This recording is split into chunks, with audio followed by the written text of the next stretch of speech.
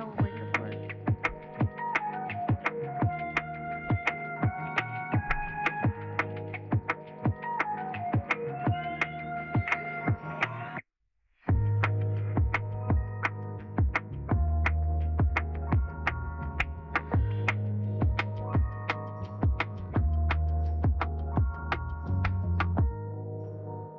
Help! Help! I'm being repressed! That's too much, man.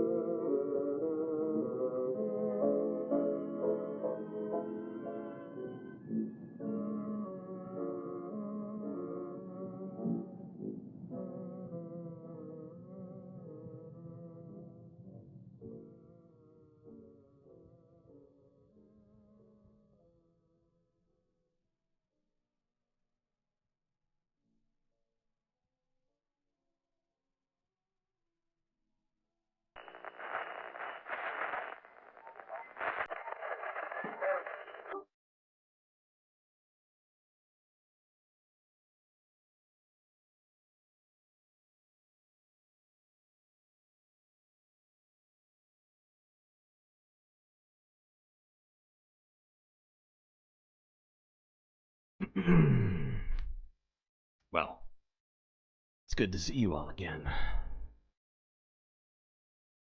It's been a full 48 hours since we've seen each other last.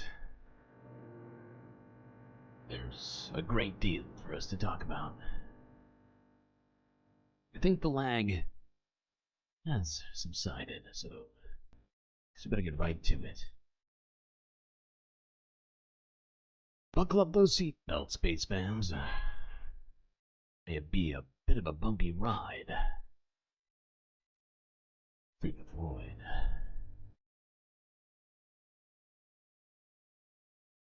So yeah, we had some problems here with the stream at the beginning. Make sure to click the live thing so that you're actually live, because I know I got kicked back on all my monitoring devices here.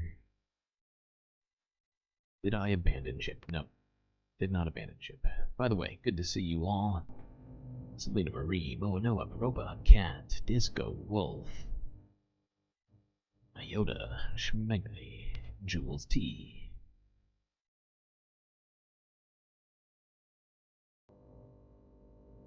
PB, Rude Interplanet Janet, Aaron W, ECAT K. And if I missed you, I'm very sorry. Okay.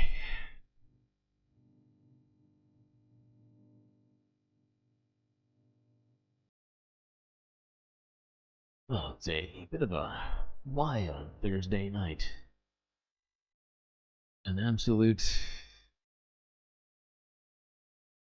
just unrivaled amount of information we have to cover tonight, I think. At least as it relates to this show.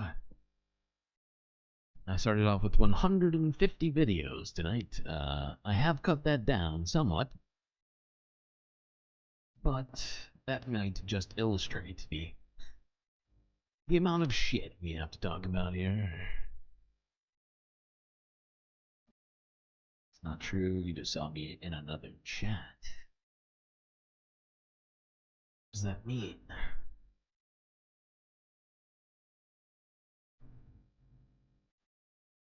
I don't know what that means. I'm gonna move past it, just because, well, like I said, we have a shit ton of stuff to talk about. We're gonna start in a very shitty place today, that being America, as it specifically relates to police violence. Oh, see, threw you a curveball. You were expecting gun violence. Well, don't get ahead of yourselves too much, because there's certainly guns involved in this, and we actually talked about this, I think, on the last stream. But, what would you say? Events have continued to develop in the last couple of days since we last looked at this, and this being the murder of Sonia Massey by a Springfield police officer. And I think we'll start it in this order. First, we will watch this from NBC News from 2 days ago. Springfield residents rally to support Sonia Massey's family. Wait for it. I have it muted. Fix yourself video. There we go. A peace rally to keep Sonia's memory alive. Alfred Dixon says he has played with Sonia's children and will remember her as someone who spread a message of love. She was the kindest, nicest person I knew. She was just very loving, invited me in her home. And she just was loving, she loved everyone. In a short amount of time, she loved you already. Reggie Guyton has been attending Stand With Sonia rallies. He said it's been powerful to be a part of the community coming together in the wake of a tragedy. It's amazing how the community can come together and really just take the collective grief that we're feeling and then do something with it. We've been able to defy expectations of what mourning looks like, of what grieving looks like, and the expectation that we would be violent in the face of violence. And I think it really does set a tone and an example for who we are and what we can be. Alfred and Faith Perry, Alfred's cousin, says this peace march could be the beginning of big changes. It gives me faith. It gives me hope that that there can be a change. Yeah, it really can be. Like, if the change is small or big, either way, we just want to change. And like I got to say, justice for Sonia Massey. Community organizers have plans to continue showing out and showing up for the Massey family. Meanwhile, the Massey family and attorney Ben Crump addressed the community early today. WAND's Ben Mackey shares more from today's press conference. In Springfield, Hannah Flahan, WAND News. Thanks for watching. Stay updated about breaking news and top stories. Okay, settle down. He's there, on the Lester. NBC. Okay. So yeah, that was a rally in the wake of the killing of Sonia Massey in her hometown. Oh, good God. All right. Well, we're not done talking about this. Oh, yeah, I see what you're saying. You remember seeing me in MR, and I said it would have been 48 hours since we've seen each other, but I was also lurking and chatting in some of the leftist mafia chats. I see what you've done. I see what you've done. You've called me out my goddamn bullshit. And you were right. Well done. Hasn't been 48 hours. I just meant since I've seen you on this stream is what I was meaning to say. I wasn't specific enough, clearly. Like I was saying, we are not done talking about this. And the fact is there have been a ton of police killings of people lately. I've seen them and haven't brought them to you because we've had so many things to talk about all the time. But it does feel like we need another summer of protests, perhaps. I don't know. That's just something I've been kicking around in my brain. It's your civic duty to keep me honest. So true. So true. Alright, let's go to this. Democracy Now! Tragic beyond proportions, quote unquote. Attorney Ben Crump on Sonia Massey's killing and police cover-up.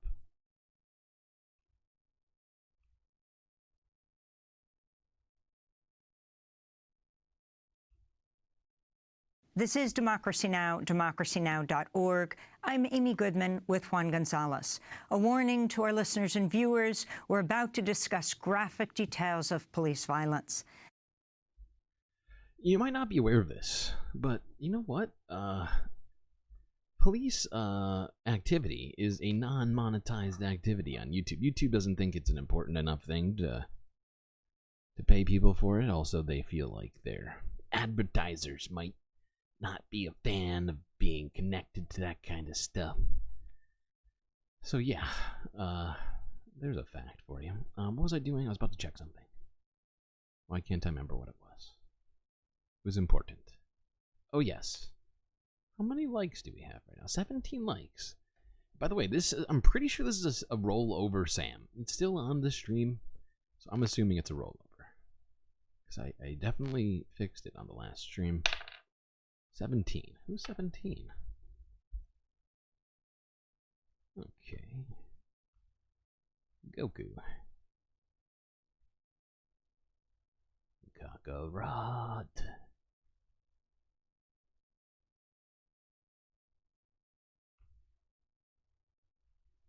All right. Whoopsies. Don't do that.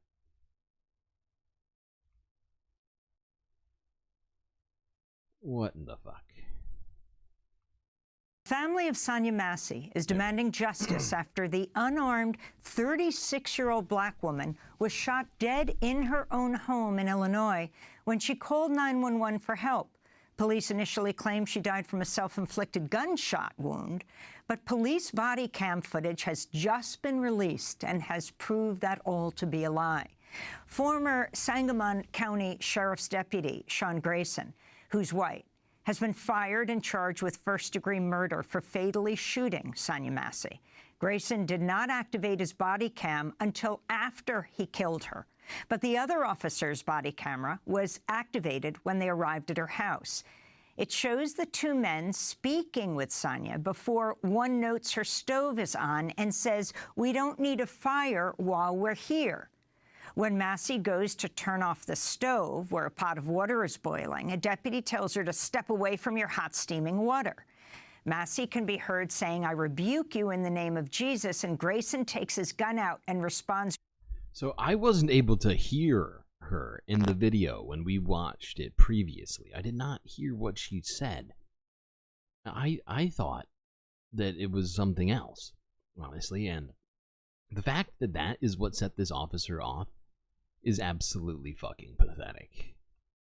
Quote, "You better effing not, or I swear to God I'll effing shoot you in the effing face." Yeah, that was As Sonia very much Massey clearer appears in the to video. duck and twice says, "I'm sorry," the video shows Grayson moving toward her and fire 3 shots, ultimately shooting her in the face. This is a clip of the exchange leading up to the shooting. What is your last name? Shouldn't have to think about your last name. You're not in trouble. I just need to text. Massey. Huh? Massey. What? You have an ID? That'd make things so much easier. I just need just a driver's license will do, and I'll get out of your hair. I want to show y'all my paperwork. I will get your paperwork. What paperwork? Okay. I got some paperwork. Well, just get your ID real quick. Well, let's get your ID first, and then... One task at a time here. Okay. Let me Here, grab your ID for me. Okay. Your ID. One task at a time. So let's do an ID, and then you can dig around for your paperwork. I don't know where my ID is. You just got that stack right there, maybe? Okay. 1 second. Check on her. Let me leave this. No, we don't need a fire while we're here. Right. Okay. Let me see. Okay. Where you going? Huh? Where you going? Away from your hot steaming water. Away from my hot steaming water? Yeah. Oh, I would rebuke you in the name of Jesus. I rebuke you in the name of Jesus. No, I swear to God, I'll shoot you right in your face. So after that, Sean... What a pathetic man. What a pathetic fucking man. Being rebuked in the name of Jesus by a citizen. Oh my God, that is so bad. You gotta pull your fucking gun out. Oh man. Oh. Grayson shoots Sonia Massey. Body cam footage later records him telling his partner not to render aid to her. Records show Grayson has worked 6 different law enforcement agencies in Illinois since 2020. All of this comes as Massey's family says police first tried to cover up her killing. The Guardian newspaper obtained audio of a call from the scene in which a deputy told a dispatcher Massey's wound was self-inflicted. The family said it was also given misleading information given by police that she was shot by... That is disgusting. This other officer should be fucking charged too. That's what it sounds like to me, 100%. And in fact, multiple people probably need to be charged if this has managed to get this far and be covered up in that manner. Because I think that at least 2 people, not just these 2 people, right? But would have had to be aware of this, right? Not just the officer who shot him, the officer who watched it would have had to lie. I think all officer statements have to be, what's the word? Under penalty of something. I can't remember what. Might be perjury, but it might not. It might be something else having to do with civil servants. But either way, at least these 2 assholes fucking lied. And then my guess is they must have brought somebody else in on the cover-up to get away with this shit. Because how do you shoot yourself 3 times? It's impossible. I wouldn't recommend trying it, but you know what I mean? Not that I've tried, but I'm pretty sure, especially in the places that she appeared to be shot, considering she was on her knees, she would have had to be shot in her torso and head, I assume, although I haven't seen the coroner report, but my feeling is that both a coroner and like a chief of police, somebody would have had to be involved in this cover-up. And I think more people need to be going to jail. Neighbor. This is Massey's father, James Wilburn, at a news conference. I was under the impression that a prowler had broke in and killed my baby. Never did they say there was a deputy involved shooting until my brother read it on the internet. He shared with me He said, brother, what was Sonia's address? I told him, and he said to me, this says this is a deputy involved shooting. Did I see the tattoo? It looked like a lion or something, but it was hard to see, honestly. It did look maybe sus. Honestly, I don't know my, what do you call it? Nazi iconography that well, so you know, some things might go by me.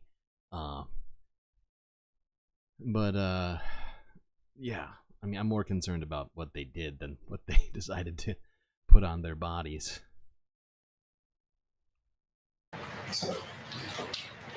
Deputy involved. What are you talking about? Sonia Massey was the mother of two, a 15-year-old daughter and a 17-year-old son. Her killing by police has prompted protests, and both President Biden and Democratic presidential candidate Kamala Harris issued statements saying Massey's family deserves justice. Vice President Harris said, quote, Sonia Massey deserved to be safe. Doug and I send strength and prayers to Sonia's family and friends. We join them in grieving her senseless death, unquote. Harris also called for Congress to pass the George Floyd Justice and Policing Act. For more, we're joined by Ben Crump, civil rights attorney representing the family of Sonia Massey. Can you explain exactly what took place? You've been out there, Ben. You're representing the family at this point. And talk about the cover-up as well. Well, obviously, it's a tragic beyond proportions, Amy. This is the worst police shooting video that I've seen. I mean, it is so senseless. Yeah, and where's, you know, the fact is they have nowhere to go in this one. They literally can't claim anything, essentially, at this point. They can't claim that she had a gun. Clearly didn't have a gun. They had her sitting down in front of them for who knows exactly how long that all... I'm trying to remember. Well, actually, no, we know it because they started with the outside video. So it wasn't even that long, but they were pretty aware of, well, you would think 100% aware of what was in her hands. She didn't even threaten them, unless you count claiming some sort of religious type of thing. God, I hope Jesus rebukes you. What is that? That's not a threat of anything. It's a threat of, hurt fifis. You know, it's fucking ridiculous. You're glad that there's noise being made about this? We need to make more noise about this. This shit is fucking ridiculous. And it's just a continuation of the bullshit trend that we've seen in policing, you know? Sorry. I'm just trying to respond. Was there something else I felt like I was going to respond to? I can't remember now. And the video is disturbing, but the audio is equally disturbing.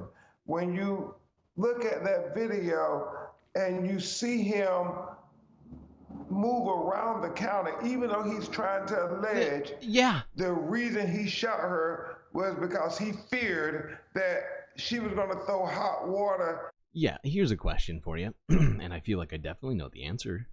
If someone threatened to throw water at you, would you move in? At least, especially from that distance. What was he, 8-9 feet away from her? Would you move in if you were that far away from somebody who was claiming they were going to throw water? She didn't. She obviously didn't. We heard the video. They cleaned up the audio really great. She clearly didn't threaten him in any fucking way, aside from his ego, right? And maybe his religious feelings about Jesus. But she certainly didn't threaten him physically in any way, and didn't really pose a threat to two men that probably both outweighed her 2-to-1 with fucking guns and tasers and whatever other sort of police stuff that they probably got on them to detain and stop people, right? It's there's no excuses here for these guys. And the fact is that I've only heard of one of them being charged. It sounds like multiple people need to be charged, and if they aren't, more noise needs to genuinely be made about this, because it's clear. It's not one bad apple. It's these sorts of things are systemic. In his face from the pot, the very pot that he sent her to get. And then he moves around the counter, I think from an objective observation, looks like to get a better shot. And then he has no remorse whatsoever. When his partner says, Look at, I'm hold going on. to get my CP. You know what? This photo right here, this one shot says it all. This one shot literally says it all. Look at the size difference between these two. Look, she barely comes up to his nipple. And she appears to be a very slight, very, skinny sort of woman, right? She can't weigh more than 95 pounds. She is tiny. This dude must be 210, 220, and I feel like I'm underestimating that because he appears to be, I don't know, like maybe 6'3", 6'4". He's almost up at the roof. You see him? He's got to be even taller than that, maybe. He might be like 6'5". Like, this dude is huge compared to her, and he's claiming he was scared for his life? Pathetic. Fucking pathetic. And more noise needs to be made about this thing, because like I just said, I've only heard of one individual being charged in this cover-up, which it is a fucking cover-up. So that means more than one person's involved. So while he's been charged for murder, I haven't heard of anybody being charged of, forging public documents or anything else like that. Exactly, there were two cops. Why are they not both being charged? That one dude's definitely part of the cover-up. That much is a given.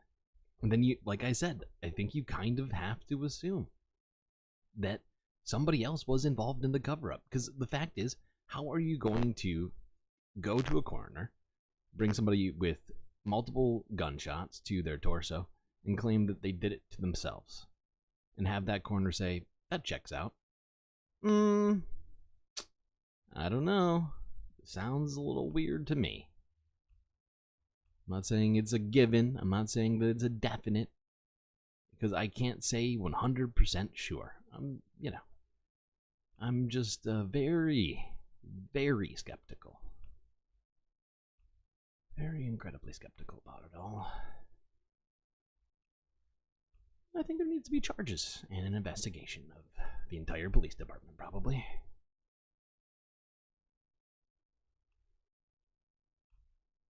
I assume that includes the coroner's office. Alright, let's go on. We cannot talk about this shooting all stream, and like I said, we got a shit ton of videos. That was the first two. Let's get going. They're talking about the fucking presidential campaign. Let's start here. CBS News from a day ago. Harris campaign vetting about 12 potential VP picks. Ugh, that story makes me so mad.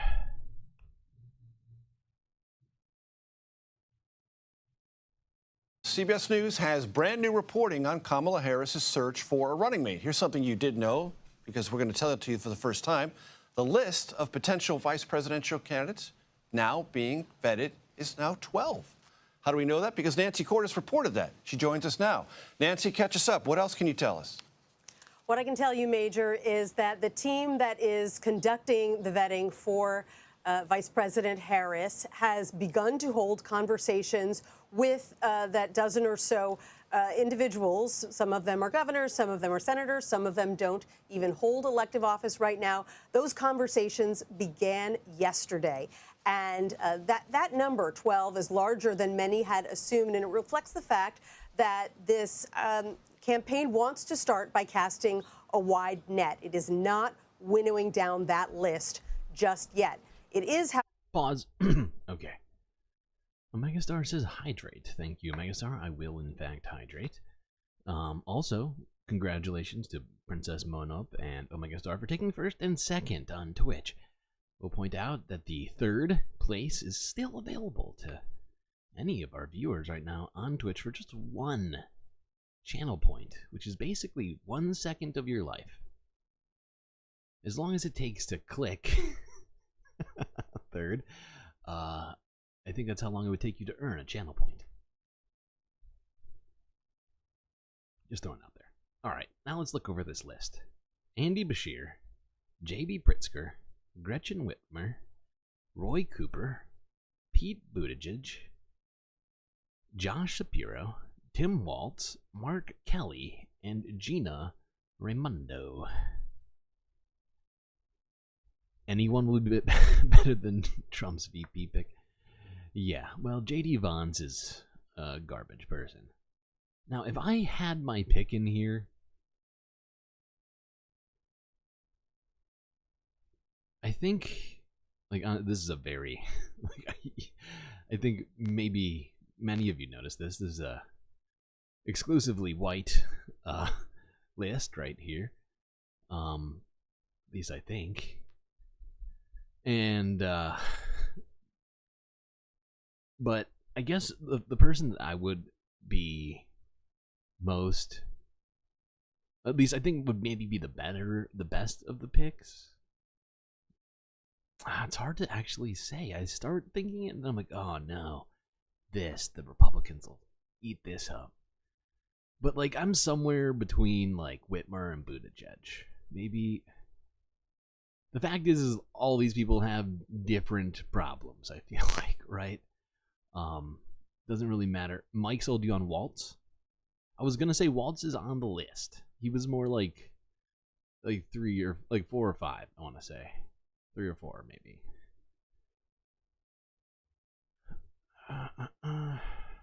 What was I saying?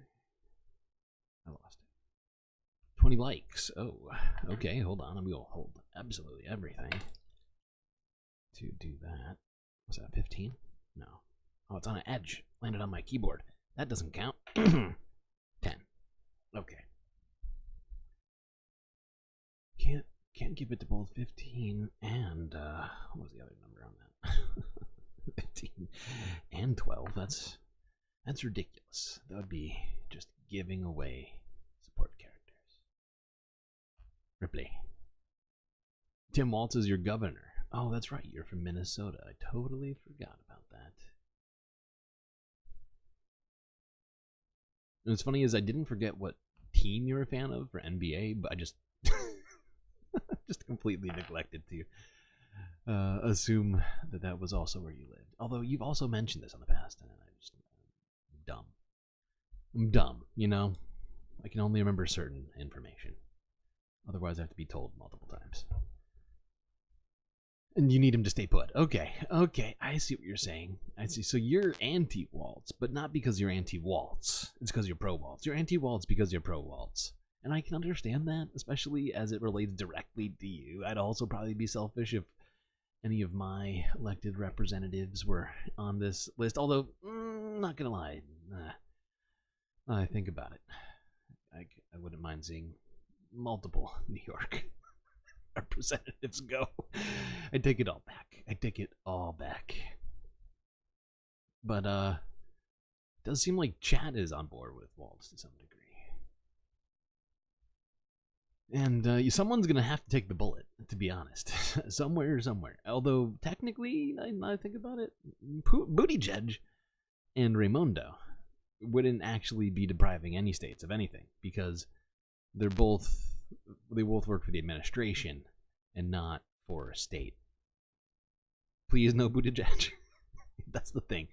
Like that's the problem. Is like when I said Buttigieg, that statement I was saying before, where I was like, oh, the second I think about one of these people and like wanting to be like, that's the guy or that's the lady, I immediately think, oh, there's this horrible thing about them, and or like there's this really like annoying talking point that the Republicans are gonna use, and blah blah blah.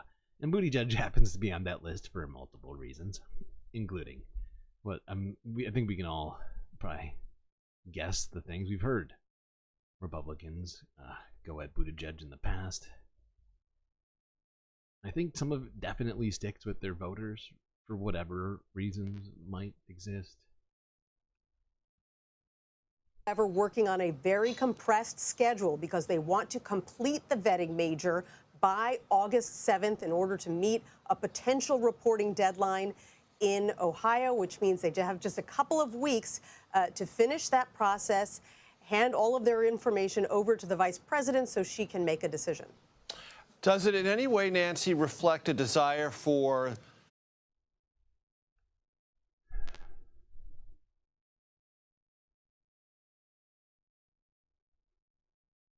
when they cry DEI? It's funny to you how white that screen is when they cry DEI. Yeah, it looks like WEI to me. W being white.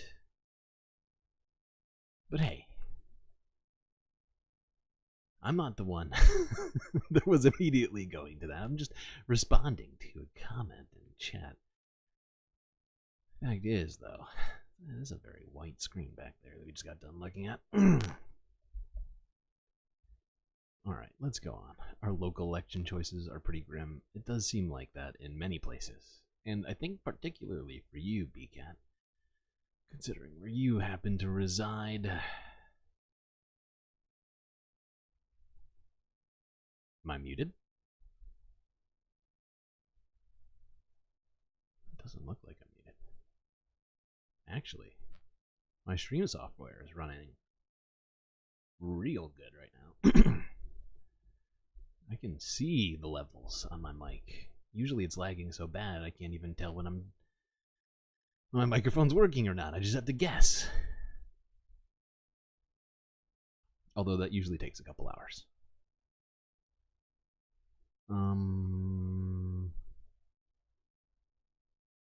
Buttigieg is good with the press, but you wonder how effective he'd be with the Spain's votes in the Senate. Oh wow, PB is getting intricate with with her analysis here already, talking about whipping votes. Good lord. You're getting ahead of me. I wasn't even prepared to start making those sorts of judgments. Impressive. I'm trying to think. How good would he be at swinging votes in the Senate? Honestly, I feel like he's a networker. I do feel like he might actually be good at it. I don't know him personally, and I honestly don't know enough about him politically to say that for sure. But I do feel like he's a networker. He could be good in the Senate. Let's talk about this real quick. Actually, no. Let's go to this one first. Yeah.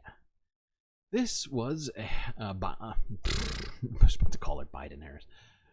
This was Kamala Harris at her first campaign rally, slamming Trump. Quote unquote, I took on perpetrators of all kinds.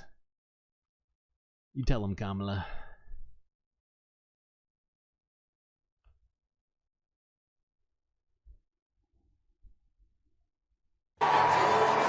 In her first rally as presumptive nominee, Kamala Harris laid out her plan of attack in Milwaukee, the same city where Donald Trump accepted the Republican nomination just days earlier.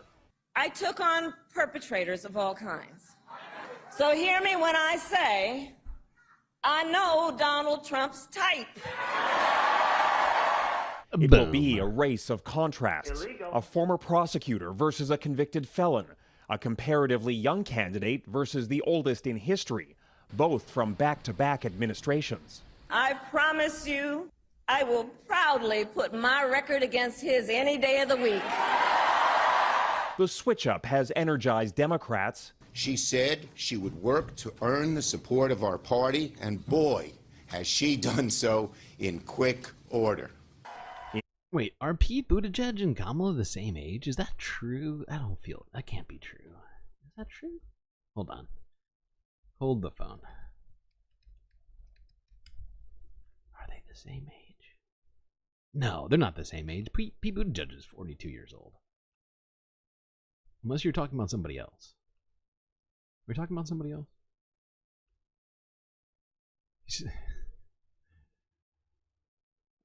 Whatever. Let's keep this guy.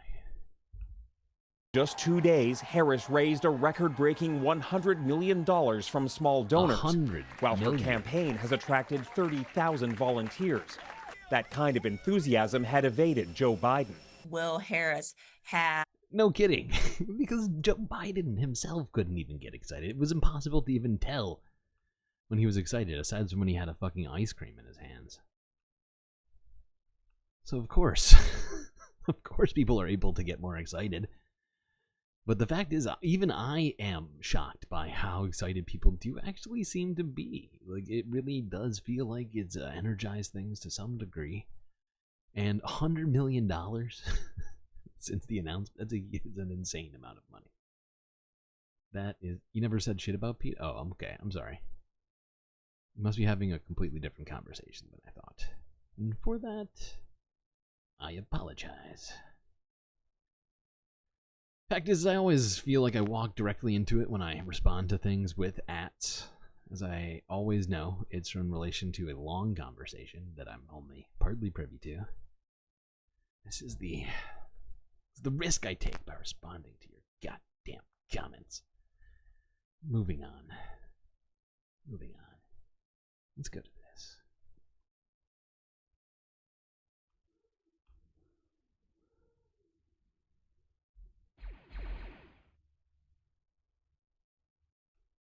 How was it 2022 when this happened?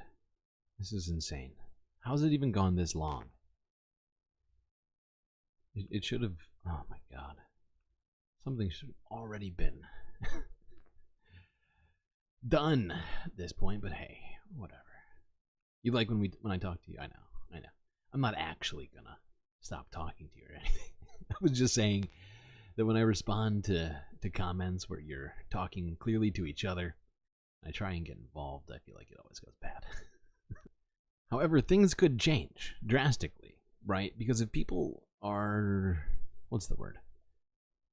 If people are energized or bolstered enough to go out and vote, right, in even bigger numbers than in 2020, right, we could, I think, see an actual blue wave. Even though Republicans have it right now, they're I'm trying to think of exactly how many senators are up for. Actually, I'd have to look into it now that I think about it.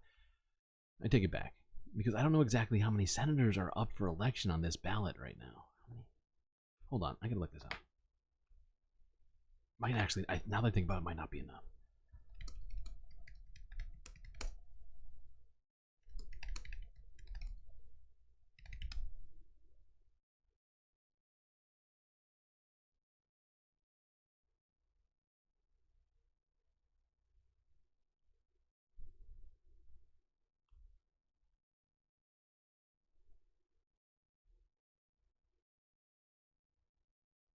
No. They...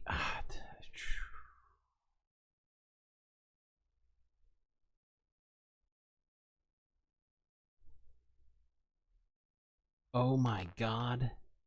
It could happen. I think it could happen.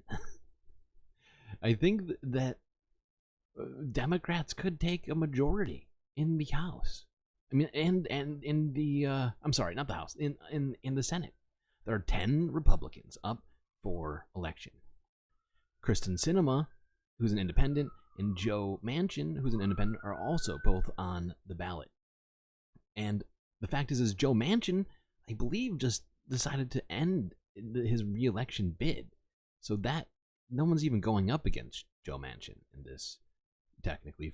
And so, like, that's 13 right there, which could get them a majority. Not a super majority, but a majority, which is a start to something. Although, yeah, I do see the flaw in my initial excitement, though. It could, at least things could at least, is that enough? No, I don't think it is. Yup, 100% true.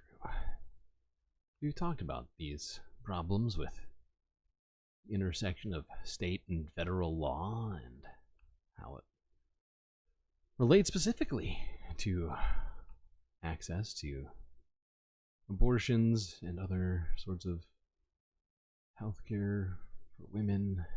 Oh, God. Hold on. Let's move on from this.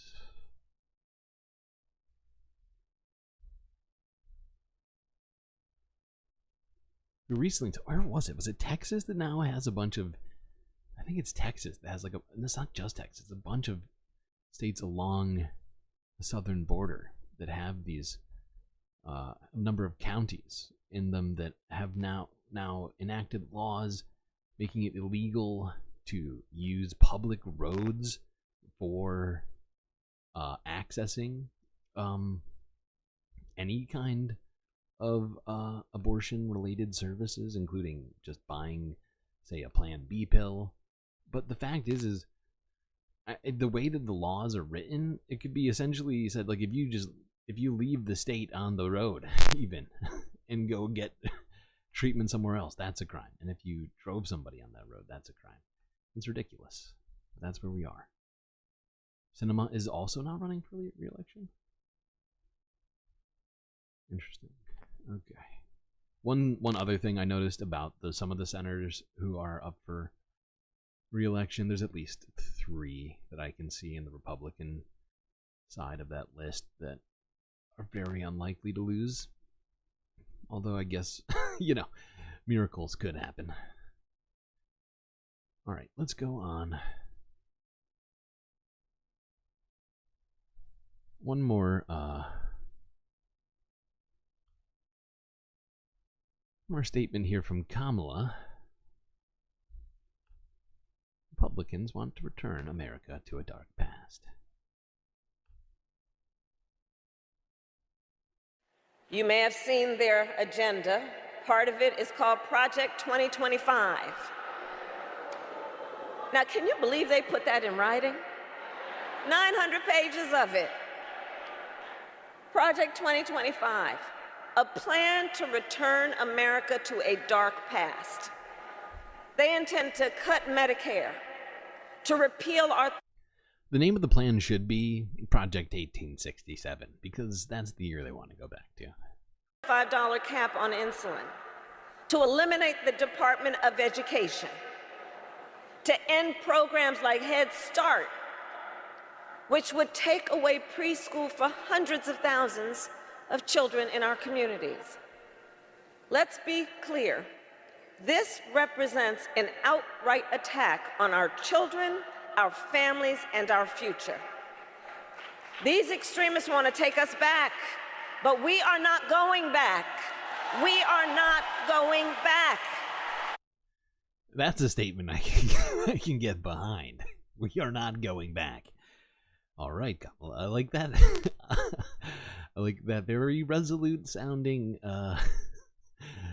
statement. Let's stick to that. Let us stick to that, please.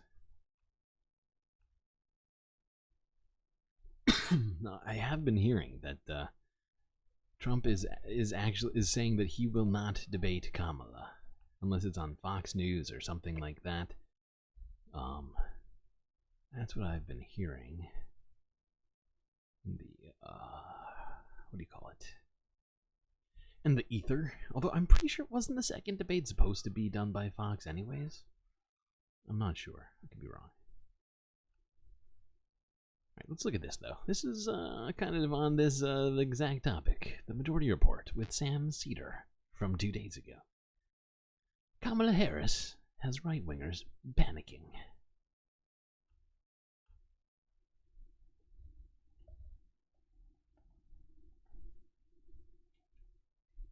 Let's move over to what the Republicans are trying to do now. That we just spoke to Dave Weigel, and Dave Weigel told us that he was sort of shocked that at the RNC, there didn't seem to be, they sort of thought it was a possibility that Harris could run, but they didn't seem to even take a swipe at her in any meaningful way. They should have listened to this program. They should have listened. This is free advertising for us, That RNC. If you want to take your pointers. Not really, though. It's a real mistake Now, in life. the only upshot for the Republicans, at least in the short term, is that people aren't talking about Project 2025 as much as they were in the lead up to the RNC. Now, they will be. We'll get back to that because it's real. But here is Stephen Miller, and I only say that because when I think of Stephen Miller, the last time I saw him was on an ad for Project 2025. Yeah. But here is Stephen Miller with Laura Ingraham. No word. I haven't seen any one of those blind items if they went out to a Klan rally afterwards. But here they are. Yeah, Bradley just has to get through this ad, unfortunately. But yeah, we have an issue. Okay. 1 second. Do we have it? He's All right, on. let's start with Hannity. So Okay, well, then we will restart then. Okay, so she raised so much money without selling a single Bible or pair of shoes. Very true. No, she just basically said, "Hey, it's me, Kamala," and an entire dump trunk of money just kind of unloaded itself on her. like we said, they have a trouble. The Republicans are having trouble with coming up with talking points to address Kamala Harris. This is just how sort of like it's shocking to me that they did not spend any time sort of like as a backup. Like, what are we going to do if she does this? Well, let's just, come up with a couple of talking points. Here's Sean Hannity hours after it. And well, let's play this, and then we'll play what I think was probably the inspiration for Sean Hannity's screed. Here's just one reason that voters seem to detest Kamala Harris. You decide. Okay.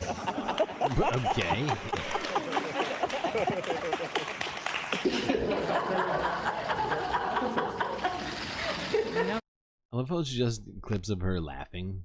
It's got zero substance. It's pure, what do you call it?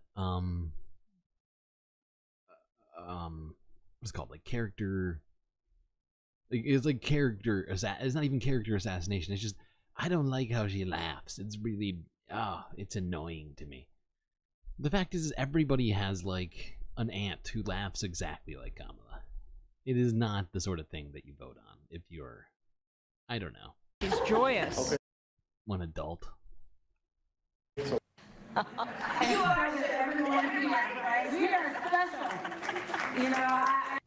And is that a socialist or progressive perspective? No. I thought we were supposed to conserve things. I couldn't reconcile it. Now I can.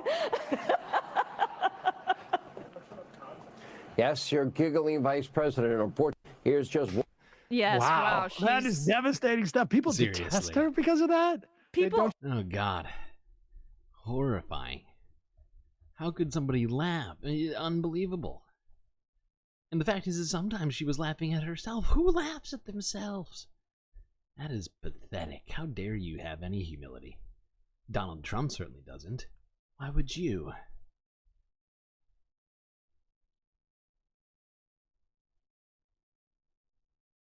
Okay, hold on. We can't watch this whole thing. Like 15 minutes and a bunch of stuff to do here. A bunch of stuff.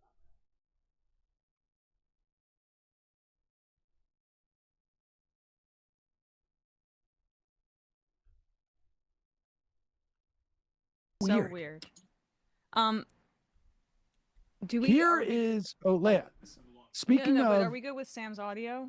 Just really. yeah, quick. yeah, Okay. we're fine. Sorry. Okay, so fix it. here is Vance. I mean, if the argument is that you detest her because of her laugh, here is Vance sort of picking up that banner. And understand, this is just unreconstructed misogyny. Yeah. Do we have that Vance with the cat lady? Yeah, here it is.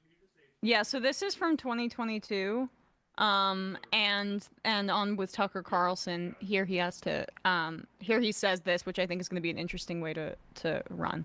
Before we even go to this, there's something that I keep thinking about that I think that we all should remember and shame anybody who's even remotely considering not voting for her because she's a woman. But remember, Mexico recently beat us, okay? Mexico, the country that so many Republicans are constantly shitting on. Mexico recently voted in their first woman president, so they did it first, which means that we are behind Mexico right now on women's what do you call it? Rights? I don't even know if that's really what we're saying here, because technically women have had the right to run for president. It's just a matter of getting one elected to office. It hasn't happened for all of this time. And Mexico is beating us, and we can't have that. It's ridiculous.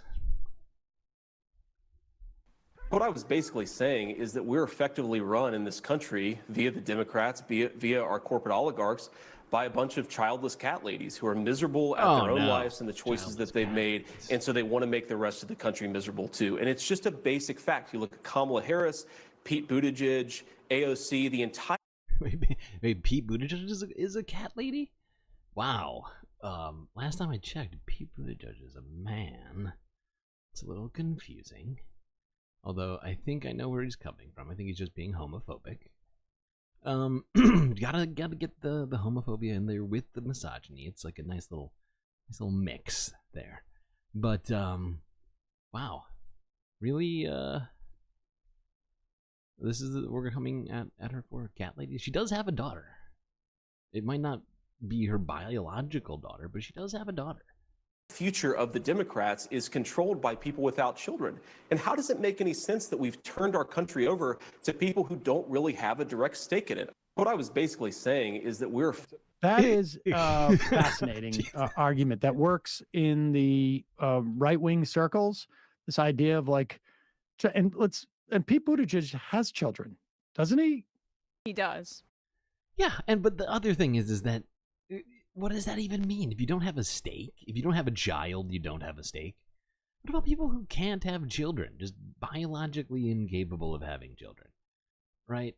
People who don't want children, does that mean they don't have a stake? Just being alive doesn't make you, being an American citizen doesn't give you a stake. This guy has lost the fucking plot. But I think we all know that J.D. Vance lost the plot quite a long time ago.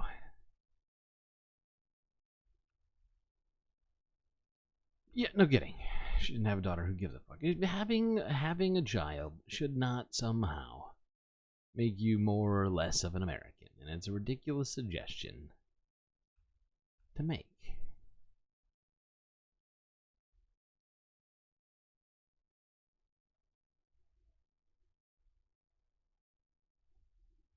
It just doesn't. What it actually means, and I think it's what J.D. Vance is trying to say here, but not saying it quite outright.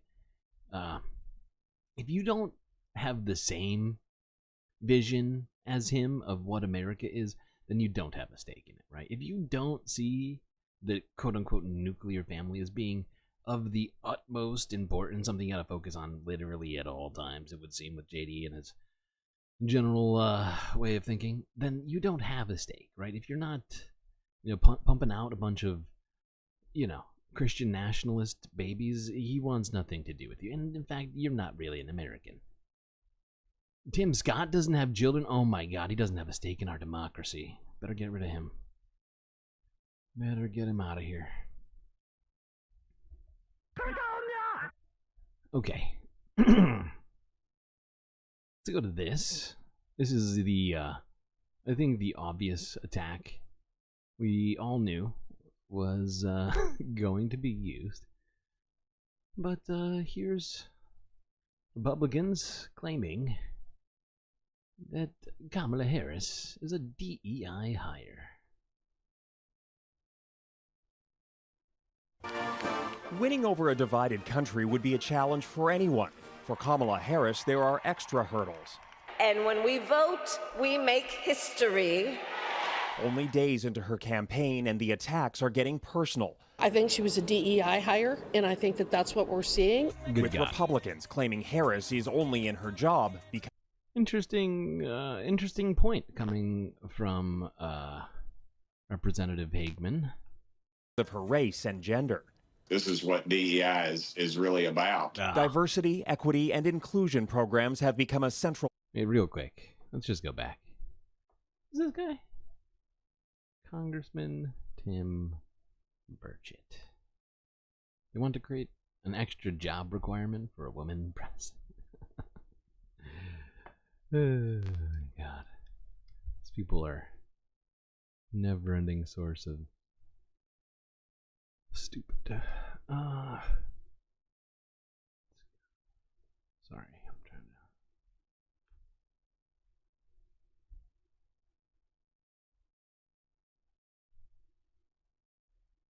to. Weird.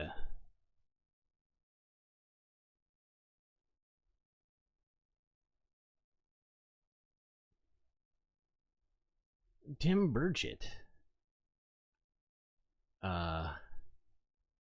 Seems to have less education than Kamala Harris. I'm just trying to compare the two right now. But it does seem, yes, undoubtedly yes. Tim Burchett seems to be a WEI hire. I think he's a white equity and inclusivity hire. Because it seems like he has less education than Kamala Harris. Just looking at their two Wikipedia pages, it seems like Tim Burchett has a liberal arts degree from Knoxville, like a bachelor of sciences, quote unquote, which he received almost 40 years ago now. I'm sure it's up to date, all of the stuff he learned. Now, of course, Kamala Harris was in school around the same time, but she actually went to two schools. First, she went to Howard University, and after finishing her prerequisites for law school, enrolled into UC Law, San Francisco, where she achieved a law degree. So that's two. It seems like Tim Burchett isn't very qualified, and maybe Kamala Harris. It might be smarter and more educated than him, and I think on those grounds alone, we need to keep Tim Burchett out of government, because can't have that. Can't have that. WEI hires unacceptable. Yeah, is really about. Diversity, equity, and inclusion programs have become a central part of the culture wars, with white conservatives stoking fears of displacement by minorities. We need to call it what it is. It's anti-blackness at its core. And so it isn't just the leader who has to withstand these attacks. It's all of us who would be organizing, making calls, and knocking doors. Barack Obama faced racism. Such a nasty woman. Hillary Clinton stared down misogyny. Kamala Harris faces both.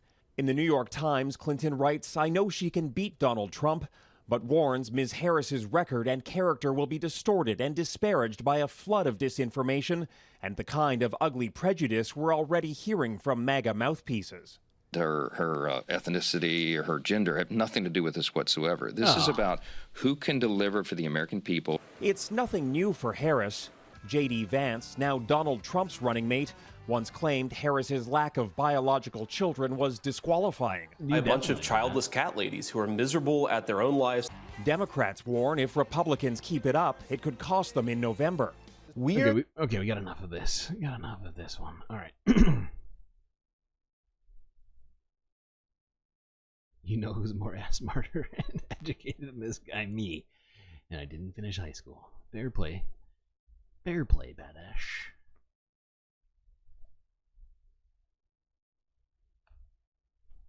Okay. Super weird, though. Maybe Tim Burchett either didn't know that Kamala Harris has more education than he does, or maybe he just has a problem with diversity itself. And that is what he sees as being the problem. Not actually qualifications. I don't think he actually gives a fuck.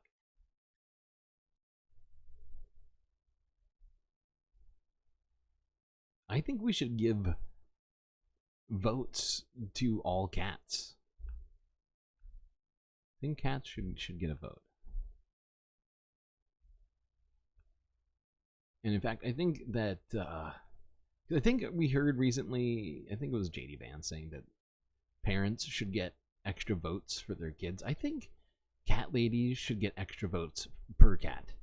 So if you got 3 cats, you get 4 votes, right? You got 12 cats, well, boom, Baker's dozen votes. I think that's the only fair way to do it. Now, to end our discussion of Kamala Harris, let's go to this from Zendaya, where he had on Representative Ro Khanna. My God. Mehdi Hassan just good. He is rocketed to the top of YouTube.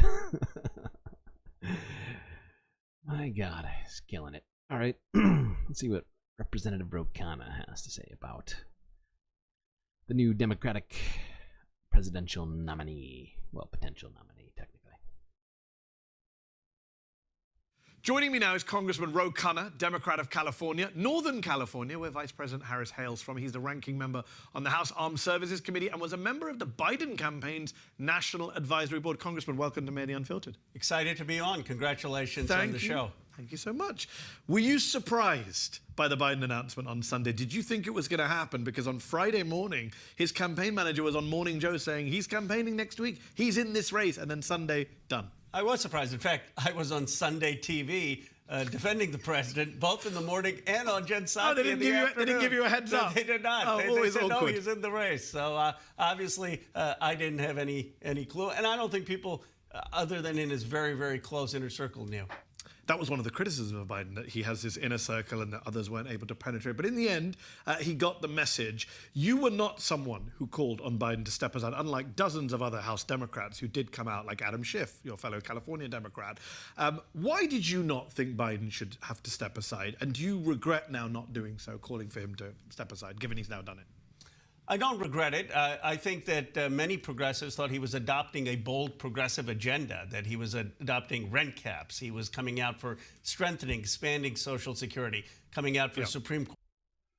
Many progressives said he's only picking the good stuff because we also had a bunch of criticisms. Just going to point that out. Term limits, and many of us thought that could win. I still think he could have won, though I do acknowledge that I didn't anticipate how much Kamala Harris would be a galvanizing force and bring new energy, and you've been saying this for a few weeks. So certainly I hope now she wins, and then people like you would probably be vindicated, because you can't... Although she loses, people like me will probably be blamed. So on that note about his progressive record, there was this fascinating dynamic in recent weeks where you had centrist establishment Democrats like Nancy Pelosi working behind the scenes, Adam Schiff, Seth Moulton in public calling for him to step down, and then you have the left of the party, not just yourself, but Senator Bernie Sanders, the squad, Alexandria Ocasio-Cortez, not just not calling for him to step down, but pretty gung-ho saying he shouldn't step down and everyone should stop calling for him to step down. Why do you think that was? And do you think that's damaged the left's credibility? Was it a bad judgment call to go all in on Biden? No, I think it was for two philosophical reasons. One, he was adopting progressive platforms, and the left has always been about issues more than personality. I mean, this was the critique of Bernie Sanders, that he wouldn't talk about his family and his upbringing. It's all about issues. And so for the left, it was this president is moving further and further to adopting progressive issues. And second, it was adopting issues. Biden has adopted it's a fair point. I think the word adopted is the, what's it called? Operative word in that sentence, because in his Senate career, he was much more of a centrist, right? And has, I think, if anything, bent to the demands to some degree, at least at home. Certainly not about Palestine, but at least in terms of, domestic policies, to some degree, he has been much more to the left than he was in his Senate career. That much is very true. Type of people that were pushing him. Now, I don't think it was some elite-driven issue. There were a lot of voters who wanted him to step aside. But the people who were putting the pressure were donors, were consultants, and the left had seen that with Bernie Sanders. And I think that was informing the decision that you can't just push someone out who had the vote. So I think those are the two reasons that people were saying it's his decision, but we're in it until he decides.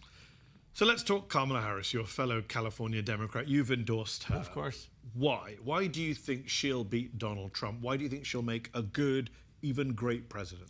Well, one, she has galvanized people. You can see this, and you see already that she's getting young voters, she's getting progressives, she's energizing the party. She represents this sort of future. She represents a generational change. And I do think that on some of the issues, hopefully she will adopt the progressive direction that President Biden was going and adopt some progressive policies on the Middle East. But I think she gives us a clean start and has the opportunity to really galvanize the Obama-Bernie coalition.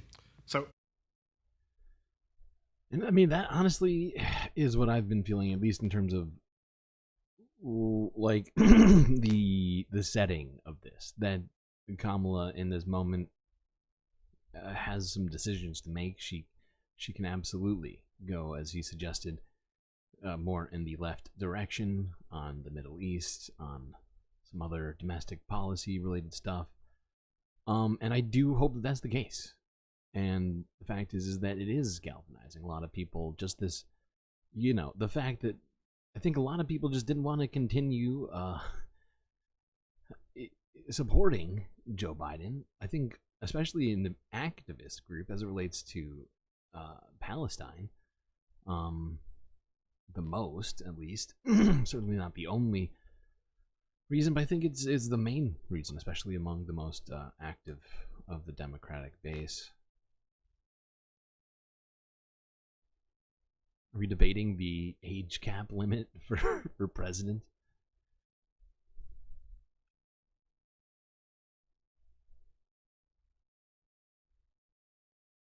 All right. Now, to transition us a little bit. Oh my god. How have we been going for an hour and a half already? This is wild. This is going to be the world's longest stream. Cool. All right, let's... I think I'm gonna save this. Hold on. I'm saving this next one for later. I had a plan to watch this. This is not that important. We'll talk about this like Sunday or something. Maybe tomorrow. I just have too many videos. Let's go straight to this. As I'm sure basically everybody here is aware, Benjamin Netanyahu made it into the United States a few days ago now, I think, and spoke in Congress. First, though, I figured we'd look at a bunch of the footage outside of Congress and also outside of his hotel in D.C. The protesters were basically all over Washington for multiple days. Because of this, and I figured we'd look at some of that footage. Say it loud and say it clear. We don't want no Zionists here. We don't want no Zionists here. We are here at the Watergate where Benjamin Netanyahu is staying before he meets for Congress. We think it's wrong that he should be in a hotel and be meeting with Congress. He belongs in jail, and the ICJ has reaffirmed that. The idea is if Gaza can't sleep, why should he be able to sleep? Disgusted that even in his vicinity, I don't want to breathe the same air as him. I don't want him on American soil. Ugh. We will never be silent. This invitation of him shows that they are allowing the genocide to continue. They're inviting him to rehabilitate his image in front of the American public. Exactly. We will not stand for this. He is not welcome in Washington, D.C. Instead of having the opportunity to speak to our highest officials, he should be in The Hague in handcuffs. Can you see? Genocide your legacy! Genocide your legacy! We're just going to go straight to the next video until we get through at least a few of these. Actually, let's go to this BBC one. And welcome to today's Verified Live. We start in Washington, where Israel's Prime Minister Benjamin Netanyahu is preparing to address the joint houses of Congress in a few hours' time amid protests over his handling of the war in Gaza. On his first trip since the devastating attack by Hamas on October the 7th, Mr. Netanyahu has said that he'll be seeking to consolidate bipartisan support for Israel, but several US lawmakers have said they won't attend. In a statement, the number 2 ranking Democrat in the Senate, Dick Durbin, said, "I will stand by Israel, but I will not stand and cheer its current prime minister." Well, protests against Mr. Netanyahu's visit started last night.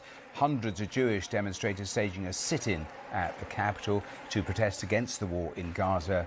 Those people were later removed by police. So let's go back live to Capitol Hill, live to Katrina Perry, who is there for us. And we've seen more and more protesters gathering quite close to where you are. I know you're going to talk to Tom Bateman, our correspondent, who's among them in a moment or two. So aside from all of that, tell me a little more about the raw politics of what we're going to get a little later in Congress. Well, this is a very divisive issue here in the US. Obviously, President Biden standing so strongly and so squarely beside Prime Minister Benjamin Netanyahu over these past months since those October 7th attacks. But his support is not universally welcomed, not even within his own party, where there isn't unity. Somewhere between 30 and 50 Democratic lawmakers will boycott this speech today. You mentioned Dick Durbin. Well, the only Democrat that's senior to him is Chuck Schumer. He has said he will be there, but very many of his colleagues won't, many of them holding counter events, rallies, and joining the protests themselves. Okay, and the thing is, I actually heard an even higher number. This was a slightly older video. I heard a number that was approaching 80. I could be wrong on that. But that is what I heard directly before. I could be misremembering. I don't have that number directly in front of me. But that's what I remember hearing. Is that a great number of people? I mean, it's certainly not. It's not all of them, right? There's like what, like 400, no more than that. If you count senators, and there's a lot. So it's not necessarily. I don't think it's even 20%, but it certainly is something. I guess I'll take it anyway. What are you gonna do in a place where most our representatives have taken money from AIPAC? Let's go to more footage of people protesting before Benjamin Netanyahu's speech.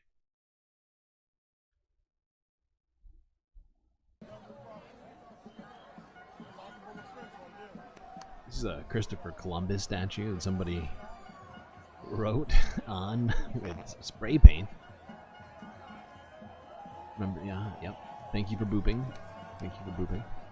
Appreciate that.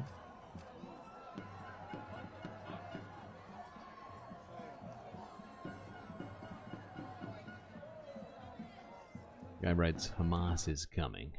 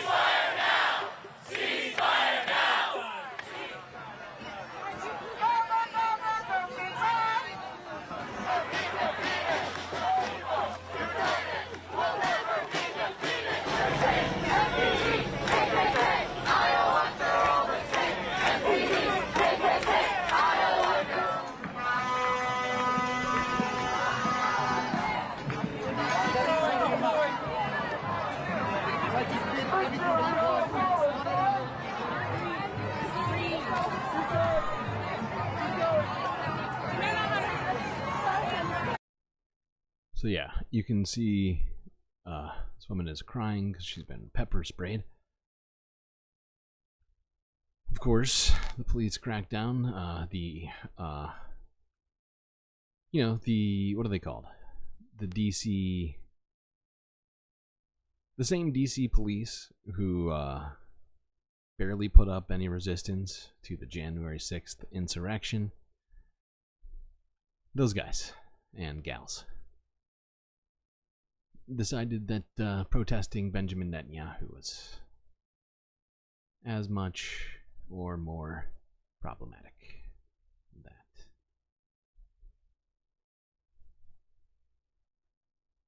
All right, let's go on to this.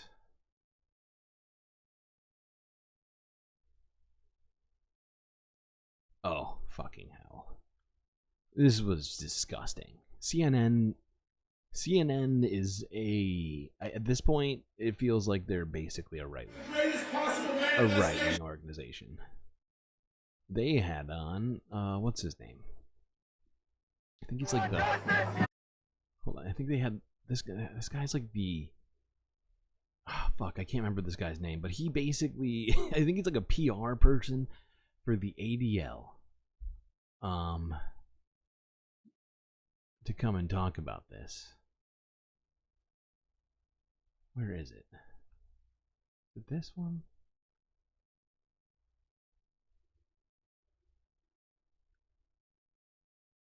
Jonathan, you came from this address. You were in the hall in the House chamber.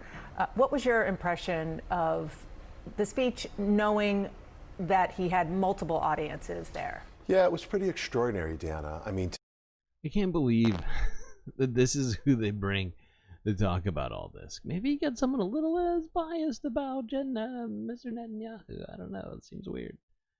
Hold on. We're not watching this whole thing. There's actually a specific spot. Where was it?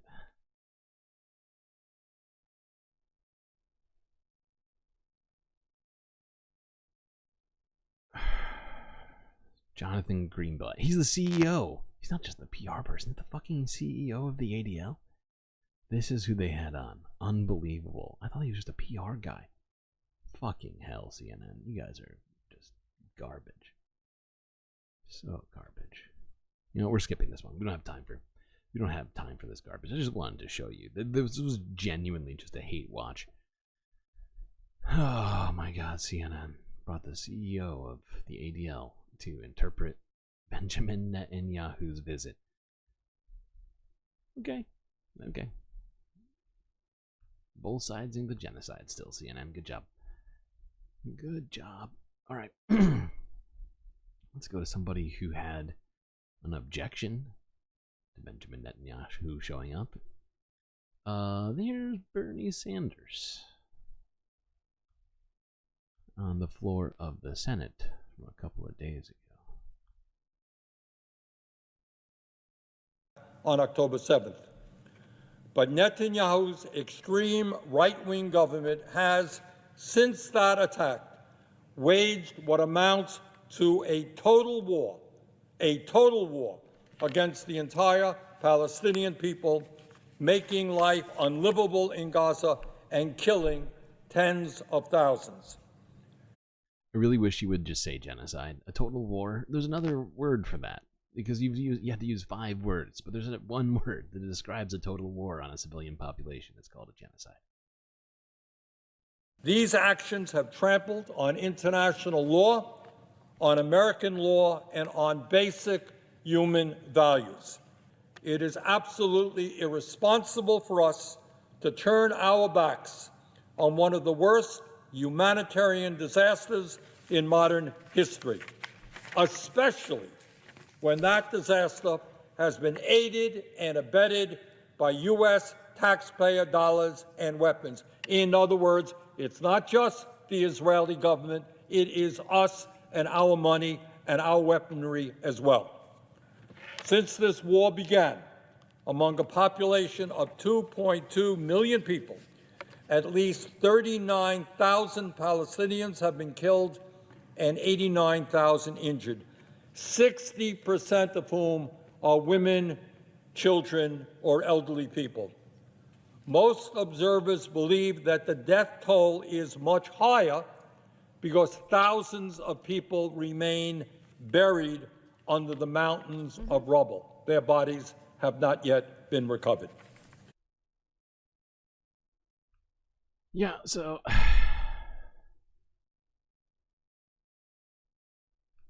actually, no, I want to listen to the end of this. Madam President, some 1.9 million people out of a population of 2.2 million have been driven from their homes. 90% of the population. Take a deep breath. 90% of the population driven from their homes. The vast majority of these desperate and poor people have now been displaced not once, not twice, but in some cases 4 or 5 times, herded around like cattle. Exactly.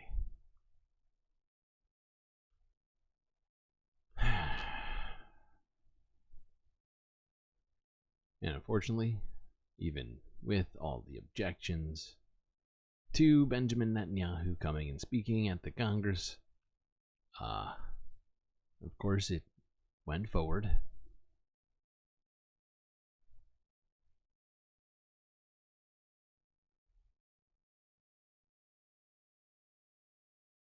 Benjamin Netanyahu, originally. So he's the reason this is all happening to some degree. My browser encountered an error during encoding of the video. What does that mean? What in the fuck? What in the shit just happened? Oh my god. Everybody? Are we here? Can you hear my voice? Press 1 in chat if you can hear me.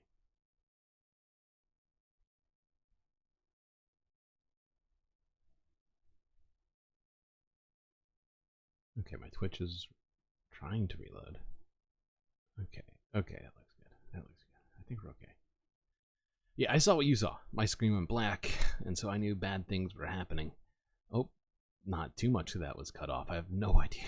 I have no idea where anybody would have been left in that monologue of mine just now. So I'm just gonna hope for the best and move forward.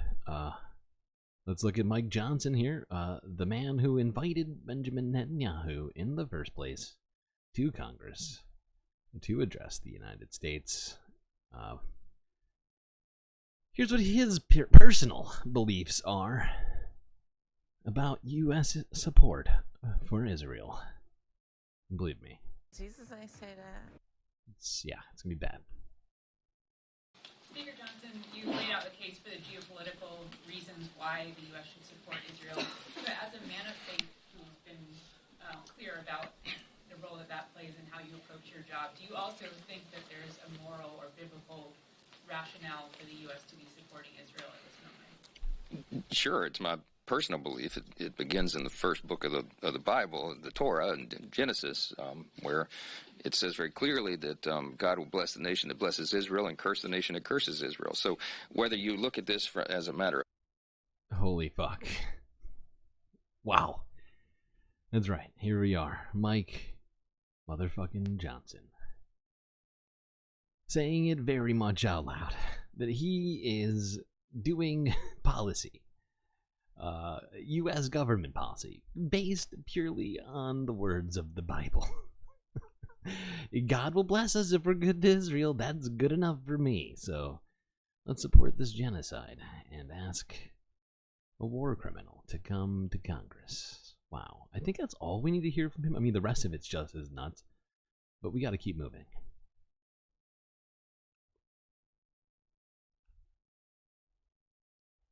What a nonsense person.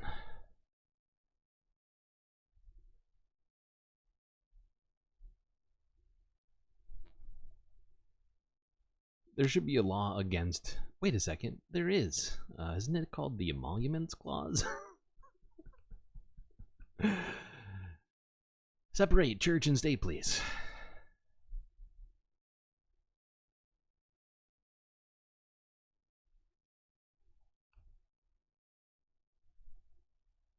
Alright, now let's go to listen to Benjamin Netanyahu here.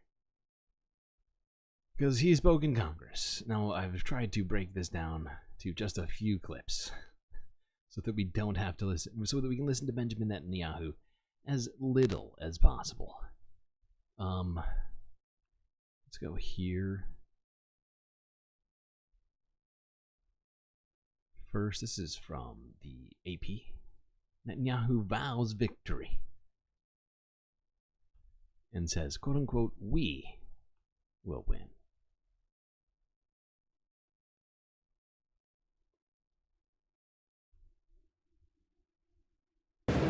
Mr. Speaker, the Prime Minister of the State of Israel.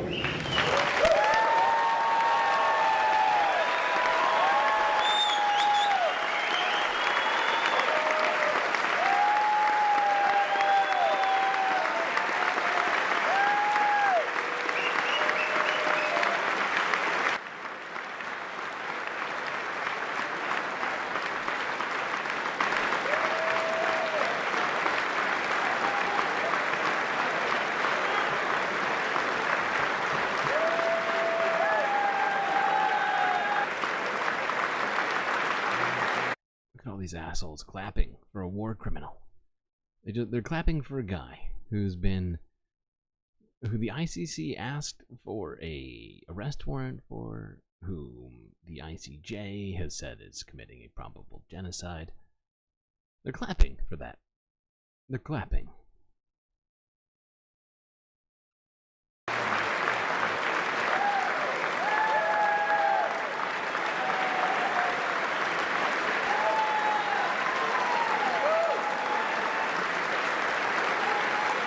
We meet today at a crossroads of history. Our world is in upheaval. In the Middle East, Iran's axis of terror confronts America, Israel, and our Arab friends.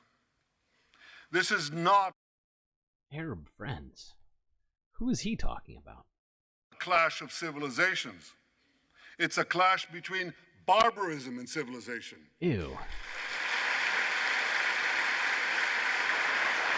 Wow. Wow. Fetterman looks so pathetic right now. I mean, I respect cinema right now more than I do John Fetterman. It's just disgusting. Fucking disgusting. He's just, you know, this is pure racism. Claiming that all Palestinians are barbarians. It's disgusting. That's, you know, that's colonialist talk. And my friends, I came to assure you today of one thing.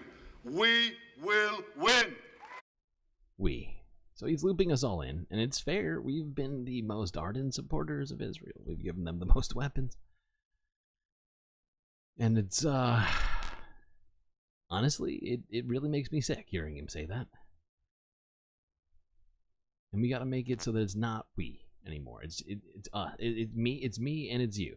You know, it's the U.S. and it's Israel. You know, it's not us anymore. It can't be. We can no longer support what is going on there. Probably shouldn't have been supporting for quite some time, but we have regardless. And it's about time that that changes. And we can know, you know, I don't think America can afford to continue to be associated with it, honestly. Just to be, what's the word? Cold hard, cynic or whatever, right? And to, you know, be callous about it. But, like, you know, just on that alone, let alone the numerous other reasons I think we all know that I have, which we'll probably be getting into later, considering we'll be talking about Palestine. But we're still in the U.S. right now. We got to keep listening to Benjamin Netanyahu get rewarded by Congress for genociding people, for ethnic cleansing. Like, it's unbelievable. It's unbelievable.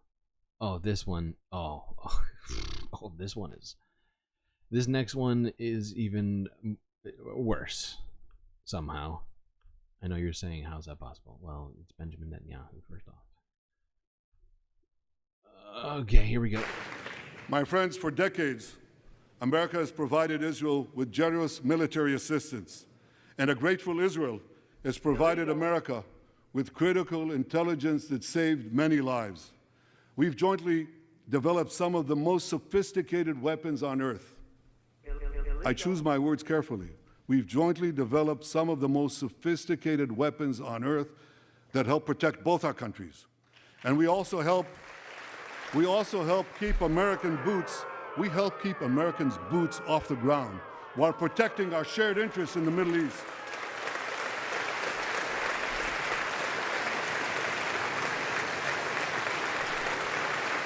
We gotta stand up for that? Wow. Wow. Wait for it. I deeply appreciate America's support, including in this current war. But this is an exceptional moment. Fast-tracking U.S. military aid can dramatically expedite an end to the war in Gaza and help prevent a broader war in the Middle East. In World War II, as Britain fought on the front lines of civilization, Winston Churchill appealed to Americans with these famous words: "Give us the tools and we'll finish the job." Today, as Israel fights on the front line of civilization, I too appeal to America. Give us the tools faster and we'll finish the job faster. Wow. And this gets roarous applause. Listen to it.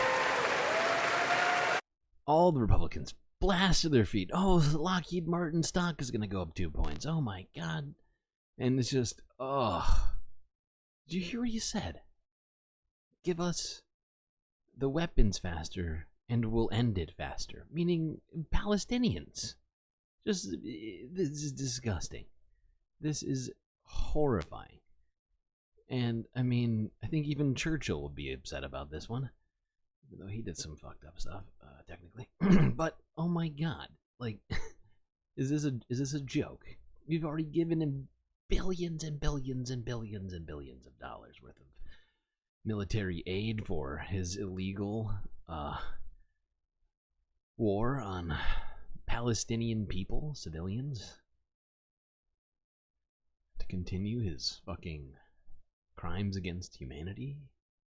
And he wants them faster? He wants more faster. Wow. Well, I think we should stop all aid to Benjamin Netanyahu until, at the very least, a permanent ceasefire is reached. At which point I think we really should be considering just how much money we've been sending them and bring it down to 0. Just not justified. Just not justified.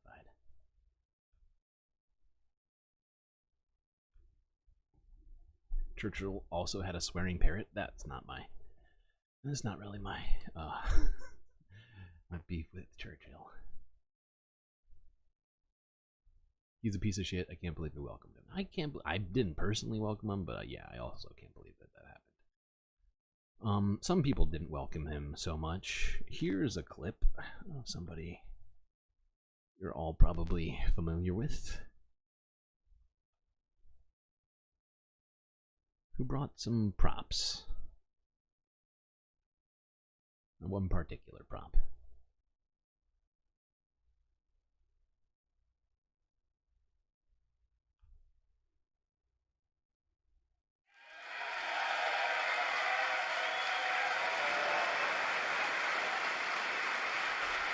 That's right. Rashida Tlaib brought props, specifically a sign saying war criminal.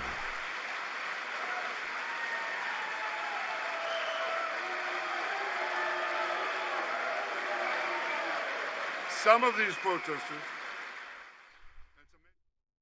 She also held a sign reading guilty of genocide. Yep, that's why I said props. It's technically 2 signs.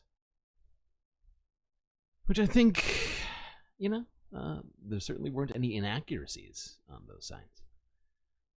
I think it's a good use of props. I'm not always a fan of props, but I think that was the right time.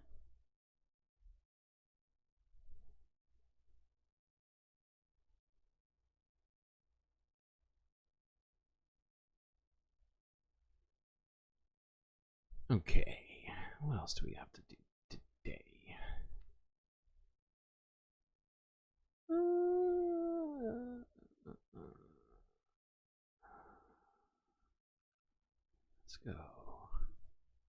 Let's go to this. This is from Navarra Media, where Navarra Media had Mehdi Hassan on to have a discussion. Let's see what that's about.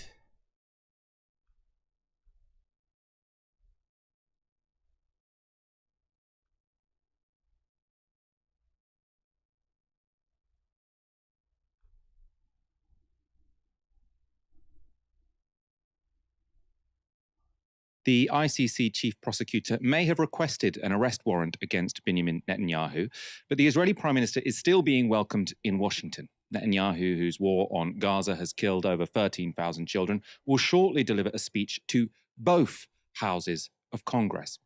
His visit has, though, been met with demonstrations, including the occupation of a building in the Capitol complex by pro-Palestinian protesters. Many of them were Jewish and wearing T-shirts saying, "Jews say stop arming Israel." But within the chamber, Netanyahu will expect rapturous applause from both Republicans and Democrats. True. We just watched that. Hold on. Let me get this up to the point. I actually wanted to listen to it. Not that his analysis on this isn't right on or anything like that.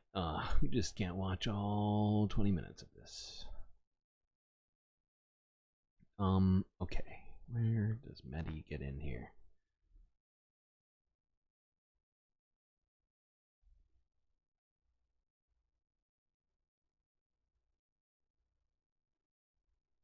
Actually, you know what? Fuck it. I'm just gonna watch the first 5 minutes anyways. Yeah.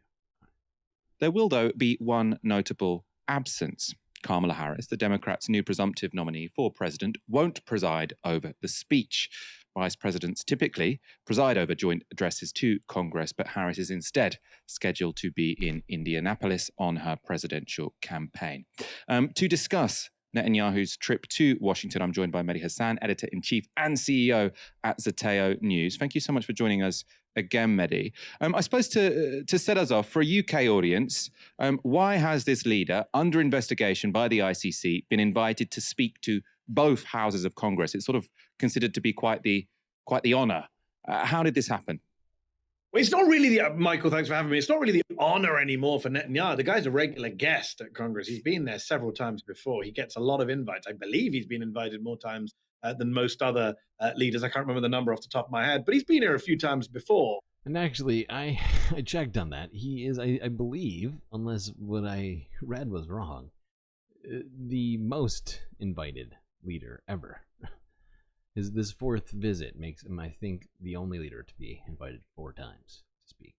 The short answer to your question is it's a partisan political play by the Republican Party. He was invited by Republican Speaker Mike Johnson to address both houses of Congress. Interesting is that Chuck Schumer, the Democratic majority leader in the Senate, co-signed onto the invite, as did Hakeem Jeffries, the Democratic leader in the House. They didn't really have to. And Schumer's actually on record saying that Netanyahu's an obstacle to peace and he should go. So you've got this weird situation today where Chuck Schumer will be doing photo ops with a guy who he's publicly attacked and said shouldn't be Prime Minister of Israel. That's the bizarro world of American politics. Yeah, it is a bit Twilight Zone-y, isn't it? You're a war criminal. Say cheese. Middle East politics right now. But look, the Republicans wanted him to come. They've tried to make Israel into a wedge issue, say, hey, look, we support Israel, and that means we're not anti-Semitic. Democrats are really bad for the Jews. And all this nonsense right-wing propaganda. And, you know, a lot of Democrats are boycotting today. We'll see if it's a record number. The last time he came and spoke, when he spoke on the Iran nuclear deal and undermined Obama, he's undermined Democratic presidents before, standing in the United States Congress, and a lot of Democrats boycotted then, but way more are going to boycott today. In fact, Nancy Pelosi, Michael, is not showing up today. It's not just a bunch of lefties not showing up today. Nancy Pelosi, former speaker, long-standing ally of Israel, cannot stand Netanyahu, is not showing up. Kamala Harris has found a way to get out of having to sit behind him on the podium, which is a smart move for her, the new Democratic presumptive presidential nominee. And then you've got a bunch of lefties. Yeah, and I mean, I gotta say, they knew about this for months, right? When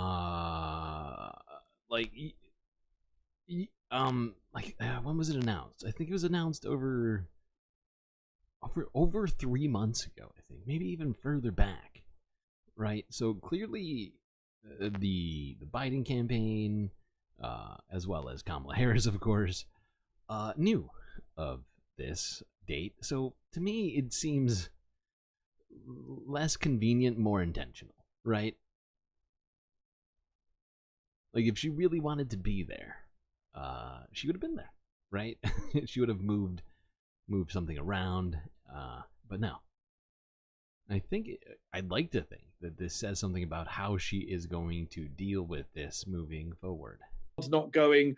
Bernie Sanders, who of course is Jewish, is also not attending. And not just Bernie Sanders, other senators like Jeff Merkley, Peter Welch of Vermont, they're saying, we're not going. This guy should, Joaquin Castro, who's a very influential Democrat in the House, he's just put out a statement saying Netanyahu should be in front of an international, not Congress. You never heard stuff like that before in Washington, D.C. from members of Congress. So things are changing. How much should we read into the decision? Okay, I think that's good enough. We got to keep this moving. We are how are we 2 hours in this goddamn speech? I blame that.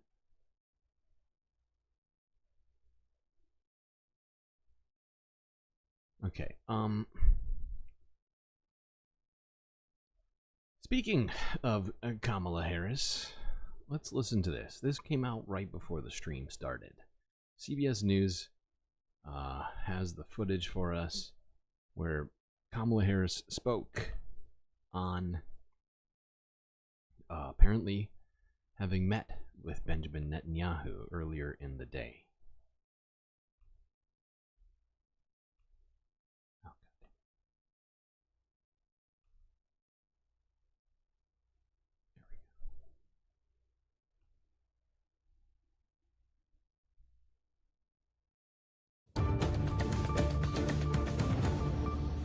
We want to take you live to the White House, where Vice President Kamala Harris is speaking to reporters after meeting with Israeli Prime Minister Benjamin Netanyahu. How it does so matters. Hamas is a brutal terrorist organization.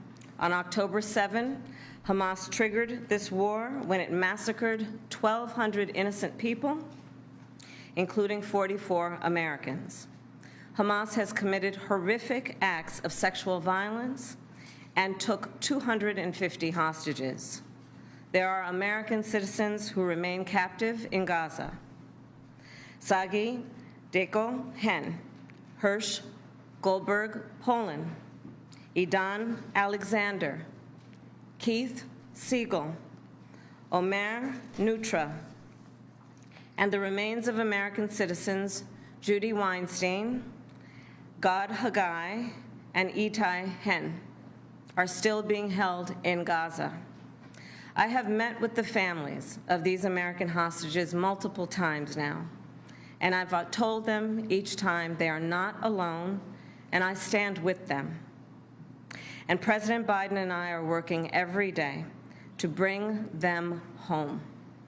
I also expressed with the Prime Minister my serious concern about the scale of human suffering in Gaza, including the death of far too many innocent civilians.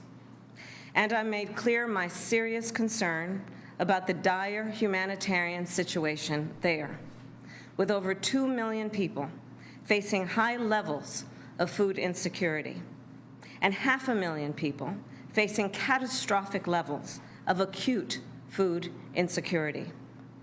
What has happened in Gaza over the past 9 months is devastating. The images of dead children and desperate, hungry people fleeing for safety, sometimes displaced for the second, third, or fourth time. We cannot look away in the face of these tragedies. We cannot allow ourselves to become numb to the suffering, and I will not be silent. I gotta say, this is more than Joe Biden has ever said, at least from what I can recall. And I think, do I think she should perhaps take it further? Yeah, but I do think, if somebody feel free to correct me, but I do feel like if she in fact brought all this up to Benjamin Netanyahu, and the fact that she's just saying this in public, because it feels like Joe Biden has skipped out on a lot of what was just said. Do I think it goes far enough? No. But at this point, we're talking about improvements from the previous administration. Which I will take improvements over nothing. However, I think we all know that it needs to stop. Now, hold on. There's another spot we have to listen to in here, and I should have written it down. Because she says verbatim in this speech somewhere. She goes on for like too long. At some point in here, I just take my word for it or Google it. But at some point in here, she actually calls for an end to the war, quote unquote. Now, would I have used different language? Sure. But that's also important, right? Because it implies an end to the war implies a permanent ceasefire, which is what we all want, I think. At least it's the base. It's the base level of what we all want. I think many of us have different tiers to this. I think we'd also agree that the occupation, not just of Gaza, but of the West Bank and East Jerusalem need to end. It's probably almost tied with the genocide itself. But it does seem like the genocide is somehow more pressing. But yeah, I do hope that all of this fucking can come to an end. Can we wait until January 6th? I don't think so. Palestinians sure can't. So, we need changes now. Alright. Although it's nice to think that we might actually have a positive change in January 6th rather than just a continuation or a worsening. Alright.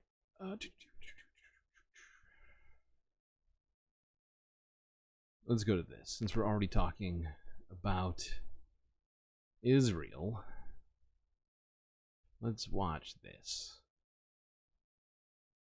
And by the way, this is going to be frustrating for some people. All right. 6 ABC Philadelphia from a day ago. According to them, this is the way that they have written the title. This is not me. Anti-Semitism runs rampant in Philadelphia schools. Jewish group alleges in civil rights complaint.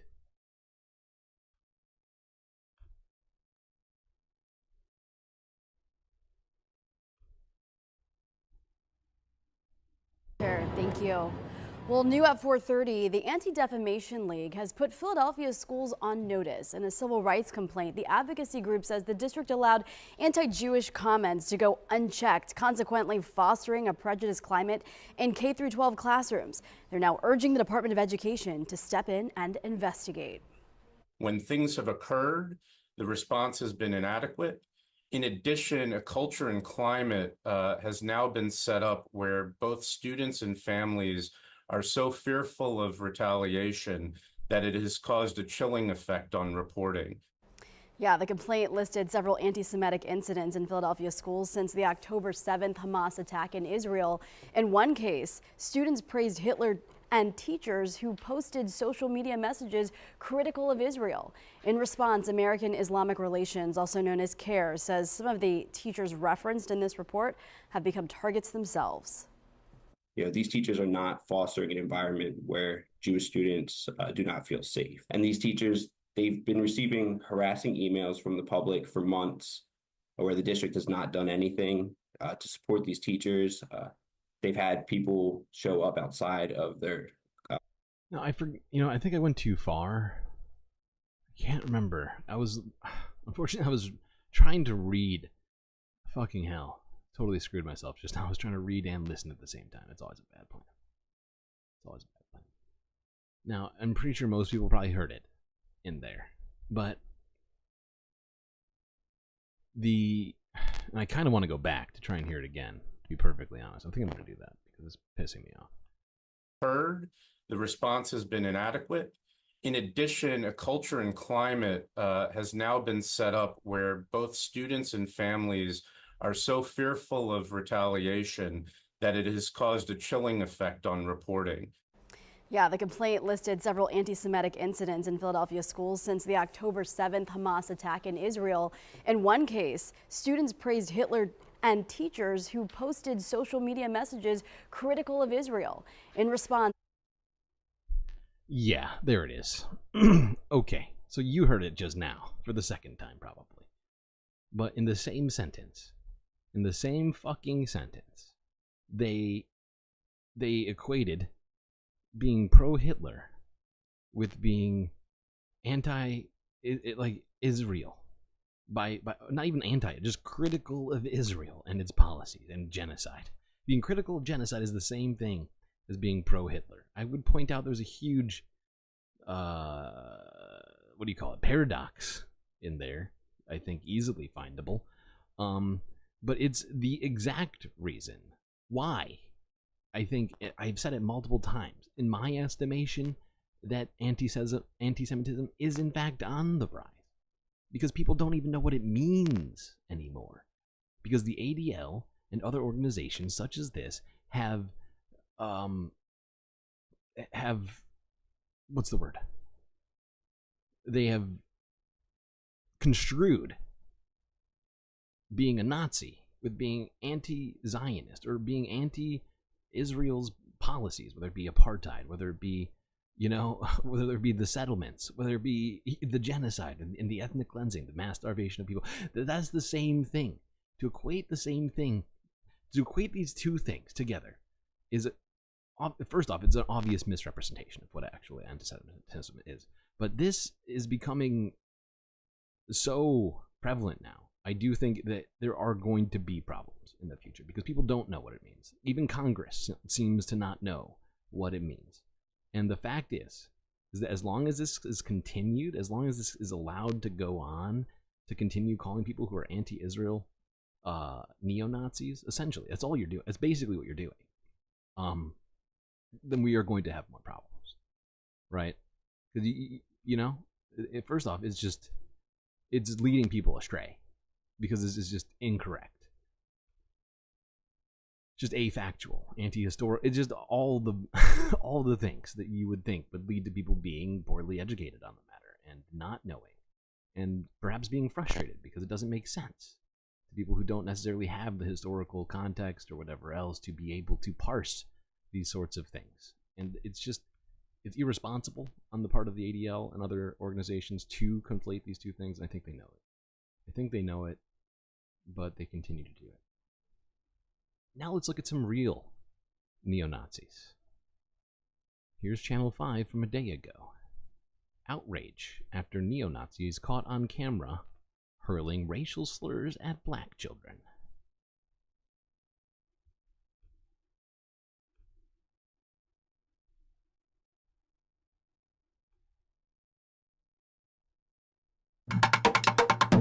Bringing music to life with empty buckets and drumsticks is a special skill set.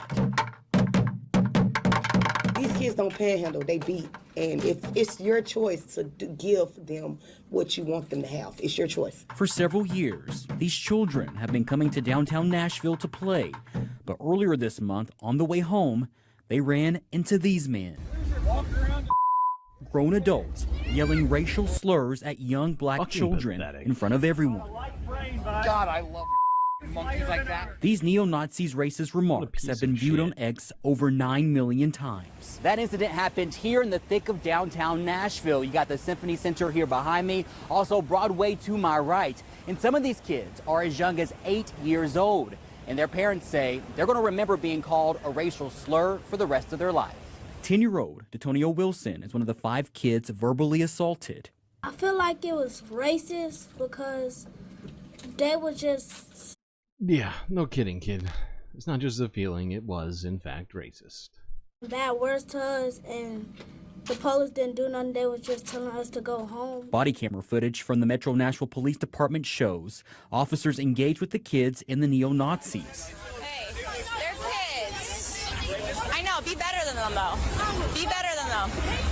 Be better. Telling the kids to continue home. Because it's a group of grown men talking to a bunch of kids. Representative Justin Jones and Representative G.A. Hardaway are calling on state leaders to condemn this behavior. They intentionally went after children who were out there by themselves because they thought that they could be bullies. Lee moved to Nashville in hopes her boys would not experience the racism she did grow. These people should be shamed in society. They should be exiled, right? But instead, you know, police protect them while they gun down black women in their own kitchens. And this is the world we live in. It needs to change. It genuinely needs to change. I don't know what's going to change it at this point, but we need to start making progress. No more going backwards. This shit is just fucked. Completely fucked. Shouldn't exist. Children shouldn't be getting racist language thrown in their direction. In fact, this isn't even the first time we've watched grown men bullying children on this fucking stream, and it's pathetic.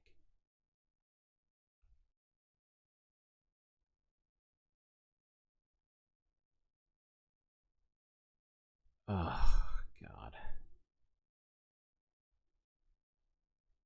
Well, let's move on. Let's just talk about some things here. A lot of them having to do with labor. Not all of them, though. Let's go to this. CBS New York from a day ago. Biden signs executive order in effort to prevent possible strike at New Jersey Transit.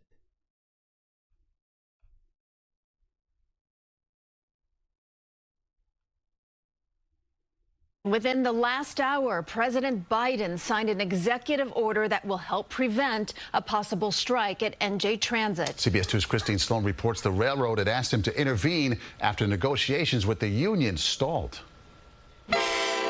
New Jersey Transit officials say the agency requested the creation of a presidential emergency board under the Railway Labor Act, which prevents a work stoppage. But the union representing close to 400 engineers says a strike in the next year isn't. I'm so glad I don't have to support this guy anymore, because this isn't even the first time he's done it in his presidency, right? He did it earlier. He blocked another rail strike previously, and it's fucking disgusting. The guy's has been claiming to be pro-labor, and meanwhile he's been doing stuff like this, breaking strikes, and it, you know, it's another long list of reasons why I'm glad that Biden is not running anymore.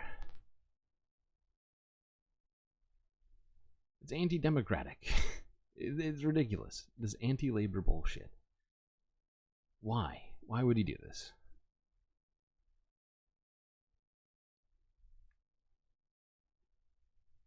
Because of the economy. That's why.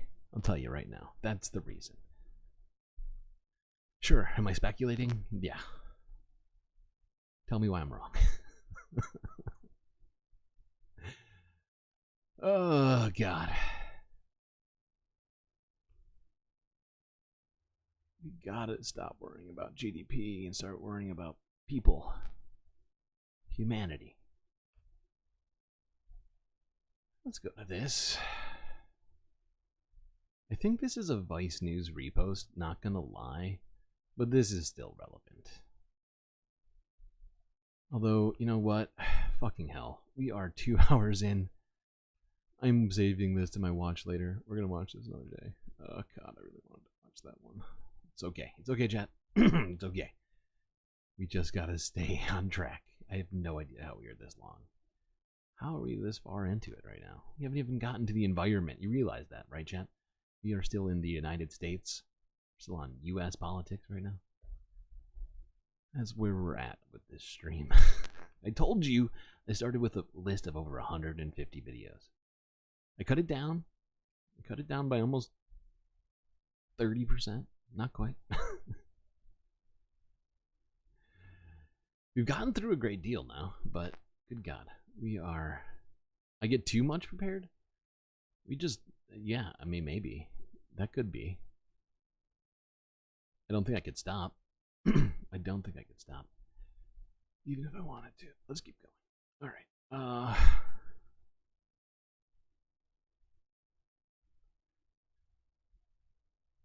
Let's... You know, I'm going to skip ahead to this. Yes. We were talking about labor. Let's keep talking about labor. Let's leave New York and go to Colorado, where thousands of Colorado janitors voted to authorize a strike. Quote unquote, Denver depends on us, and we need a livable wage.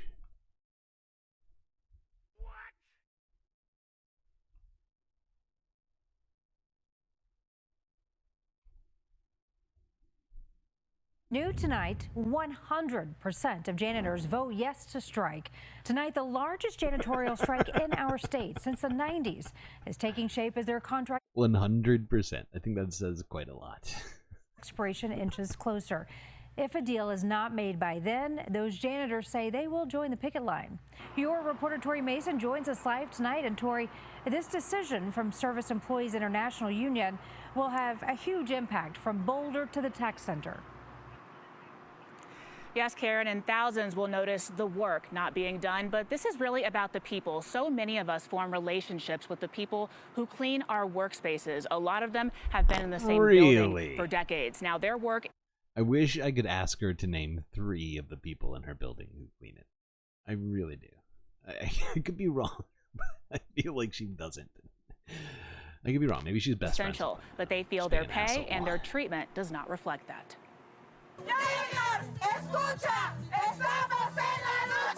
Every day, janitors show up to keep our cities clean, but many say cleaning companies don't pay them what they're worth. They're voting to strike. Negotiations will affect over 2,000 workers. 90% are Latinas. Mi nombre es Juliana. Juliana's been a janitor for 10 years. Janitors like us are facing situations where we have to work 2 or 3 jobs just to get by. They want livable wages, safer workplaces, and fair workloads. Union President Stephanie Felix-Soe says their contract expires Sunday with the largest cleaning companies in the state. anybody downtown or in these large commercial building areas, they're going to see and feel our membership. They work in 1,500 buildings from Boulder to the Tech Center. She said, they keep your buildings clean. Now pay them. Or live in filth. Okay, you'll name 3 of the people who clean my building. You yourself and I. Well played. Well played.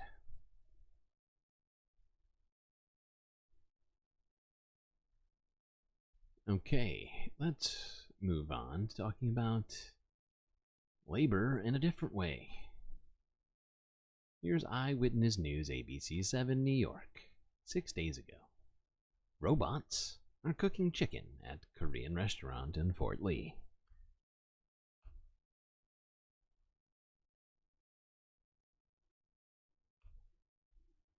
So here's a quick lesson in Korean. The word arm is pale, and one new robo pail in Fort Lee is frying up Korean-style chicken. It is so good.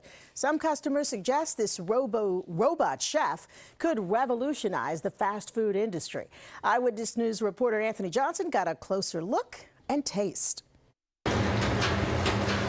This is no illusion, folks. This robot arm is the head chef at a new Korean fried chicken location in Fort Lee. It's amazing. I feel like this is definitely going to revolutionize the whole fast food industry. Have you tried the cheese ball? Meet Paul Choi, the owner of 101 Chicken, and the man who helped to innovate this technology to make sure his chicken is always delicious. We set the test in Korea like 2 years. Then after 2 years, okay, this is the right time. Paul is a foodie with a computer science background. He owned a restaurant in Long Island City. It closed during the pandemic. That gave him time to go to Korea and work with some tech people to perfect the frying robot. I found that one small company, they do have a robot system. They're trying to put it into the kitchen. Paul knew exactly how to make it work. Humans are still needed to make the batter and flour for the chicken. But that's when RoboPal takes over, making sure the chicken cooks the perfect time and the flavor is always consistent. Now, I know they still have workers, but the fact is it definitely cuts down on the number of people that need to be hired, right? And so, you know, this is what's going to happen as we have essentially allowed corporations to run headfirst after automation and AI to replace workers. That's their stated goal, right? And like the fact is, I see people saying that fryers are hot. Yes, they are hot. They're unsafe. I don't in any way deny that. Perfect time for a hydrate.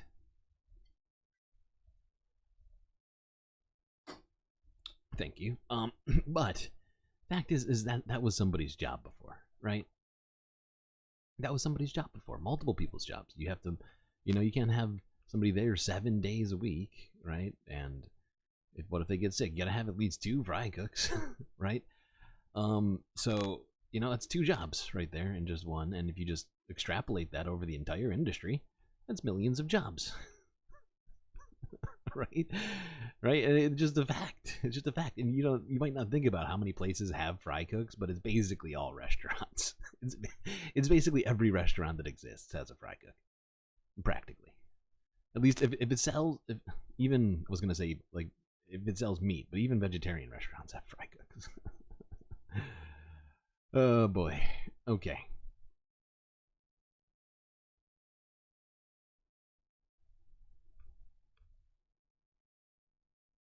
But that's not the only thing we've talked about, right? We also recently talked about how corporations are rushing to automate customer service, call center people, right? And there's nearly 4 million call center workers in the US. If those jobs get automated, there's another 4 million jobs gone. You start adding these things up, and suddenly you have 10, 15, 20% of the workforce suddenly not having jobs. Then what? And I'm talking about the workforce, because of course we know that the unemployment rate is a complicated thing, and it doesn't necessarily even equate for all people that want to be working, don't have jobs.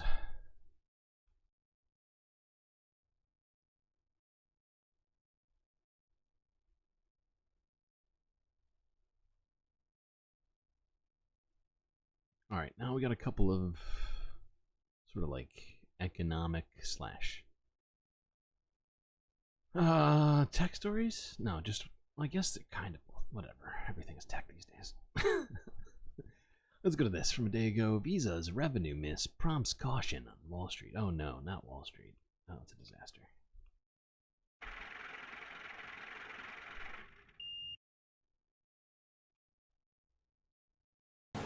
Shares of Visa fell more than 4% Wednesday morning, wiping out all of its 2024 gains after the company reported quarterly revenue growth that fell short of Wall Street targets. It was a rare miss for the payments company, underscoring the challenges the industry faces after more than 2 years of inflation and high borrowing costs prompted many customers to cut back on purchases. Oh God, that's so sad. That's so sad. Those poor Visa shareholders. Oh, God. How terrible for them. That's just...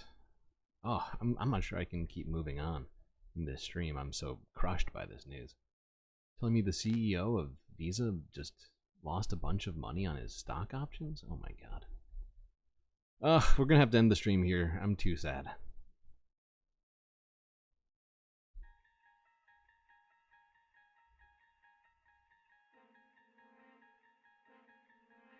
Okay, I'm kidding, it's not sad. What's actually sad is that consumers, normal people, have been clearly hit hard by inflation, among other things. Inflation that we've talked about being almost completely caused by the corporations themselves and high interest rates. And that has caused people genuine economic distress. And we know that American consumers love spending money, and the fact that they've cut back as much as they have says a lot about the state of things right now. So I think we can live with Visa not making as much money as it might, or the shareholders of Visa stock perhaps losing some money. It just, I think it's it's better that people don't continue to lever themselves up with debt on credit cards with 20% interest rates and putting themselves in even further economic problems. That seems like the more important thing. That Visa story broke. I'm sorry. I shouldn't even have brought it up. It was, I knew it was going to be hot button. I mean, oh God, even I don't think I'm going to be able to get through this, but boy, I was on the fence. All right, let's go to another very, very sad story. BBC News from a day ago. Tesla records lowest profit margin in 5 years. Help! I'm being repressed! Not Tesla. What is Elon Musk gonna do? Oh, this is devastating.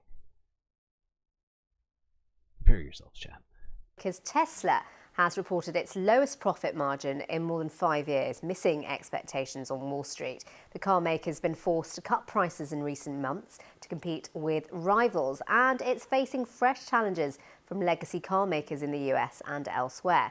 Well, the company's CEO, Elon Musk, has said he would be shocked if his self-driving cars aren't ready. Immediate copium from Elon. I'm pretty sure we're going to be fine. Now, what I find fascinating about the story, and we really only needed the 22 seconds to corroborate what I just said, honestly, because I just have enough to say on my own. Fact is, Elon here, recently, if you recall, asked for a $56 billion pay package, which the stockholders decided was appropriate for all the work that he does. Now, what I'm confused about is what exactly has he been doing over there? If Tesla's profit margin is down, I mean, oh boy, why is he, worth $56 billion a year? Doesn't make sense. It's not checking out. I thought he was, intrinsic to this company. It was completely necessary, but it seems like it's faltering at his helm. And, wow, jeez, boy, it's very sad. Very strange, too. I'm utterly confused and shocked and saddened by all of this. It's just so many emotions going on right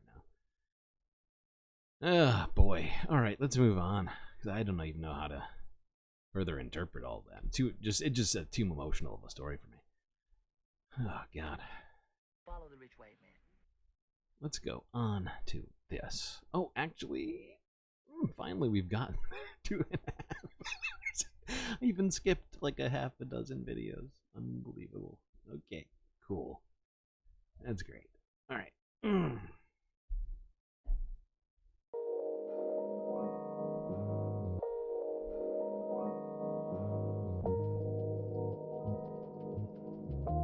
Well, I hope you've all been enjoying the show so far. If you haven't already, hit that like button and don't forget to subscribe. They both really help out. And don't forget, we still gotta get to 500 subscribers here at the Galactic News Network to get YouTube to pay me for all this goddamn streaming. However, if you'd like to help me get paid without me getting monetized on YouTube, here's a great idea. You could become a Galactic patron on Patreon, where Patreon, you will receive all sorts of amazing galactic benefits unseen by the rest of the Milky Way.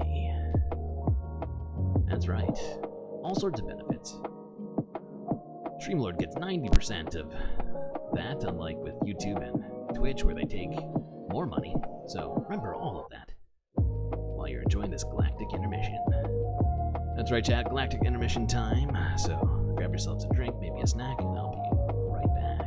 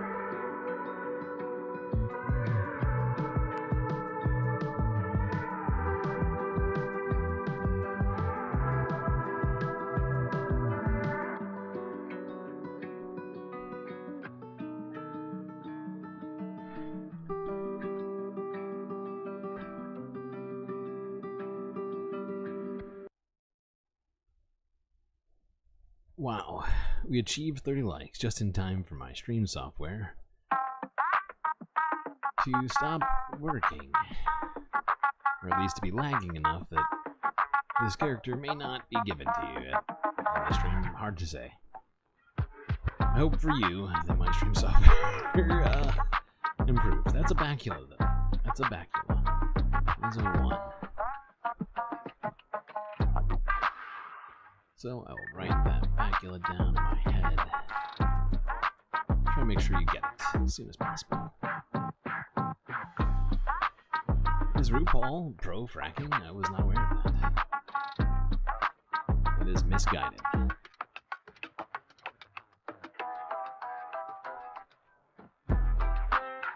Speaking of fracking, let's talk about the environment.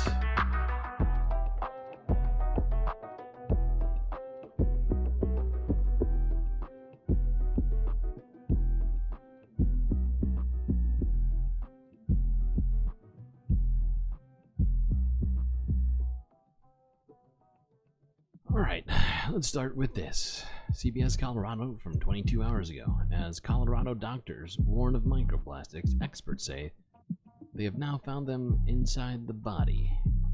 I think we all know this, but there is more to it on this one, and I figured we'd talk about it.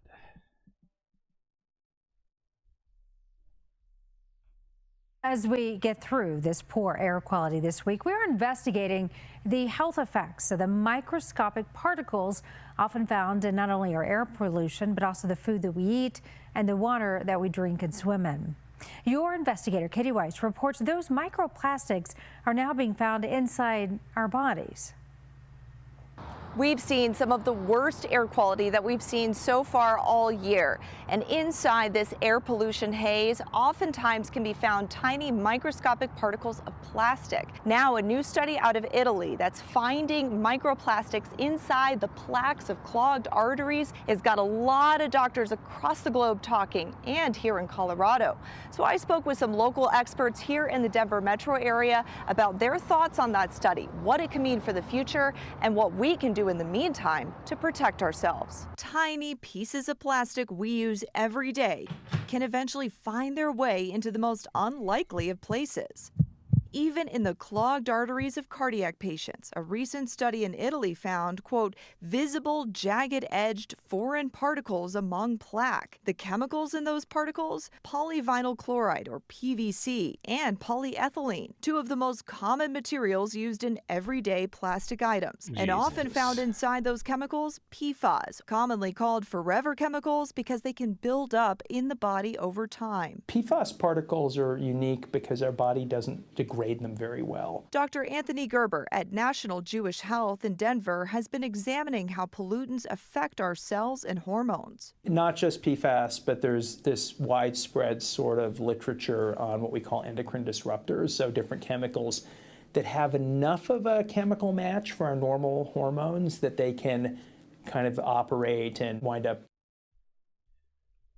over some of the same body signaling and machinery. So yeah, it's being found in clogged arteries. Oopsies, clicked the wrong thing. Yeah, so right, all men have microplastics in their balls. At least the majority. At least men, yeah, many have it in their balls. I think pretty much all. But also, it's being found amongst clogged arteries. It's getting stuck along the plaques. And it's exacerbating different sort of cardiovascular diseases and cancers. And this is bad. This is very not good. That's why we need to,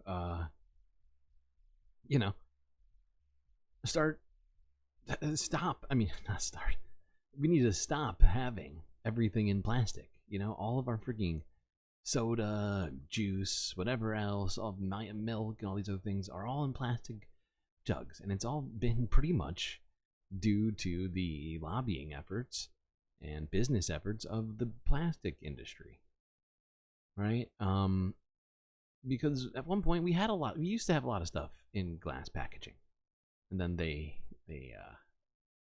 got everybody to switch, pretty much, especially bottlers. like Coca-Cola and Pepsi. And they have a huge impact. That's the first thing we can do. Then we can, there's more, obviously, but I do feel like we gotta, to some degree, be taking baby steps, as there's so many people out there that are just so unwilling to fucking wake up and change. Gotta do it slowly so they don't even notice. Just kidding. That might not be the answer. Plastic is a byproduct of the oil and gas industry. So true. So true. So very true. Alright, let's go on and talk about this. It's from a day ago. Associated Press. How employers are taking steps to safeguard workers during extreme heat.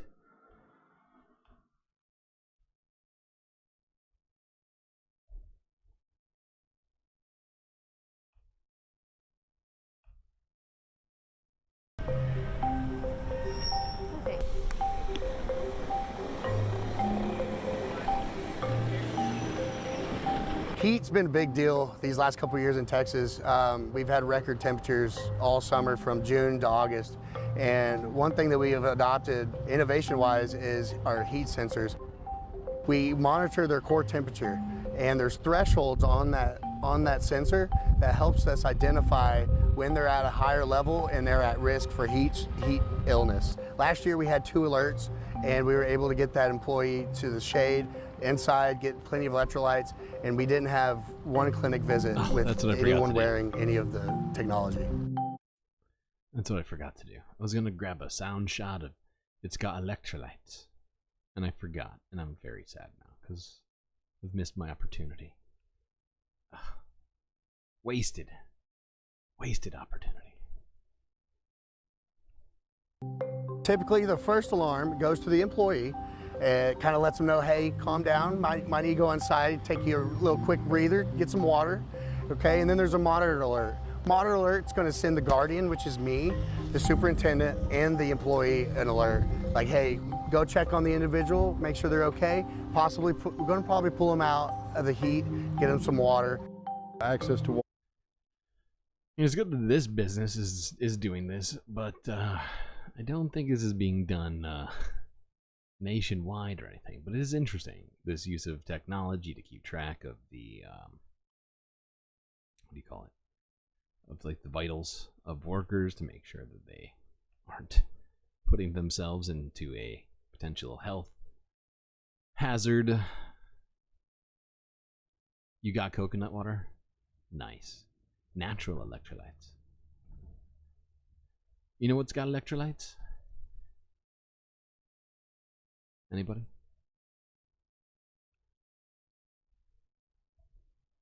Anybody?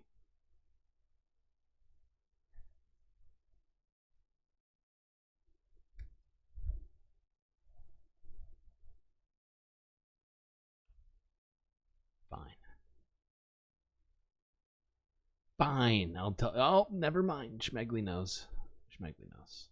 Rondo's got electrolytes. But why? It's also what plants crave. It's so true, Pitchforks. So true. Now, let's look at this. If you're unaware somehow, well, we got a record to talk about. A very bad record. As Monday, according to multiple sources, was the hottest day ever on Earth. So hot right now.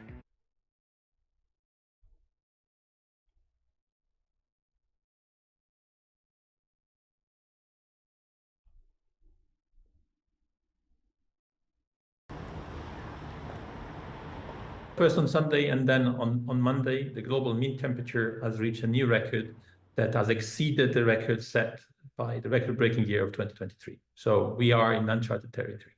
And likely, especially if you look at the average over the year, this is probably the last 12 months have been the warmest 12 months in the last 100,000 years or thereabout. And what is driving it on one hand is the ocean, because the ocean is still very, very warm. And more importantly, what's happening in Antarctica. So a good... Everybody write that number down.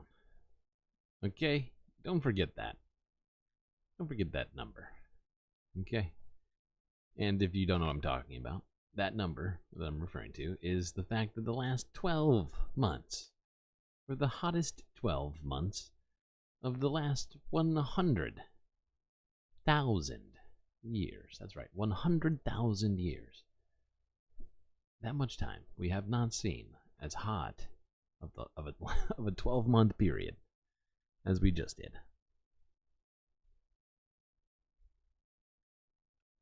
Of Antarctica is much warmer than usual. And so when you sum that up into the global average, this actually drives the average up.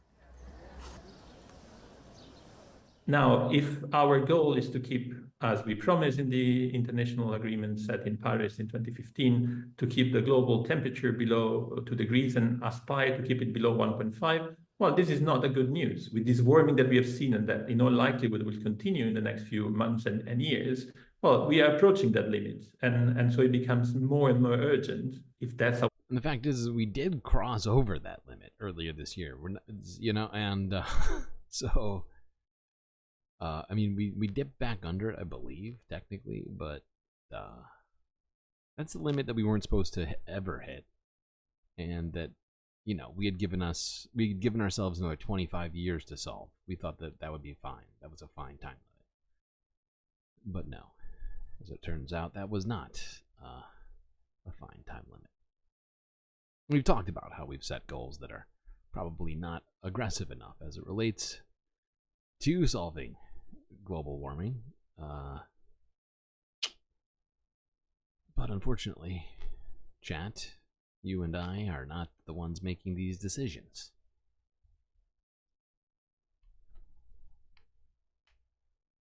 Okay, let's move on to talking. Oh, wait, before we go on talking about the wildfires, which are part of the title of this stream, which may lead you to some conclusions about all that. But first, I thought we should look at this to get us thinking in a certain way before we even move on to the other of the current news related to climate change here. Let's look at this from Al Jazeera. And in fact, this is a part of a very long documentary series which we have been watching snippets of for months now. This is from 7 days ago. According to them, we need to rethink our relationship with nature. Seems smart. Let's see what they mean.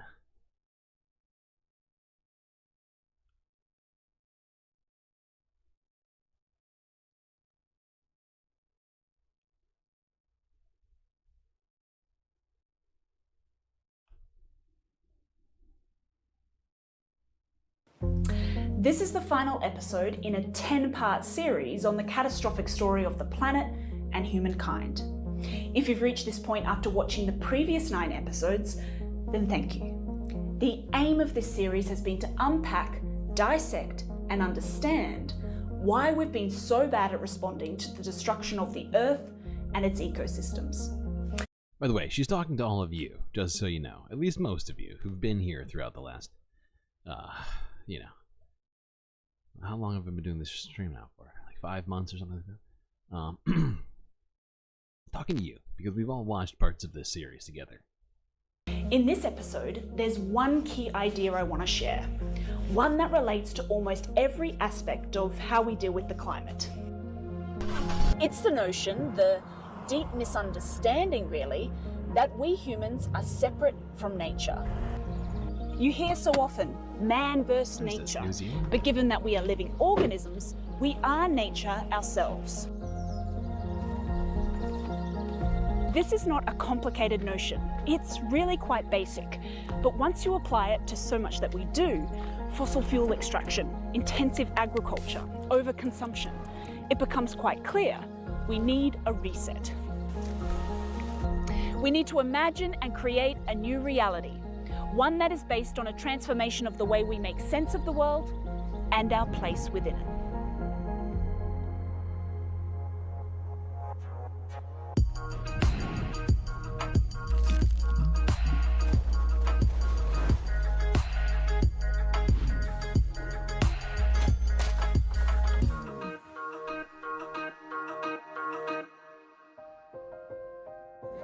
Across the planet, a majority of people have one common factor that shapes their worldview.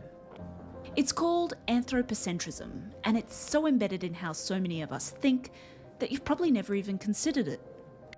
Anthropocentrism is basically the notion of human supremacy over all living things. It can drive our sense of entitlement, to see nature as a resource, and it's why we presume to control the world, trying to bend it to our every will and convenience. In a dominant worldview, we see humans as being fundamentally separate from nature. We just have in our language. We say, going out into nature. Get out into nature. In the natural world. What happens when you go into the wild? To the wild! Or we talk about human versus nature. It's man against nature. Man versus nature. Man versus wild. Nature is this kind of thing that's out there with trees and skies, and even the people who care about saving ecological richness are called environmentalists. Somehow it's the environment that they're caring about, not the actual stuff that happens in the environment. Jeremy Lent is an author and speaker whose work investigates the underlying causes of our civilization's existential crisis.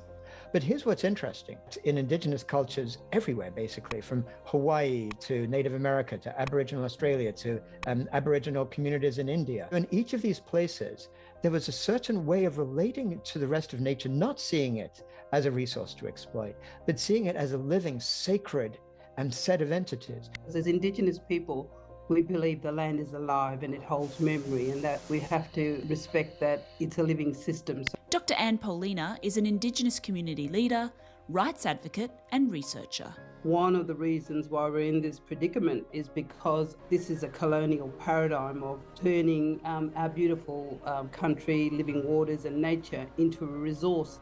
So when you're talking to Indigenous people, one of the things we want to be clear about is that we're not in any post-colonial framework. Colonialism is continuing. It's an extremely warlike, invasive, destructive way to see and be in the world, where everything is commodified.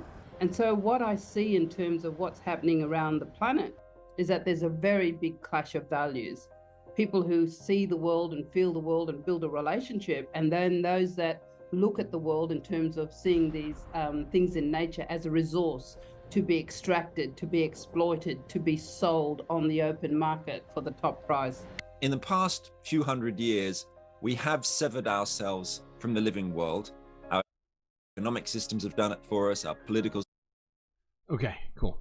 I just wanted to start off our more serious portion of the environmental coverage with this, because I just felt like, we don't think about this enough necessarily, right? And we don't think necessarily enough about, like, what's the word? Maybe not necessarily think enough about, but think, we need to try and think different. I think that we do need to try and think differently than we have been. Not necessarily everybody in this chat, but just society at large. Because that's part of the problem. And they go into a bunch of stuff here. It's like a 30-minute long piece, and it's honestly quite good. We might watch more pieces of it later, but because of the schedule today and how far we've gone, we cannot. But one thing I want to point out to you that we didn't get to look at, that came from that same documentary, they point out that the people responsible for all this it's mostly the West, right? Is essentially what they get down to, right? Hence the colonialism talk and things of that nature. The fact is that combine all of Europe and the United States, and maybe China, and suddenly, you see that we're the majority of all of the environmental devastation out there. And,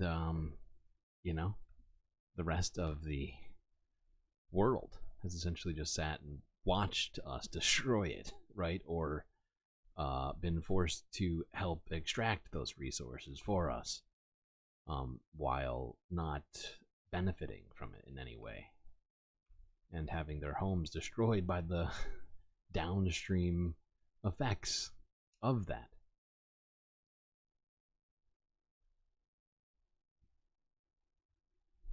Morgan Spurlock. Why are we talking about Morgan Spurlock? Didn't he die?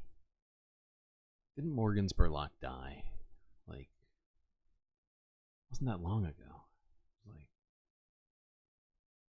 Like 4 or 5 months ago, I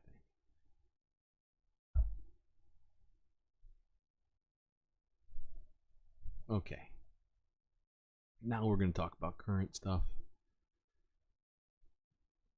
We're going to start in Canada,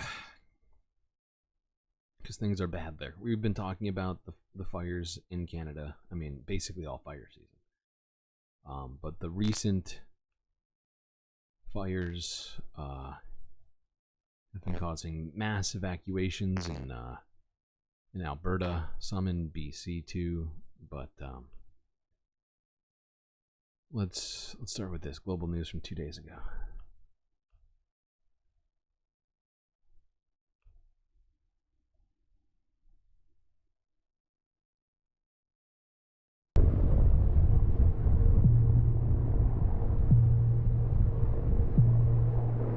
The Shetland Creek fire remains the biggest wildfire of note in BC. More than 20 structures have been destroyed by the flames.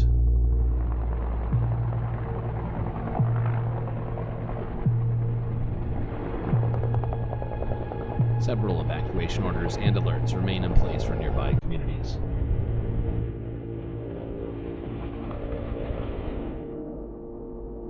The Shetland Creek fire is believed to have been caused by lightning strikes.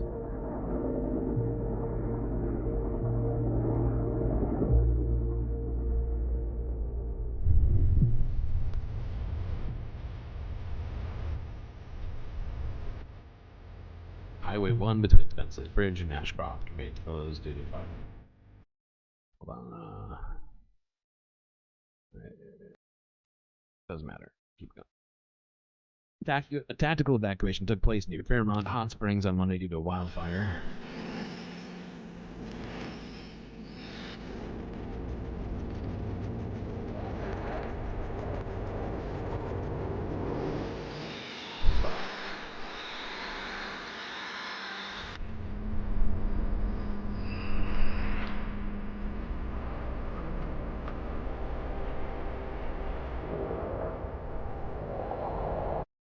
Guardian, or is this Guardian? No, Global News. Global News picked some very ominous music for this video. My God.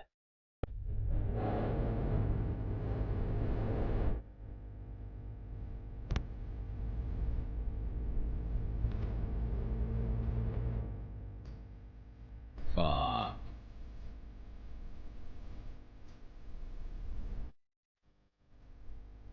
Those flames must be 200 feet high.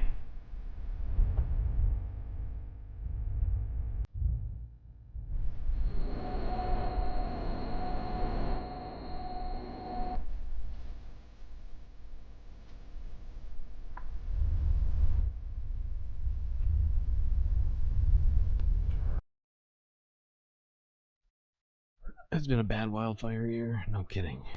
No kidding. Okay, let's go on.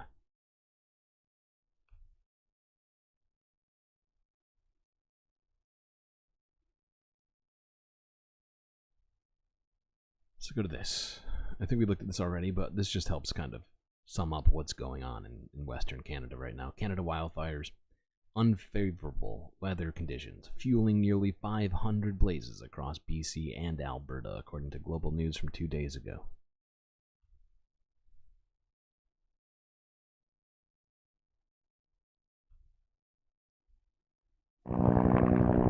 It's been a difficult few days for fire crews in the West. Driven by strong winds and high temperatures over the weekend, the Shetland Creek wildfire west of Kamloops forced the closure of the Trans-Canada Highway on Sunday. It's like an emotional roller coaster, right? It's like 1 minute I'm laughing, it's up and down, up and down. Fires across much of the eastern part of British Columbia have triggered evacuation orders in 14 different communities. Another 7 have been warned they too may soon need to pack up and go. Well, next door in Alberta, a fire near High Level has forced 7,500 members of the Little Red River Cree First Nation from their homes. It was the first time in Little Red River Cree Nation history where we had to do a nationwide evacuation. Okay, we're going to keep moving because we have seen those 2 videos before. Just wanted to remind those of you who had either forgotten about what's been happening and or tell people about what's been going on up to now. But now it's time for us to get closer to what's happening at this moment. And you might be figuring it out by now. Things have just been getting worse, not better. Let's go to this one. Global News. 1 day ago.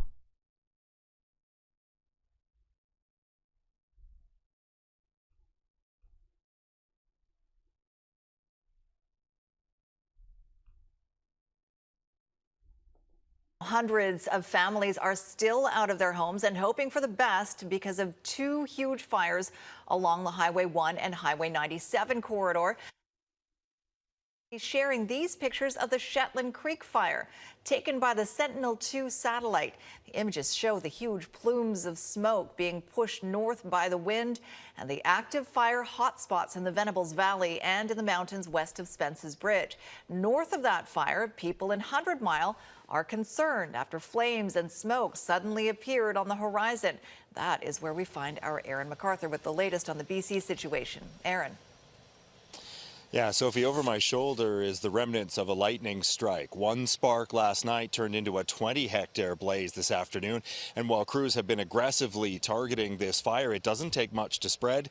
And people here in the 100 Mile area know full well what's going on in the rest of the Caribou. Lightning throughout the Caribou, causing dozens of new fire starts. A 20-hectare blaze burning within sight of 100 Mile House. A challenging day for crews trying to control fires before they spread. Across BC, we saw over 38,000 strikes. In the Prince George Fire Center, 30,000 of those landed there. And we also saw over 1,000 strikes in the Kamloops Fire Center and over 2,500 strikes in the Caribou. South in the Thompson Valley. Okay, let's go to the next one.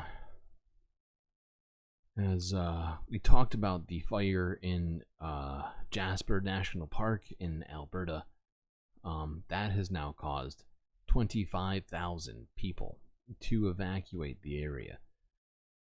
25,000 people had to evacuate. Let's go to this. CBC News from a day ago, Jasper. Aggressive wildfire within 12 kilometers of town site.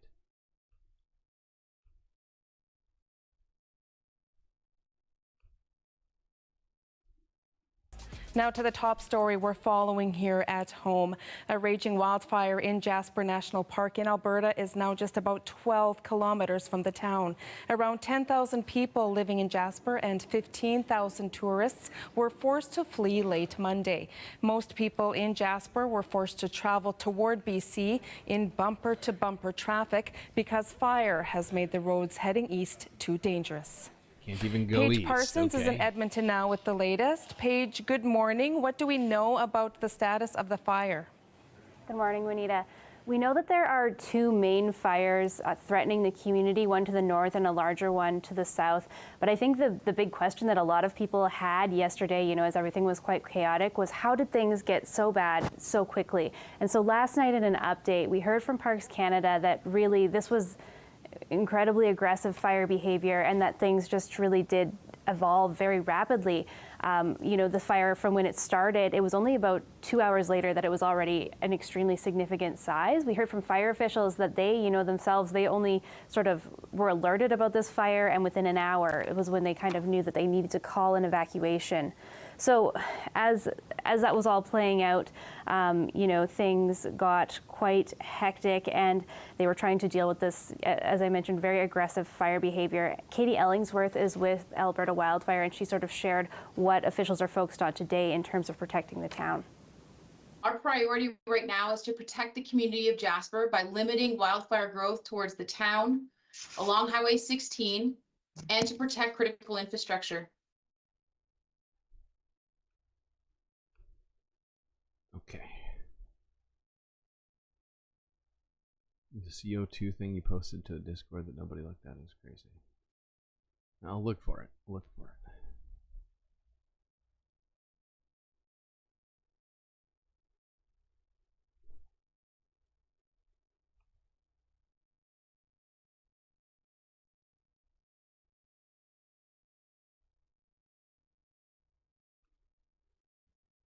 I'm just skipping ahead a little bit. Very alarming, you know, and as the evacuation proceeded, it was corrected eventually to say, you know, it's that we need you to evacuate within 5 hours, not that the fire, you know, was going to arrive in 5 hours, but that was really alarming for people. We caught up with one gentleman who was ended up in Grand Prairie as he fled, and he sort of shared what that experience was like as you're trying to get out of town and you think the fire is coming imminently. It was a little bit scary, as it always is. You know there's a fire 9 kilometers away from town. You know it's there, you know it's burning towards. You're hearing stuff all over the place, so it's 5 hours from town, and then you're hearing other stuff, it's not. It's lots of ash in the area. It's always worrying to see that happen and to be a part of it and to feel like you're not going anywhere, just stuck sitting in traffic.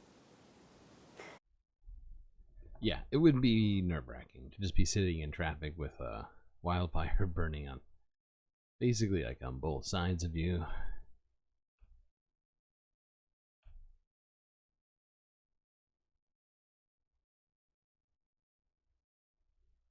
Okay.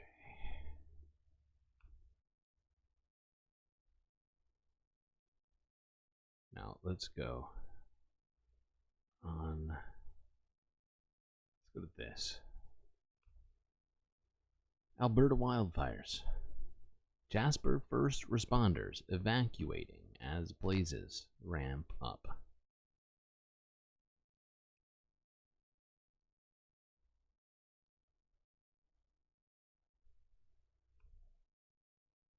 We're about 10 kilometers west of Water Valley. It's here where officials have the road closed off, and just past here, crews are still battling this out-of-control wildfire, and the evacuation order is still in place. These are very serious conditions. That fire had a chance to dig in and grow very quickly. It's not an area you want to be in. There's a reason that the closure is in place. Please follow it. The fire broke out Tuesday night, and the province says it appears to have been started by lightning. An evacuation order was put in place around 8:30 and extends south from the Red Deer River to Highway 579 and from Highway 40 east to Range Road 60.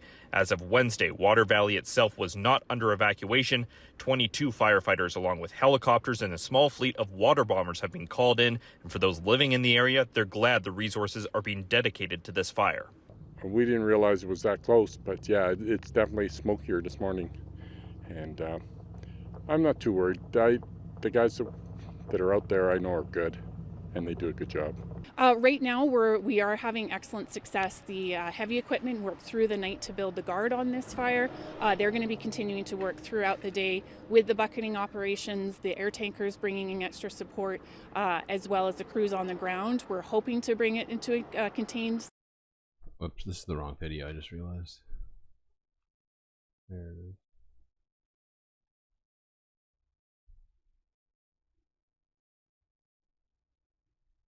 Whoa. Why is this muted? Hold on.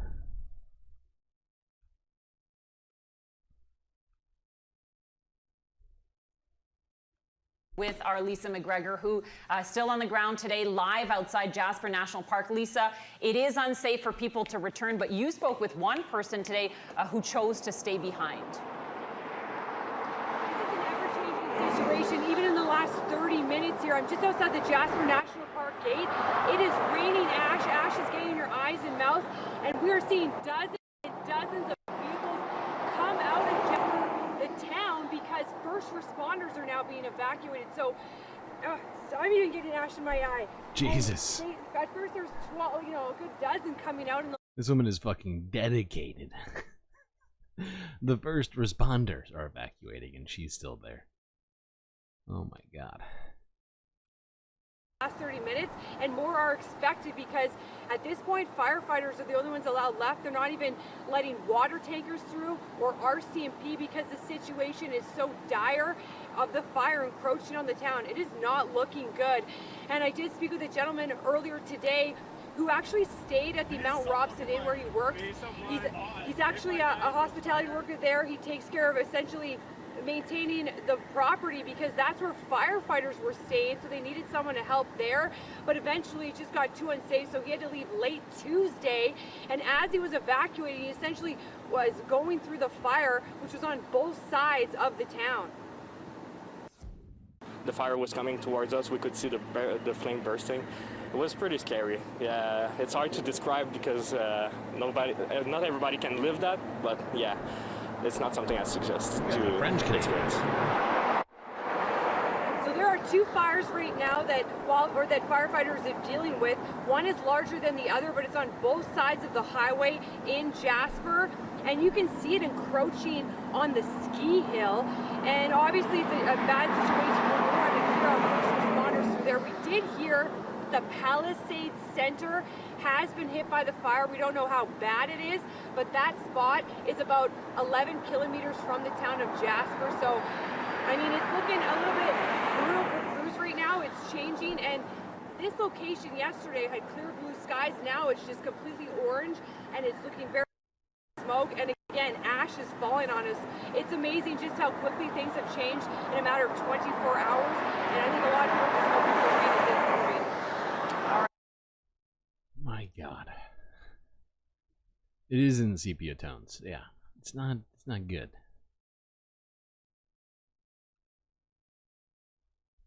Why do I keep doing that? Stop that. So yeah. I think she should probably get out of there too, considering the first responders left. That just seems to be the recommended course of action. The sky is completely orange. Yep. Yes, it is.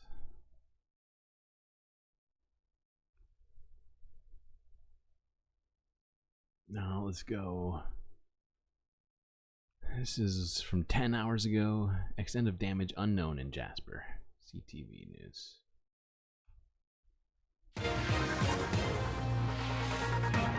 There's a significant wildfire burning within the municipal boundary of the town of Jasper. That fire continues to burn, and our firefighters are doing their best to protect structures where they're able to. Breaking news tonight, a wildfire that has been threatening the town of Jasper since Monday evening has now moved into the community. We are seeing several pictures from inside the town, like this one here. Parks Canada says multiple structures have caught fire. Global News has confirmed that includes Moline Lodge and at least part of Jasper Park Lodge grounds. Good evening. Shock and sadness tonight as Parks Canada confirms Jasper residents' worst fear. The wildfire has moved into the town. Firefighters remain on scene at this time as they work to protect homes, businesses, and critical infrastructure. Let's go live to our Lisa McGregor, who is outside the Jasper National Park gate. Now, Lisa, you've been in the area all day and witnessed just how fast the situation has changed. What can you tell us about what's going on right now? Well, right now we're seeing rain, and that shows you how fast it can change, because a matter of hours ago we were seeing ash fall from the sky. So this is a positive. The only question is this rain hitting the town of Jasper, because we are 50 kilometers out from that area. But this fire has intensified and firefighters are working hard. We do know that the Jasper Park Lodge, iconic place known around the world, has been hit by the wildfire. We just don't know the extent of the damage. We know that some of that resort has been untouched, though. And also Moline Lodge in Jasper has also been hit, fully engulfed in flames. It's pretty horrific to look at the picture of this lodge completely engulfed. I'm guessing burnt to the ground at this point, but obviously quite the firefight to deal with. And it's not even safe now for firefighters in there. We do know that the wildland firefighters have been now pulled out because they don't have self-contained breathing apparatuses, and there's just been significant structure loss, multiple structures, but we did not receive word from the officer on exactly what areas and what. Okay. Apparently Jasper's a really nice town. Yeah. Apparently is like big tourism dollars there. They had more people there as tourists than they did residents. Apparently there's 10,000 residents of Jasper, but there were 15,000 tourists there, which should say a lot to people. Is she breathing? Oh, she doesn't sound right. Well, she just stood around a fucking massive wildfire for 2 days straight. So, yeah, I don't know. I don't know her well enough to be able to say for sure. Here's something that's not a laughing matter. This is from 7 hours ago out of the Edmonton Journal. Raw video showing damage caused by Jasper fire. And prepare yourselves for this, people. It's bad.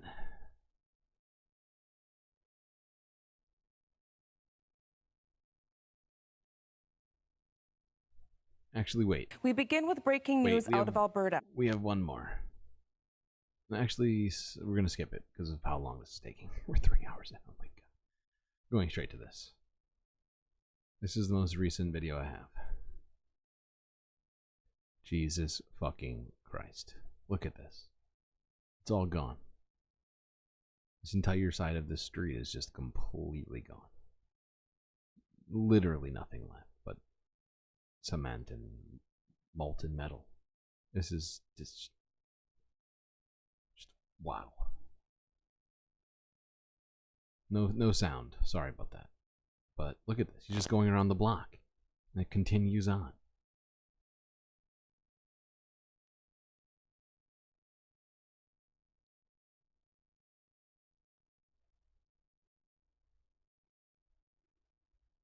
So yeah, I mean, that's the only footage that I've seen of anybody actually in the town. At Lake Chelan, tourists are being...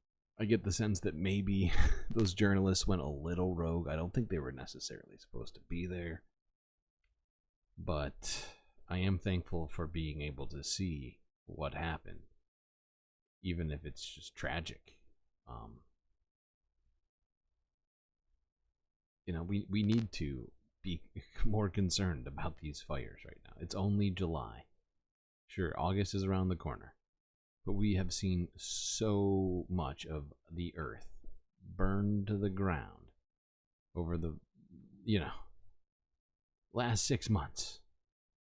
In fact, that's crazy to say that because we did in fact see, I think, one of the biggest wildfires in Texas history. And I think it was like in February or something, or like March. But the entire, essentially all of North America seemingly has been struggling with fires. And maybe I'm being a little bit exaggeratory there, but I think you get it. But we're not done. Believe me, we are not done. And I'm sorry that I'm going to have to keep showing you videos of fires, but shit is not good. Is Nightbot acting up again? Because, wow. Yeah, Becat is right. We raised you better.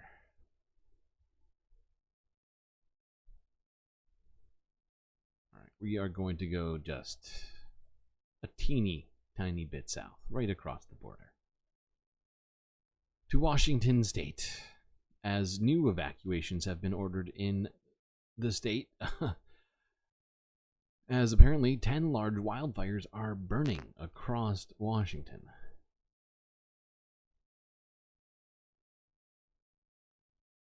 Wait, what just happened? Go back.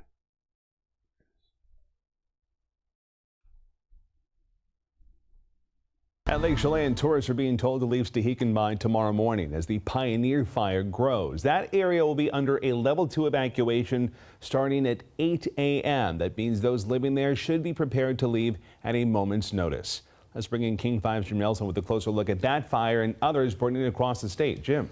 Yeah, Steve, there are 10 large wildfires right now, but let's focus on a few that have really taken some turns tonight. The Pioneer Fire we've been talking about, it's been burning for more than 6 weeks. You just mentioned it's threatening to force even more people out of their homes. And there are a few toward Yakima. The Retreat Fire is in just 20. Just what the housing crisis needs. More people forced out of their homes by wildfires. Yeah, great. That seems good. 4 hours, putting even more people on notice. New help in the fight against wildfires. Washington's Army National Guard sending a Black Hawk helicopter east to drop water wherever it's needed. Hours later, new evacuations in the Yakima area. You know, whenever you have a wind-driven fire, those acre counts can jump in a really quick window there. So definitely another example of a wind-driven fire taking quick effect on the landscape. The Retreat Rimrock Fire southeast of Natchez growing quickly to 8,000 acres, forcing residents out of homes and 125 youth campers and staff out of Camp Gormley. This developed in a matter of hours. We went from hearing about this fire at 4 o'clock yesterday to evacuating at about 7 o'clock. Suddenly on the move at the order of the Forest Service. Just find any vehicles that you can safely get campers in and get them on the road. 12 miles southeast in Sela, the Black Canyon Fire, up to 6,500 acres. 70 miles south in Klickitat County, the Bighorn Fire now burning 18,000 acres. And the big one, the Pioneer Fire. And we're here to do the best that we can. A state, regional, and federal response for the 30,000-acre and growing fire 20 miles northwest of Chelan.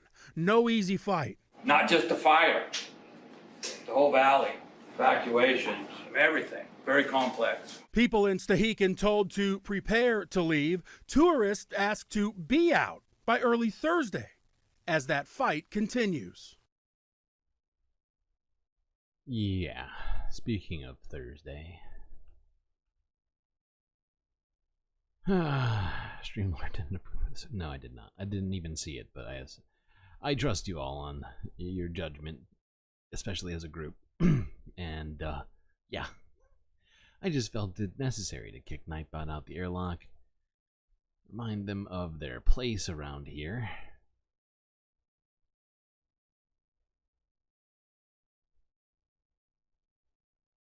Okay.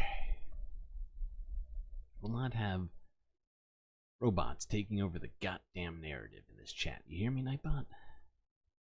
Do you hear me? Okay, moving on to this. This is CBS from a day ago. Wildfires continue to rage across the western United States and Canada. No kidding.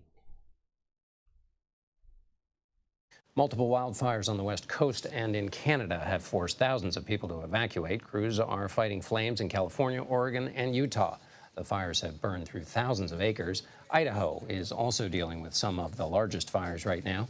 CBS News' Jonathan Vigliotti has more. Jonathan? John, we're here in Boise, Idaho, this state currently threatened by 70 wildfires, many of them burning in hard-to-reach remote areas. One of the first things that you'll notice from where we are, all of this bone-dry vegetation that is blanketing this region. This is perfect fuel for wildfire, and it's been exacerbated by all of the extreme heat. Here in Idaho, we're talking 17 consecutive days of heat exceeding 99 degrees. That's a new record.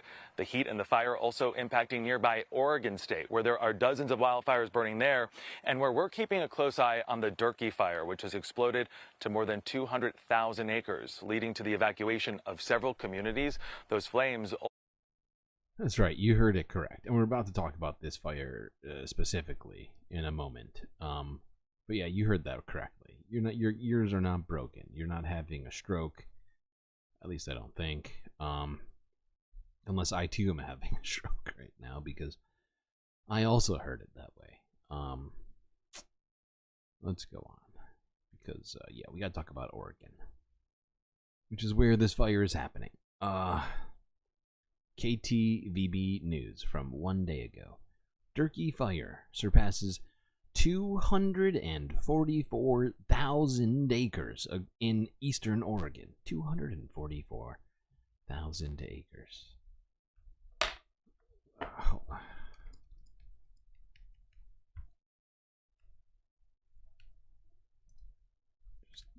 Hold on, give me a moment.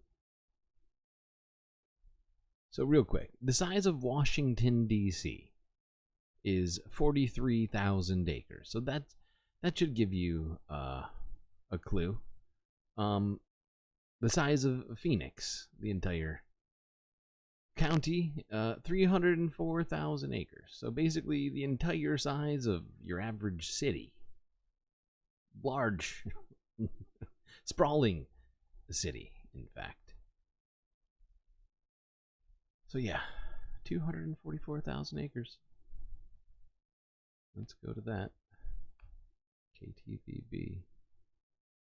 Bring it to us here. Thank you.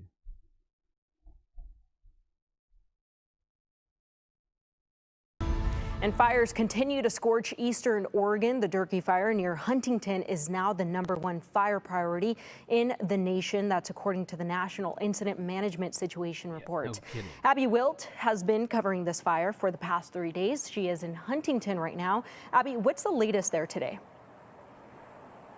Now, actually, before Abby Brenda, gets going, yes, so I am right now. Hold on there, Abby. I just want to point something out to you. Because we talked earlier in the month, I'm pretty sure it was this month, we talked about, like, a grouping, a huge grouping of Californian fires. Probably like a dozen. I could be wrong about this, but at least at the time, when we were covering this, specifically those fires in California, like the Post Fire and the Pine Fire, or I can't even remember all of them, Stake Fire, something like that. There's like somewhere between like 8 and 12, I feel like, fires that we talked about in California that all happened within like a week. All of those fires combined, if my math is correct, basically added up to about half of what this one fire is at literally 250,000 acres. Brenda, yes, so I am right now in between Lime and Huntington, and I'm right by the I-84, and I want to show you here what's happening. The road that you can see is the I-84, and the fire, we have watched it really just come right down these mountains, and it is nearly touching the I-84 right now. And the I-84 is actually open as of right now. It has been on and off closures and fire. Always never forget that concrete doesn't like extreme temperatures. Are telling me that those closures are dependent on how close the fire activity is to the road and also the visibility on the road for drivers. But the Durkee fire, which is west of the I-84, that's what you're seeing right now, it is 0% contained and is 244,000 acres. And the Thompson fire, which started a few days ago, is east of the I-84. That one is only 10,000 acres, but officials do tell me that it's 10, growing very fast. And Baker County is expecting to see over 75 mile per 4-hour winds tonight, and they're expecting both of those fires to grow. So they're urging anyone that is under level 3 evacuation to get out now. We'll be bringing you that map of who is on level 3 evacuation soon. And it is very hot here. It's very windy. There's low humidity, and there are those expected thunderstorms, as I said. So fire officials, again, are urging anyone who is on level 3 evacuation to get out. Right now, we do know that over 500 residents are still on level 3 evacuation in Huntington and without power. And we're also seeing many Idaho Power vehicles stationed throughout Huntington. We know that power has been out here in Huntington for about 540 people since yesterday.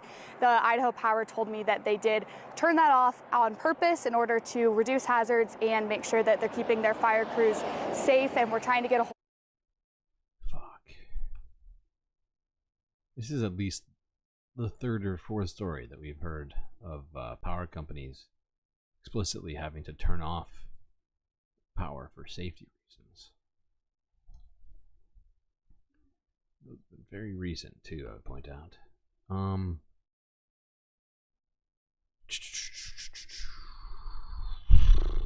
Alright, we gotta keep talking about this. Some of the stories from this are just fucking harrowing.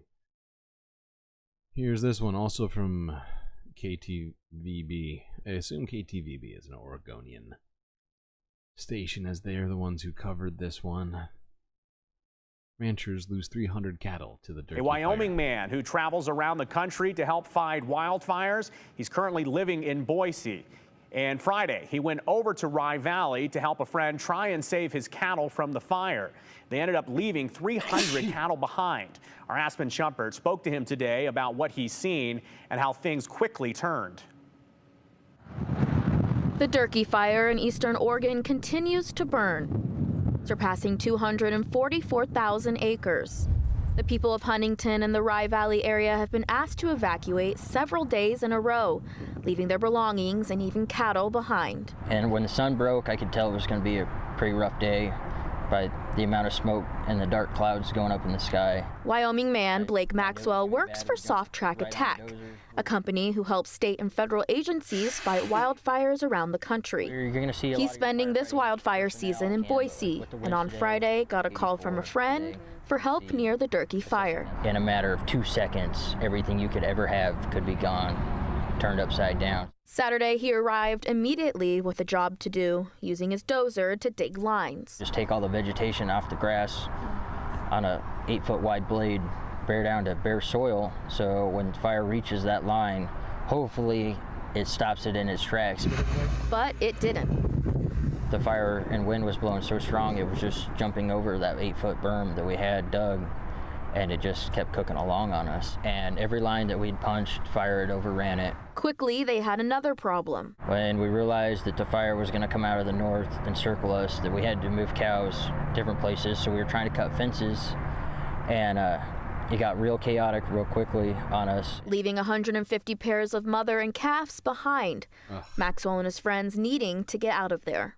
I watched fire corral these cows in the corner of a pasture, and I tried to get up there and cut the fence for them, and I couldn't quite get there in time. A moment devastating for a rancher. And so when those ranchers lose all that, they don't have. Oh, God. This is a harrowing story. And then the fact is we all know that I have a lot of complaints about the cattle industry, the beef industry in general. But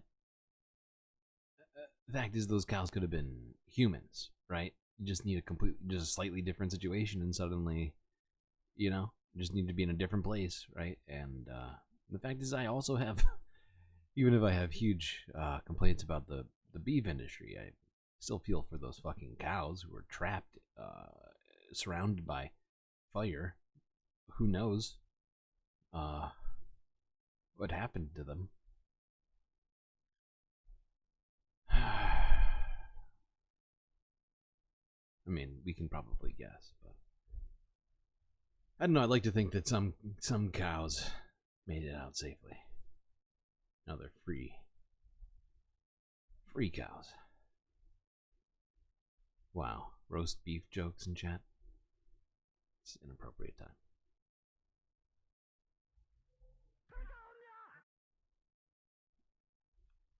Okay, let's go to this. Because this is one of the most recent fucking stories that we have on this.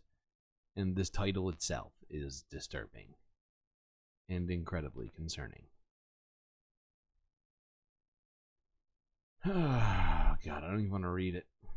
So that 244,000 acre fire we were just talking about? Well, according to KTVB, as of 1 day ago, it remained exactly 0% contained, prompting even more evacuations in eastern Oregon.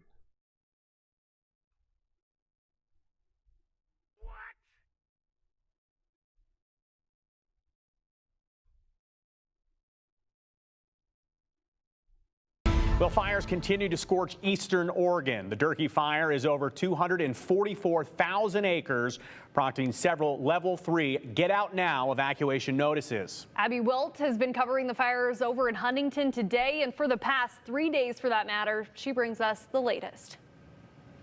Those fires are continuing to scorch eastern Oregon here. They are now the #1 priority in the nation for firefighting crews. And I want to show you here, this is I-84, and then this hill behind we have watched basically the whole thing burn just in the last about 5 minutes, which... Sorry, already heard from her. We already saw this about me, and we already heard... Actually, I feel like we're good. We get it. 0% contained. 250,000 acres. If they pick it off the ground, it'll be ground beef. Oh my God. Just wow. Just wow. Always with the jokes, huh, chat? A shade dragon. Okay. This is the last story on this. Is the most recent one. CBS News from 9 hours ago. Massive wildfires rage both in California and Oregon.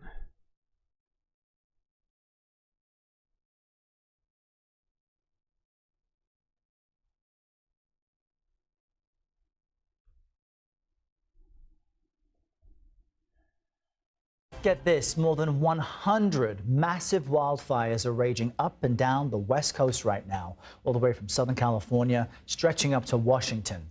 Thunderstorms and strong winds rattled the Oregon-Idaho border as well, fueling wildfires there, including the largest blaze currently burning in the country. It's called the Durkee Fire, and it's grown to more than 260,000 acres, and it doubled in size over just the past 3 days. In Central California, the Park Fire more than tripled in size overnight. Of course, that forced evacuations. Officials say it's still burning out of control right now. Let's bring in Rachel Wolf with CBS. Hold on, Rachel. Wait, that's the wrong direction. Go back. That. This map basically makes it look like the entire West is on fire. And that's kind of what it feels like with all the fire stories that we've been looking at recently. It's still burning out of control right now. Let's bring in Rachel Wolf with CBS News Sacramento. You see her in the city of Chico. I know the Park Fire is raging near where you are. Tell us how bad things are this morning. Well, at this point in time, the fire has jumped to 45,000 acres from 6,500 overnight, and it's just 3% contained. And it traveled about 35 miles between 6 o'clock last night and 4 a.m. this morning. So I'm going to step out of the way so you can get an idea of the sun coming up. So the sun is rising. You see that big orange glow. It's made more orange because of all of the smoke. We did shoot some flames earlier this morning as we were by Bidwell Park. Now, I went to Chico State. I'm very familiar with this area. Bidwell is a beautiful recreational area. There are thousands of trees and grassy areas for recreation, jogging, walking, but that is where the fire is believed to have originated and is now ripping up the ridges here just on the northeast side of town. Thankfully, the wind is blowing away from Chico. That is where Chico State is located, and there's a subdivision that I'm standing by that when I was here years ago, we won't say how many, but this was fields. So now there are people living in areas that were grasslands before, and that's the concern. This fire, the head of it, we're told by some of the fire officials here, is now near Red Bluff, and it's moving pretty quickly because of the winds. The winds blow. Yeah, the winds continue to blow these fires faster and faster.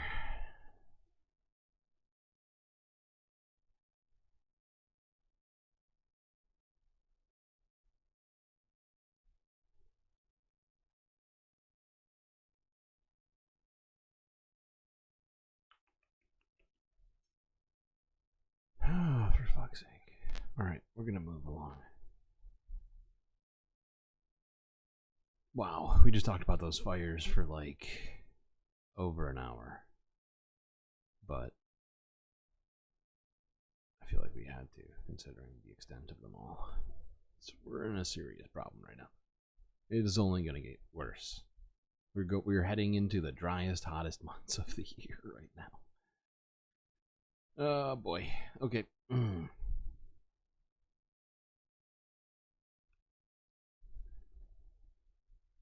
Where's a hurricane when you need one? Just kidding. Just kidding. Just kidding. Everybody forget that. Cut that. Let's go to this. King 5 Seattle from a day ago.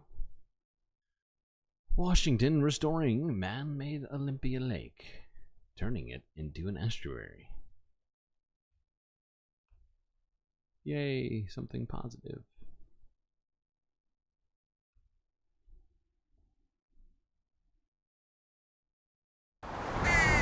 Muck might be the best word for it. It looks like dirty, I guess. Oh, Capitol Lake is dirty, all right, and it has been for decades. Once they discovered invasive snails here in 2009, the lake was closed for recreational use. It is hard to believe, though, that they used to have the hydroplane races around that end and back. Sherry Tombleson remembers swimming here. My parents grew up here, my grandparents. Happy that my parents don't have to see this. This is cool. This is really cool. Ann Larson is in charge of the project to turn Capitol Lake back into its natural state, an estuary. And while this phase ain't pretty and doesn't smell great, Larson says it's a valuable opportunity for those working on the restoration. Most of these exposed areas are usually submerged. We're seeing all the infrastructure, we're seeing the sediment, we're seeing the channeling. So this is just a good way for us to see all of what's underneath the water. Lowering the level has revealed trash and other signs of humans, as well as remnants from when the area was home to shanties and houseboats. The state created the lake in the 1950s by building a dam on the southern tip of Puget Sound. The reflecting pond hosted festivals, swimmers, and water skiers before becoming polluted. After years of environmental studies and debates, the state decided to remove the dam and let Mother Nature take back over here. The project is still in the very early Yay. stages. This dam isn't scheduled to be removed until 2033. It's the last step. So the design and all the ecological work needs to happen first. We actually have to build up the habitat before we can remove the dam, so that's very key. And also, Cool. A knife. Oh no, that's not a murder weapon at all, right? The giant kitchen knife in the lake. It's been there some unknown amount of time. Nothing sketchy about that knife. Really, the camera crew felt the same way as you. They're like, let's get a shot of this historical murder weapon. But yeah, they are working to help restore nature to what it was supposed to be before humans got involved. And in this case, I think that's a good thing. Let's go on. Oh, okay. This is from a day ago. Guardian News, where they have cell phone footage here of a unexpected geyser eruption in Yellowstone National Park.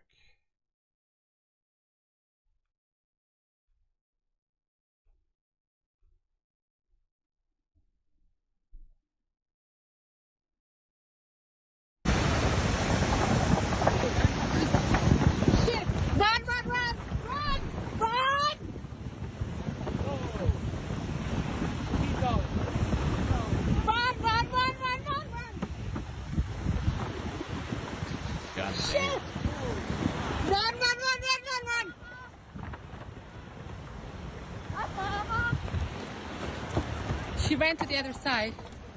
Holy shit.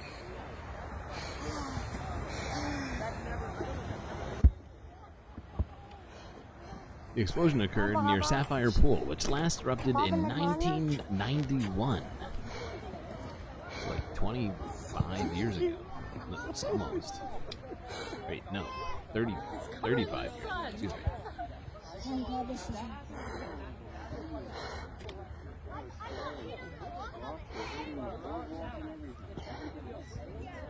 Parts of the park have been temporarily closed while parks officials investigate. So yeah. Just figured we'd check that out.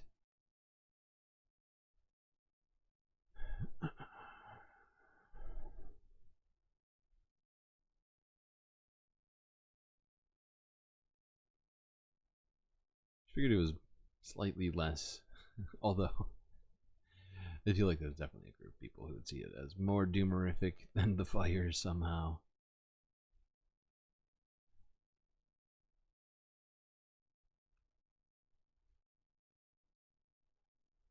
The cop is dismissing the problem. Oh, are you watching from the beginning right now, Mitty? Well, he wouldn't even be able to hear me talk. Okay, let's go on to this to discuss fires, but not an actual fire, but the concern of actually we don't have time for the shit. We're 4 hours in. What are we doing? I'm gonna save the rest till later. This one. You just gotta keep moving. I'm sorry, chat. I keep looking at that time and being like, what the fuck happened here? Alright, let's go on to this. Hydrate. Thank you for the hydrate, Omega Star.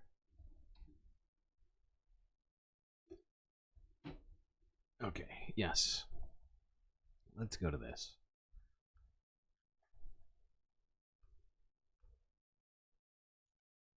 This is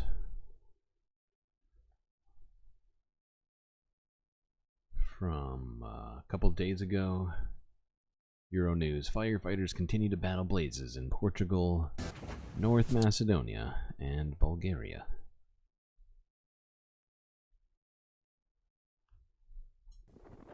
At least 14 people, including 11 firefighters, have been injured in a wildfire which broke out in a town near the Portuguese capital of Lisbon. According to reports, the fire broke out in Cascais shortly after noon, but more than 300 firefighters managed to bring it under control within a few hours. Meanwhile, 7 wildfires are still alight in North Macedonia after almost 2 weeks of firefighting in the country. Sirta Mountain in the southern region of Negatino is recording the most widespread fire, with about 30 kilometers still ablaze. 2 police helicopters, an army helicopter, 60 special service police officers and 100 army members have been deployed to the area. In Bulgaria, wildfires in a municipality on the border of Turkey have been brought under control after 7 days of firefighting efforts. According to local media, the fire has affected around 73 kilometers of land, and mobile homes are being delivered to those who lost their houses. I know we watched that one earlier, I think, maybe a couple days ago. At least I think we did. Although it always throws me off when I take a day off.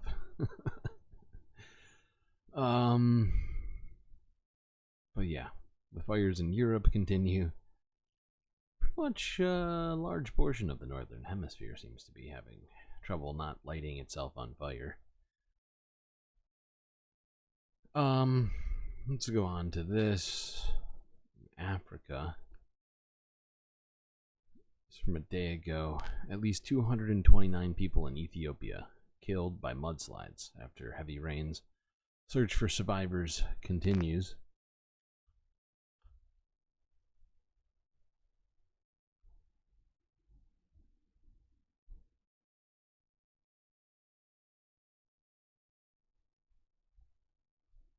so there's no sound for this. But people are literally digging with hand tools to try and find people buried by this landslide. It's fucking horrifying. You can see the bodies.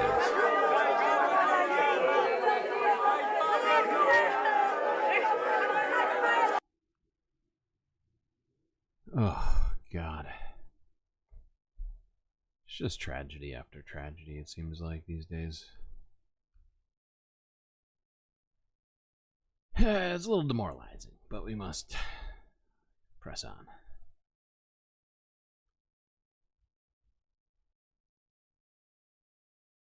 Further into Africa, let's go to this issue affecting people in Senegal. This is from a day ago. Senegal fish scarcity. Fishermen blame climate change and trawling. Yep, that checks out.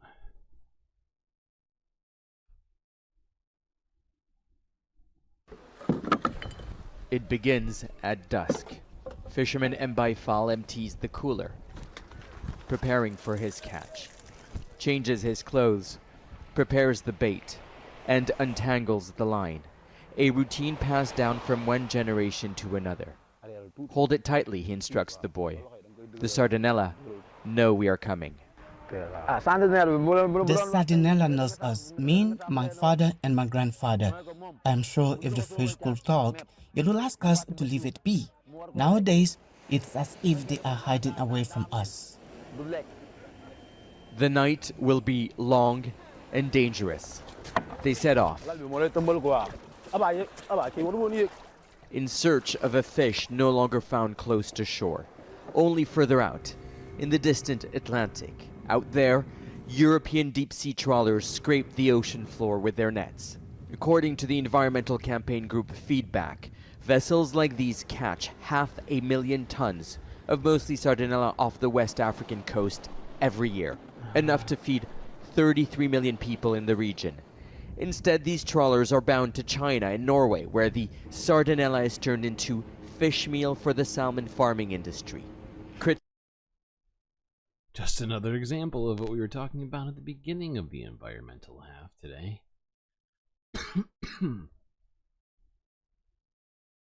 Oh my God. Enough fish to feed 33 million people. Wow. The actual people of Senegal here are going hungry. How great. Say they're taking food from people's plate in Africa to feed fish in Europe. What used to be an affordable fish is getting pricier, especially during the summer season when it's harder to find. Research. So we're taking food out of 33 million people's mouths to feed to other fish, to feed to ourselves. That is fucked. That is totally fucked.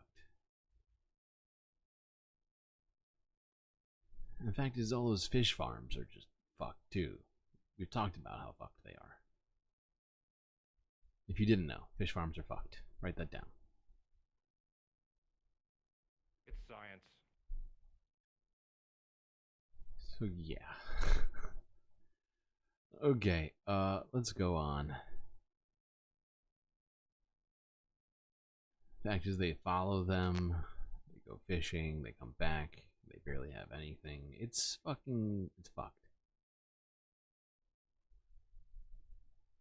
Okay. Now we're going to talk about Typhoon Gaemi, which we have in our title here, which we've talked about heading in the direction of mainland China. I think we talked a little bit, very quickly. I think we only had one video on it previously. It was like I think it was like a CTV camera, like on a street that showed what had happened in the Philippines. We're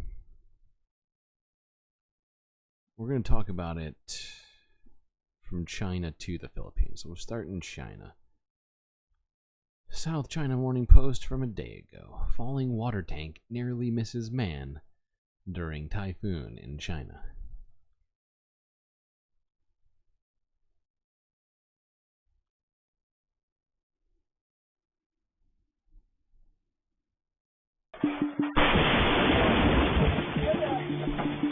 Holy fuck. Holy fucking shit. That's not the way you want to wake up. Holy fuck. That nearly killed him.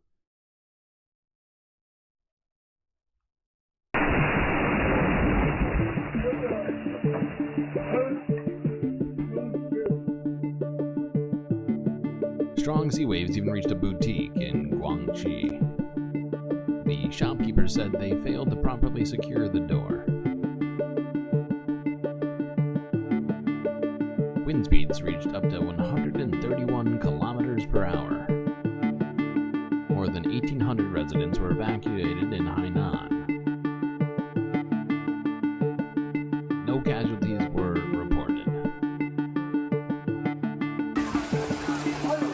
The meteorological department issued warnings to brace for heavy rain and strong winds.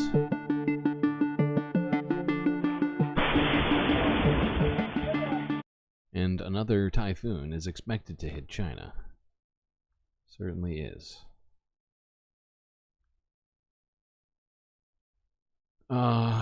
Cause yeah, we talked about this. Twin typhoons in the Pacific, I guess. Yeah. Or were, at least. They've made their way through portions of like the South China Sea at this point. Let's go on to this. This is in Taiwan, showing Typhoon Gaemi making landfall there. And 2 people so far have been declared dead, with hundreds injured. Now, a powerful typhoon with winds of up to 240 kilometers an hour is hitting Taiwan's northeast coast. 240 This was kilometers seen an in hour. Taipei a short time ago. Typhoon Gaemi. How fast is that? What is that, like 130 miles per hour? God damn it. God damn you, freedom units.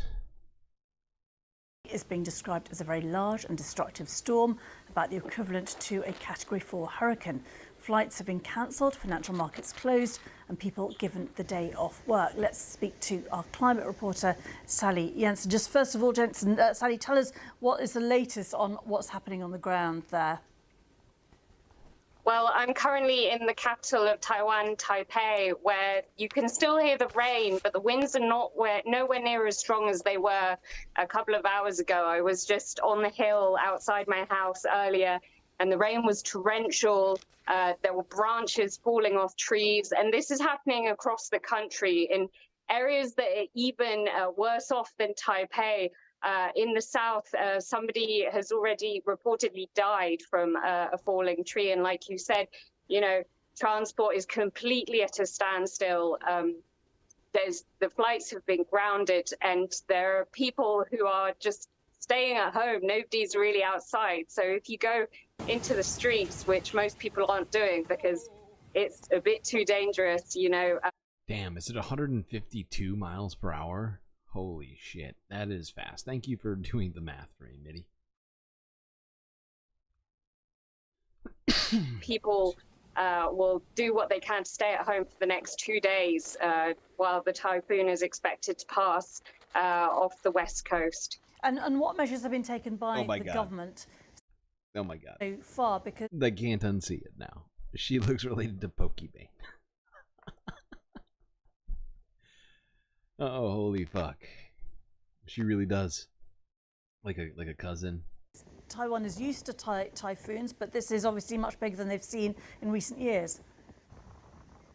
Yeah, so this is perhaps Taiwan's strongest typhoon in 8 years, and there is a little bit of worry that Taiwanese people have maybe become a little complacent about the strength of the typhoon and the capacity it has, especially remembering we had an earthquake just back in April.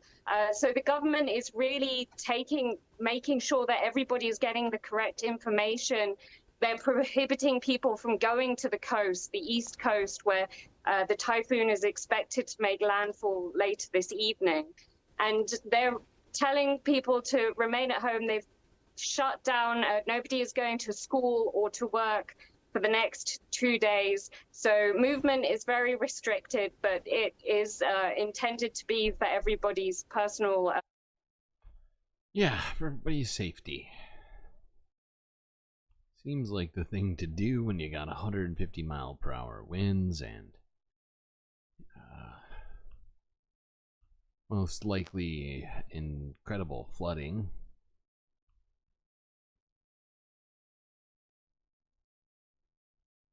And here's some of the effects so far on Taiwan. You already heard that 2 are dead and hundreds are already injured from this storm. Here's BBC News again from 16 hours ago. According to them, Typhoon Gaemi hit a Taiwanese sinking ship. I'm sorry, that's not the way. What? Wait, why is this worded this way? Typhoon Gaemi sank a ship with at least 9 crew aboard. That's the way you should have written it, you fucking dicks. Okay.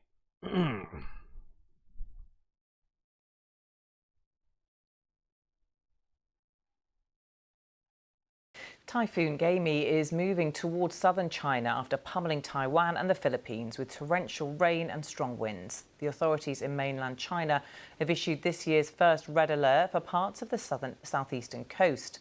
The storm hit Taiwan on Wednesday, killing 3 people and forcing thousands to evacuate. As we heard, the Philippine Coast Guard has found the body of a missing sailor from an oil tanker that sank in Manila Bay. Our correspondent Rupert Wingfield-Hayes is in the Taiwanese capital, Taipei. Well, as you can probably see, it is still raining here in Taipei.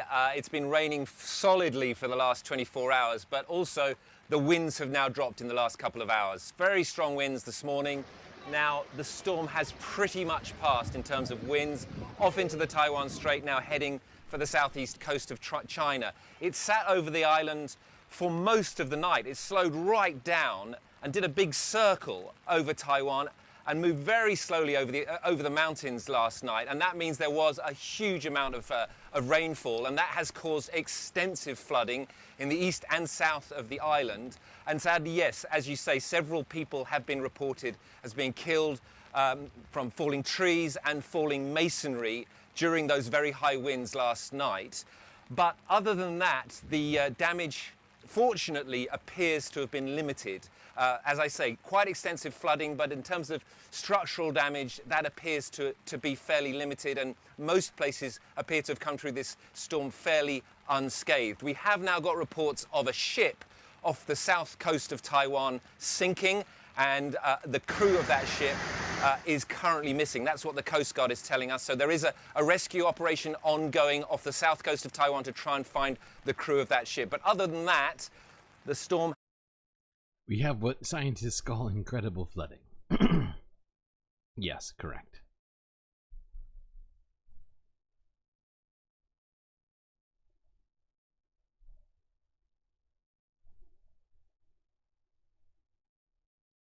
I hate to call the flooding next level. It sounds bad, but now I think about it, so does incredible.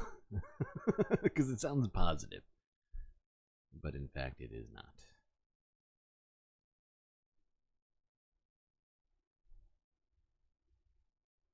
Okay, now let's go to the Philippines, which seems to have been the most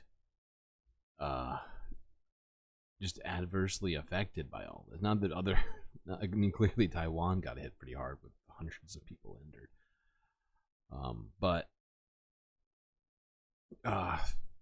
Yeah, and we looked at some of this. My guess was correct on the night that we looked at this footage. It was literally a street that we were looking at. What looked like a river on stream from the vantage point from where we were looking at was not a river. It was a city street. And that is what most of Manila looks like. It's honestly, it looks worse. It looks worse than Rio do Sul. The flooding that we saw in Brazil, which was basically arguably some of the worst flooding that we've seen out of this entire last 5 months. Go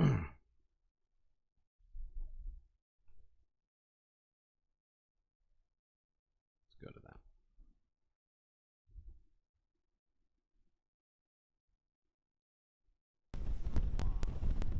This is Taiwan still. Why did it...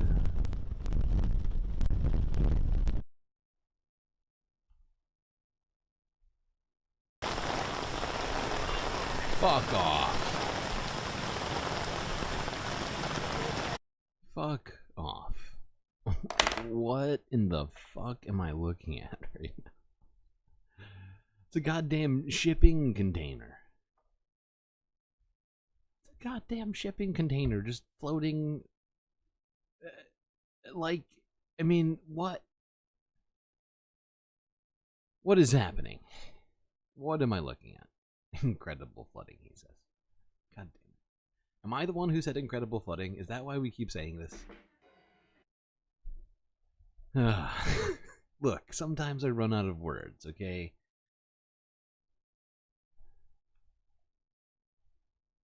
This is ridiculous.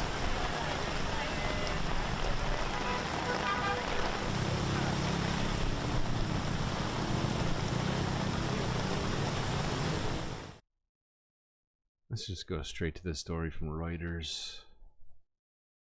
Typhoon Gaemi brings heavy rain to Manila, forcing evacuation. Rescuers waded through flooded roads in Manila to save trapped residents from their homes.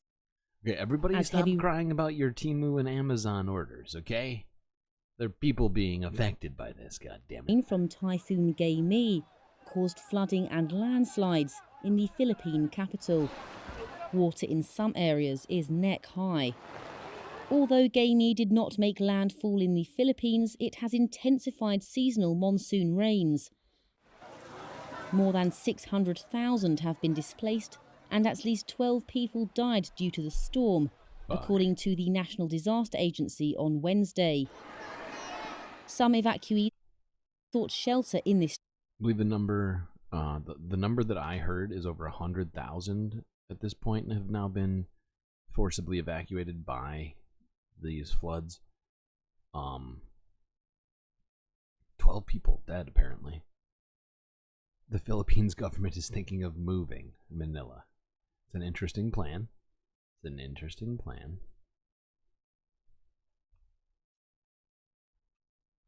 Church. Everything got submerged. Everything is destroyed. The flood reached the second floor of our house. All our things are ruined. Everything got wet. Nothing was saved. The heavy rain flooded streets in Manila and nearby cities, forcing schools and offices to shut down.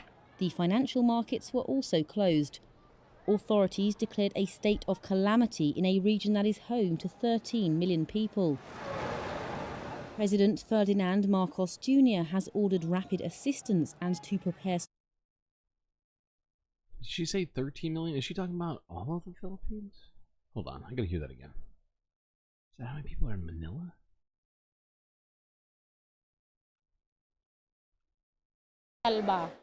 The heavy rain flooded streets in Manila and nearby cities, forcing schools and offices to shut down. The financial markets were also closed. Authorities declared a state of calamity in a region that is home to 13 million people. President Ferdinand Marcos. Okay, because it's also hitting other places, not just Manila. Because I looked it up. Manila's population is 2 million. Practically 2 million. It's like 1.9 million. So, wow. Must be...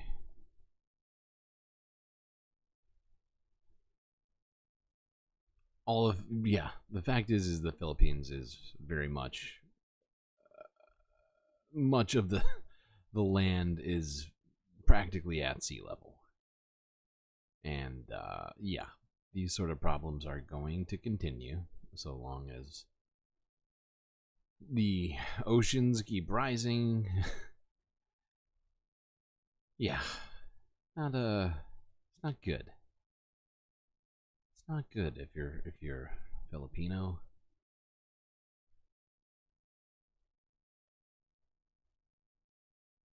They're just one of multiple nations in that area that are very much too close to sea level.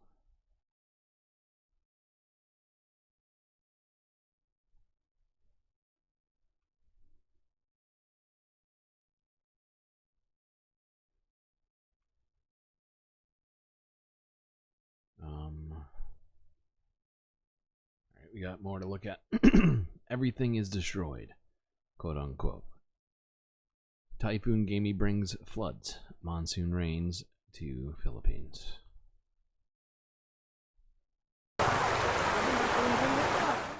Typhoon Gaemi has already worsened rains in the Philippines, where at least 12 people have died. Gaemi did not make landfall in the Philippines, but enhanced its seasonal monsoon rains. At least a dozen landslides and floods over. New Jersey is below sea level, but you don't have this? What are you talking about, So Life? When was the last time? Remember the last time New Jersey got hit by a hurricane? I know it's been a little bit, but if it were to, which is what a typhoon is, I think we know that New Jersey would have a bad time. Days have displaced 600,000 people in that country. Gaemi is now headed for Taiwan and is expected to be the strongest storm to hit the island in 8 years. Lahat talaga lubog, lahat sira. Inabot kasi ang second floor namin. The flood reached the second floor of our house. Everything is ruined. Lahat ng gamit na Everything got wet. Lahat nabasa. Nothing was saved. Lahat po lahat talaga, walang nasalba. Ay, syempre nalulungkot I feel po very talaga. sad. We're going to have to rebuild Parang and start magsisimula from the kami beginning. sa simula ulit. Kaya lang at least But at least we were safe. Nakaligtas That's kami. all that is important. Pero may importante. We were able to evacuate Nakalikas kami ng mga immediately. Malala po ang Situation here is sitwasyon natin severe. ngayon. We are in need of help Nangangailangan and po tayo attention. ng matinding atensyon at tulong dito sa atin. Ang baha po ay lagpas na po sa second floor ng mga kani-kanilang mga bahay, especially to those area near the river.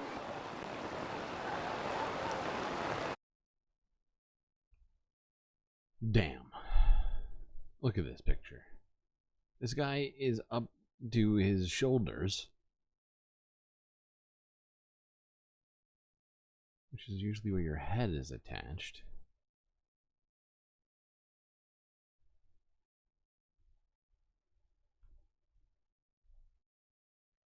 New Jersey was... Wait, hold on. Is this real? Hold on. Am I losing my mind? Do you not remember Hurricane Sandy? Are we being... Are we being real right now?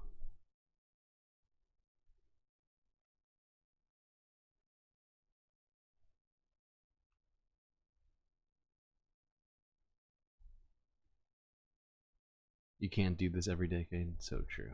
So very true. Oh boy. Alright, so this is... Oh, I need to hydrate.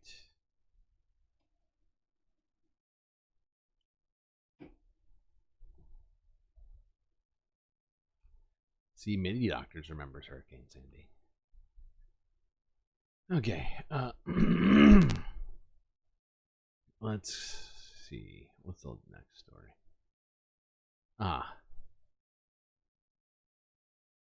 You don't need to imagine. There's pictures. That's so true. Let's go on to this. This is our last story about Typhoon Gaemi. Manila residents return home after storm passes and heads to inland China. Yeah, let's see the fucking devastation after the floodwaters receded somewhat. Spoiler alert, it's not great.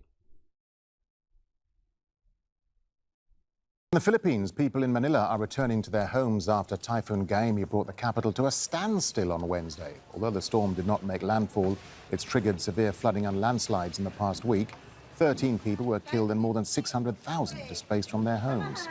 Al Jazeera's Barnaby Lowe has more from the Philippines capital. For the first time in days, the sun is shining here in the Philippine capital, Manila. And it is giving the opportunity for residents of this riverside community to clean up all this debris. I mean, just look at the amount of debris on this street alone. And this was left by flooding on Wednesday. Now, the flooding was caused by intense, continuous monsoon rains, which were in turn intensified by Typhoon Gaemi. residents of this village tell us that the floodwaters rose to the second floor of their homes, and so many of them were trapped on the third floor of their homes for hours. And if they didn't have a third floor, they were trapped on their roofs, or they had to flee to evacuation centers. Now, the flooding did not just affect this village. It was so widespread that now the entire Metro Manila region is under a state of calamity. Now, what does that mean? An official declaration of a state of calamity means, among other things, the quick release of emergency funds. So now, Philippine President Ferdinand Marcos Jr. has earmarked about $50 million for aid and assistance to victims. Now, remember, this city is a city of 13 million residents. Hundreds of thousands of people have been displaced by the typhoon and monsoon rains. And it's not just here in Manila, but in other parts of the country as well. The good Hundreds of thousands. God damn. He just keeps walking and there's more and more piles of trash. Just seemingly never-ending piles of trash. All from this goddamn flood. Okay. Hundreds of thousands of people. State of calamity is better than a state of emergency. Is that scientific?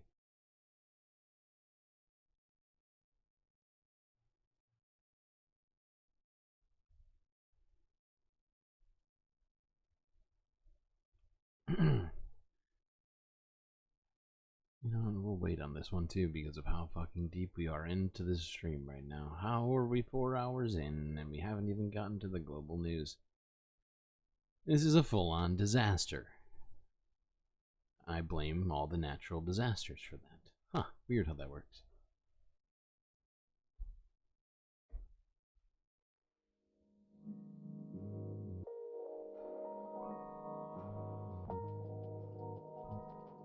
Well, if you haven't already somehow, don't forget to like and subscribe.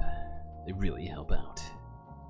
If you'd like to help out even more, what the Galactic News Network does, well, my best suggestion for you is to become a Galactic patron, where you'll not only be helping contribute to this show, but you'll also receive a bunch of super sweet space benefits unseen by the rest of the goddamn Milky Way galaxy. Write that down. While you're writing that down, chat, enjoy this Galactic intermission. I'll be right back.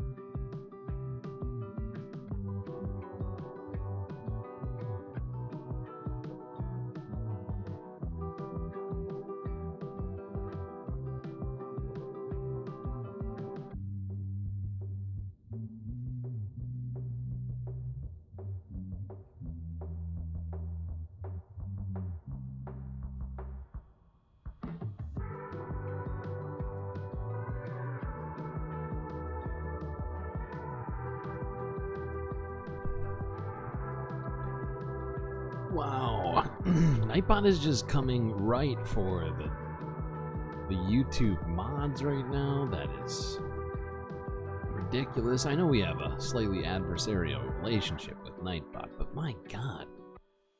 Claiming that it's unlikely Soul Life will ever be happy? Ugh, Nightbot, I am disgusted by you. We went down to the observation area just a few years ago and the view was amazing. I don't know what that means. I don't know what that's in reference to. Well, there's been a long Twitch conversation that I clearly missed between Schmegly and Megastar. Okay.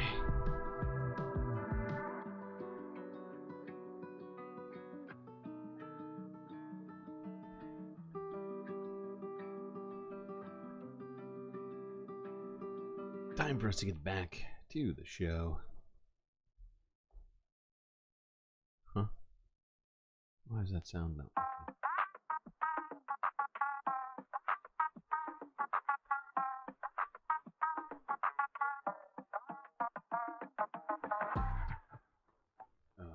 I know.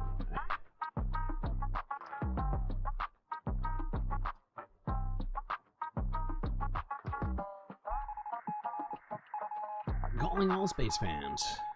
The final third of the Galactic show is about to commence.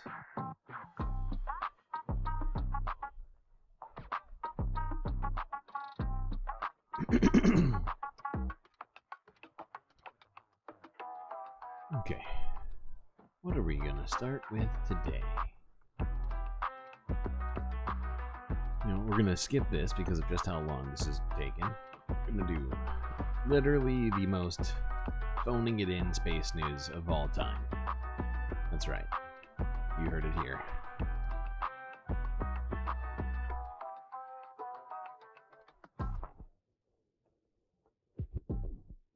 And you're gonna see what I mean in exactly 2 seconds.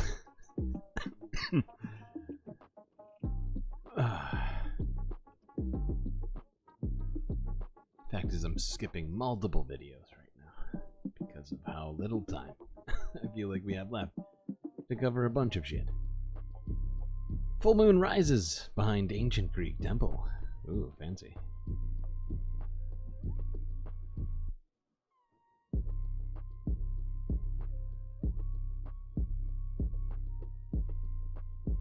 Look, we just can't start the final half until we do space news. It's just a fact.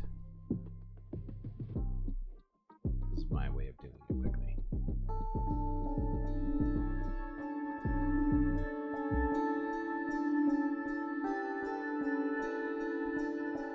Aww.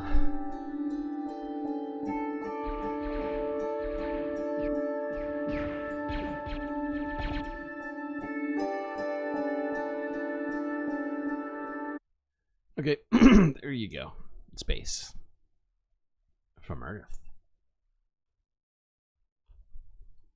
Alright, now to the realness. The earthly news. Clash of the Titans, that's right. The gods getting involved. Okay. We're doing 2 Navarre media pieces in the same day? This is crazy. This is crazy. Alright, I guess we'll do it. This is Navarre from a day ago. 500,000 cancel their BBC license fee.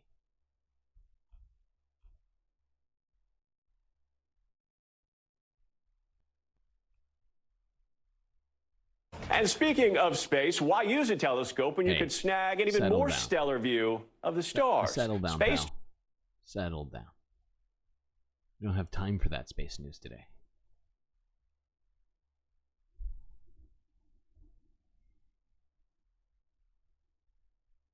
The BBC has just published its annual report. That document outlines the organisation's performance over the previous 12 months, its ambitions for the future, and the earnings of top BBC talent. More on that in a moment. But it's also revealed that 500,000 households have opted to cancel, yes, cancel, their licence fee. The Guardian reports this. The total number of British households paying the £169.50 licence fee fell to 23.9 million, suggesting a growing number of people feel able to go without BBC services. The fall has hit the BBC's income at a time when its finances were already struggling, owing to a decade of funding cuts and high inflation. That is... Thank you, Aaron, for reading that headline for us. No space. I'm sorry. We can only do so many stories in a day. I went overboard today. And like I said, I cut a bunch of stories. We just had so much shit to do. I only took one day off, and the whole world lit on fire. Benjamin Netanyahu came to talk to Congress. And as it turns out, other things happened on planet Earth in the same time. Hence, space is taking a backseat. Here's some space news for you. I'm still doing the stream. Alright, let's go to this. Oh wait, before I go, I was actually going to make a comment on that, because now we can't say for sure. They didn't poll all the people who canceled their subscriptions. But we can probably almost definitely contribute at least part of it to inflation, part of it probably to their coverage, right? Probably partly due to the prevalence of things like YouTube as well. But I think at least some number of people must have been put off by their recent failing in coverage, although maybe I'm wrong. It's just all speculation. I'm doing great, thank you. Thank you for that.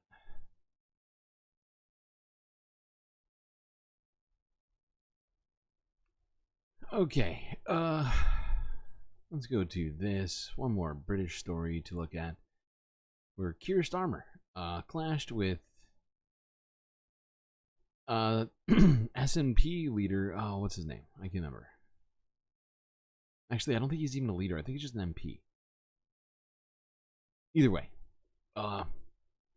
Keir Starmer clashed with the SNP in the first PMQs, which is the Prime Minister's questions, for those of you not from the UK. Let's see what they clashed over.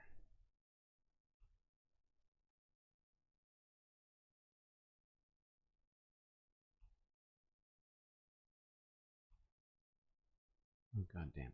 Let me... Thank you. There we go.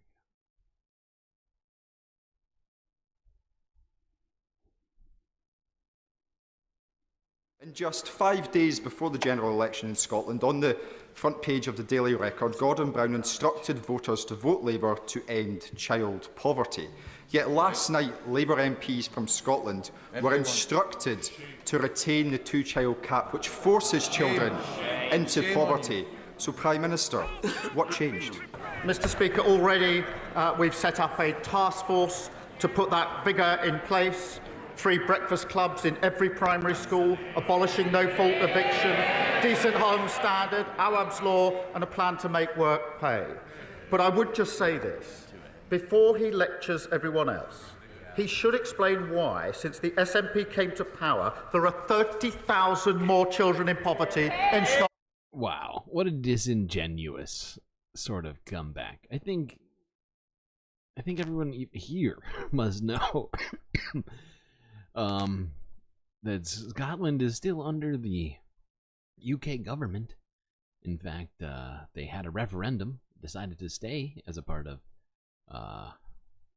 Britain a long time ago now. Good God, how long has it been now? It was around the time of Brexit, if I'm not mistaken. Could be wrong on that exact date. But for Keir Starmer to blame the SNP for this, I think is quite disingenuous. Maybe if they were their own country. But no. And especially when you're telling them that they should in fact back down on the removal of the two-child cap, which, as we talked about on previous streams, being quite bad for people.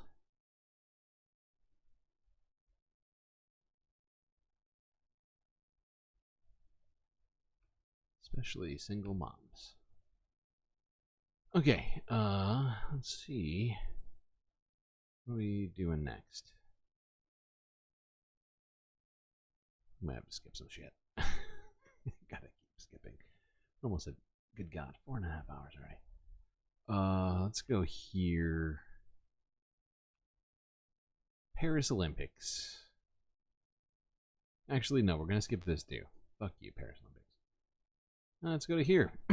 Ukraine. Euro news from 2 days ago. Ukraine's energy sector working at 50% capacity compared to 2023.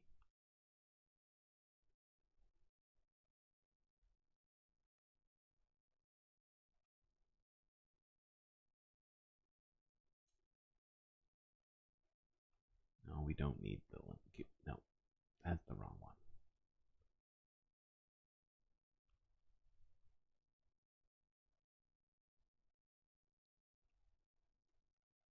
Child caps don't do so hot with governments, asked China. Well, they're not capping children. The having of children. After regular Russian... It's the capping of child benefits at 2 children. If you have more than 2 children... With little movement. That's too bad. You shouldn't have had so many kids. Fuck yourself. That's what they're doing. After regular Russian attacks, Ukraine's energy sector is operating at only 50% of last year's output. The hall of the largest thermal power plant in western Ukraine resembles a repair shop. Instead of supervising the operation of the units, employees salvage every component that can still be used. Before the war, this was one of the region's key power plants. Now it can only generate heat for the neighboring village. Russia's Ministry of Defense has released footage described as showing a missile attack carried out on a hangar in Ukraine, which it said was being used to store a rocket system. EU Foreign Policy Chief Josep Borrell has urged ministers to provide more power generation capacities to Ukraine. Nightbot with a rare W? What did Nightbot just do? I missed the question. Did Soul Life leave because you got here? Oh, wow. Wow. Why would Soul Life leave because you're here, my dogs? That's silly.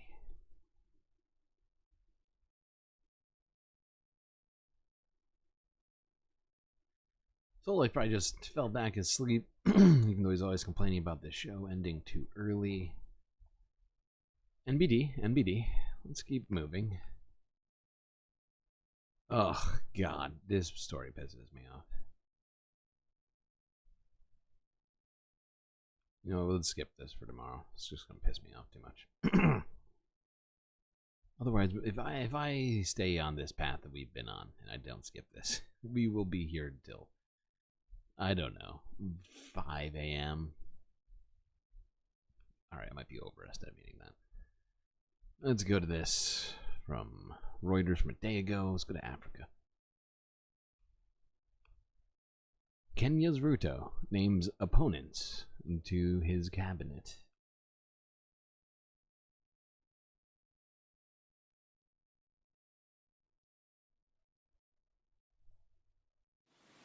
Kenyan President William Ruto nominated 4 members of the main opposition party to cabinet on Wednesday, a move he promised in response to nationwide protests. I have this to say to Kenyans.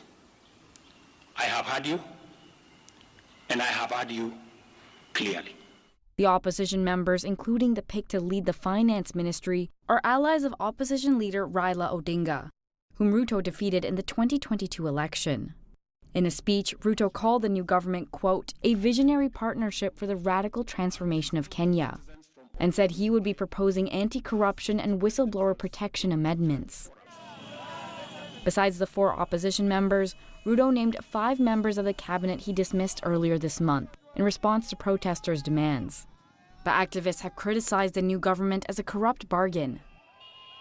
The young protesters behind 6 weeks of protests that forced Ruto to withdraw $2.7 billion in tax hikes said the unity government would perpetuate a tradition of leaders co-opting the opposition at the expense of the population.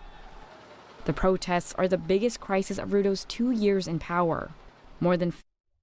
I was actually a little bit shocked to see Reuters cover this kind of unbiasedly, I think that they managed to actually get the sentiment of the Kenyan people in here somehow. And since Kenya's an ally of Western governments, generally speaking, like it's kind of surprising.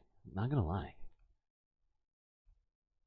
I was expecting her to call the protesters a bunch of, you know, whatever, like just sore, whatever, right? Like sore losers or something. Like, you know, like, oh, why are you so complaining? Something to that effect. Although maybe I'm being a little bit harsh on Reuters. But I do feel like Reuters is often kind of filtering in a bunch of sort of horrible propaganda all the time and other sorts of things like that. Actually, pretty well-rounded discussion in this one. Fuck the IMF. Totally fair. Being heard doesn't mean you're going to do anything. Yeah, that's too true. That is too true.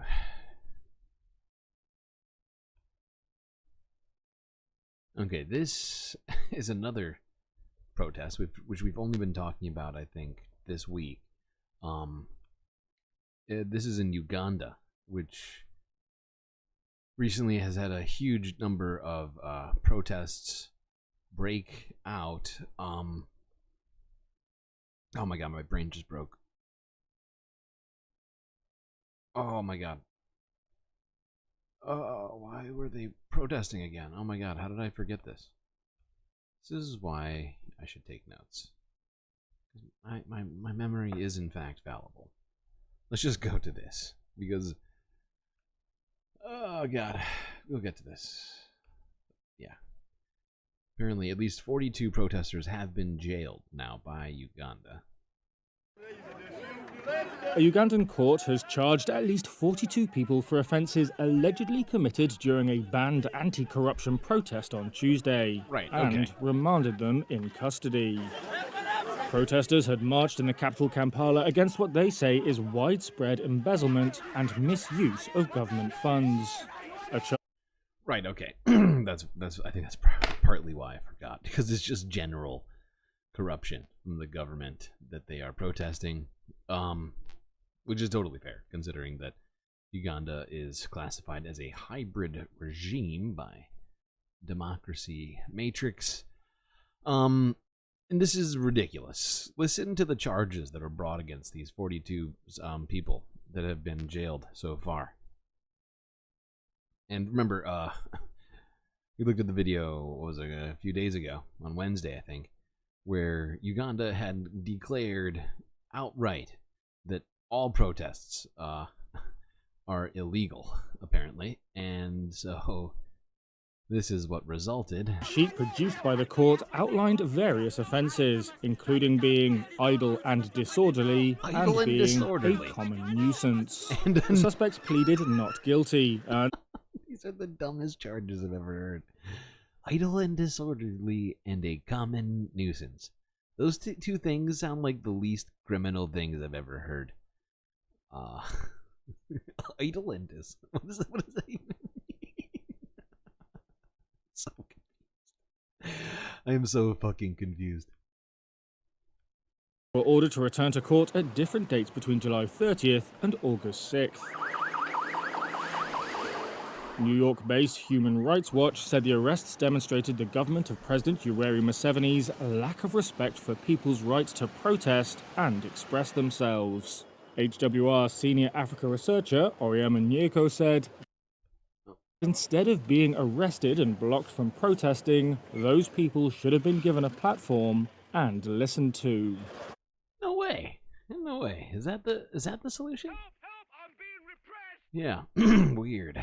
Weird listening to people.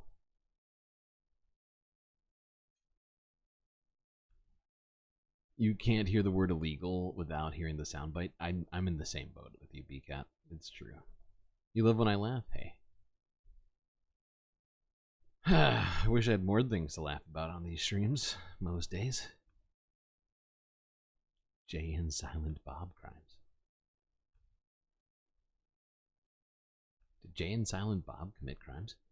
I mean, now that I think about it, yeah, they did. Yeah, they did. At least in the movies. But is that like a real thing?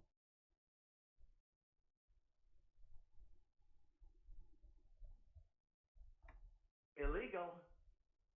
Okay. We're going to skip this next one, go straight to here. This is Forbes breaking news from 23 hours ago, where Matthew Miller of the State Department responded to reporters' questions about Russia's recent attacks on Romania. That's right, Romania. Not Ukraine, but Romania. It's a different country.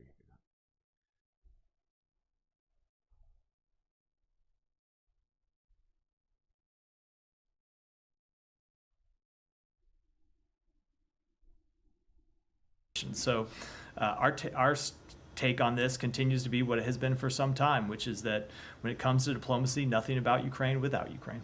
Thank you. Alex. Staying on the topic, Russian drones reportedly fell on Romanian territory last night as they say they were attacking Odessa. Romania had to fly F-16s in response. How much do you know about it, and what's your response? So my understanding is that the government of Romania is conducting an investigation into this matter. We have full confidence in that investigation into the explosion near their border with Ukraine, and we commend them for the professional and deliberate manner in which they are conducting it. We will continue to assess and share any new information as it becomes available to us. So are you guys involved? Okay. So yeah. From here on, Matt stops answering questions. Well, and then not quite. He just gives reasons for why he can't answer questions. I guess that's different, technically. But, so yeah. Smug and smarmy little worm, Matt Miller, telling us he applauds Romania and their professional investigation of Russia hitting its territory with drones. Okay. Okay.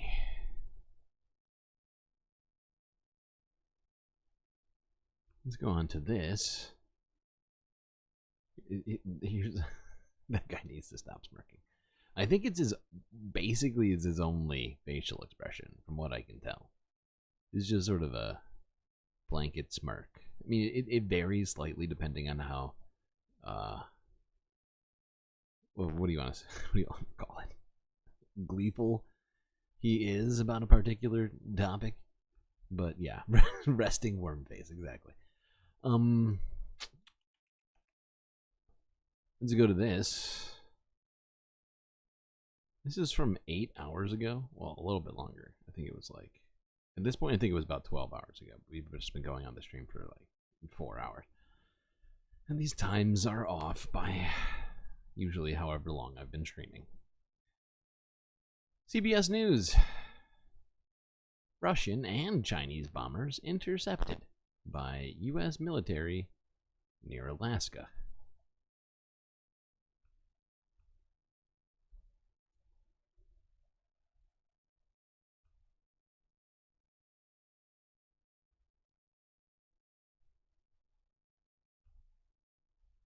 The U.S. military intercepted Russian and Chinese bombers in international airspace off of the coast of Alaska yesterday. Officials say 2 Russian and 2 Chinese fighter jets were detected, tracked, and intercepted. The U.S. official says that this is the first time Russian and Chinese aircraft have jointly entered the area. However, NORAD notes that the activity is not seen as a threat. Right. Not seen as a threat because it was, in fact, technically in international airspace. These are the first major protests since Minister Sheikh Hasina's re-election in January. Did you just pause when I click you the first time? Jesus Christ. So what was I saying? Fucking hell. Yeah, right. So, technically, this joint air operation, seemingly, with Russia and China, was an international airspace, so it's not illegal. But, certainly was concerning to military officials, enough so to send an intercepting, what do you call it? God damn it, I can't think of military terms right now. The squadron? Planes. They sent planes, essentially, to make sure everything was cool. Kind of like a Top Gun moment, kind of. And determined everything wasn't going to escalate, but that, I think, set some couple alarm bells off, at least momentarily, for people at the Pentagon.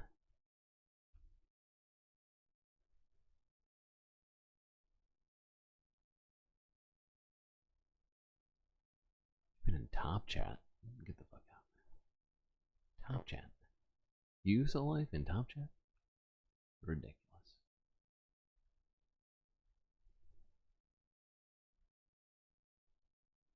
Okay, let's go to this. This, hopefully, but may perhaps not be the end of it. But let's hope that things will improve in this situation from here on out. Let's look at maybe our last video about this. This is from TRT World from a day ago. Bangladesh restores internet service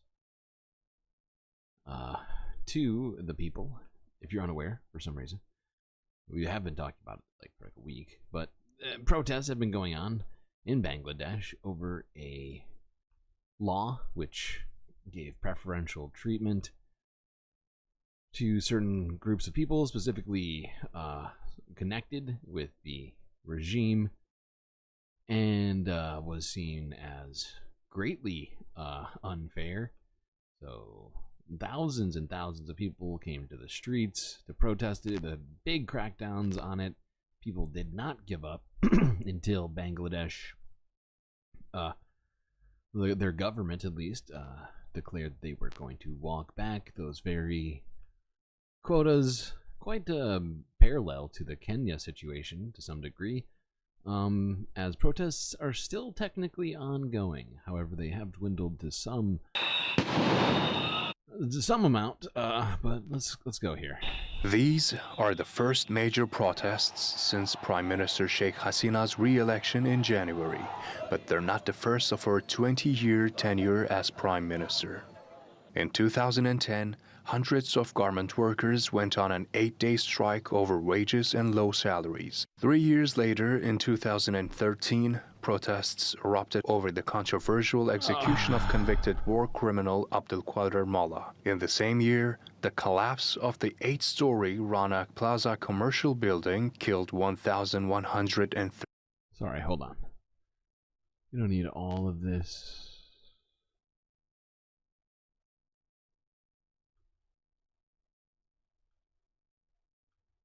A quota system that reserves nearly 60% of government jobs for specific groups, including families of those who fought in Bangladesh's War of Independence. How can the government run these attacks? We have been saying since the beginning that we are general students. It is a matter of common sense that over 50% of the jobs cannot be given away to quota holders. A normal state cannot be run like this. Prime Minister Hasina blamed opposition parties, accusing them of instigating the violence. The student wing of Jamaat-e-Islami, along with the Bangladesh Nationalist Party and Jamaat, are behind all the incidents of vandalism and murder. The Bangladesh Nationalist Party's Secretary General denied the accusations and said the protests were due to wider problems. Prime Minister's remarks on the whole incident and blaming us, BNP mainly, is totally baseless. People are now suffering there economically, politically. Right. So the thing that people say that they're protesting about, that's not really what they're protesting. Okay, weird. Weird. Not sure how that works.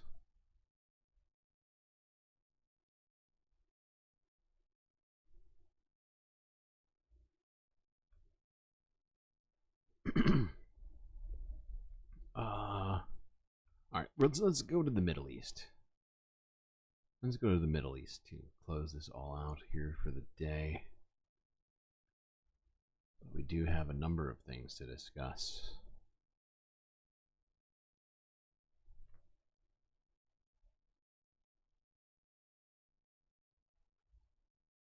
First, let's start with a little discussion about Hezbollah and Israeli relations.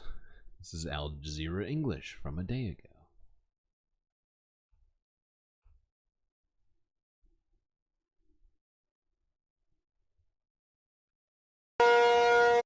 Nope, not that.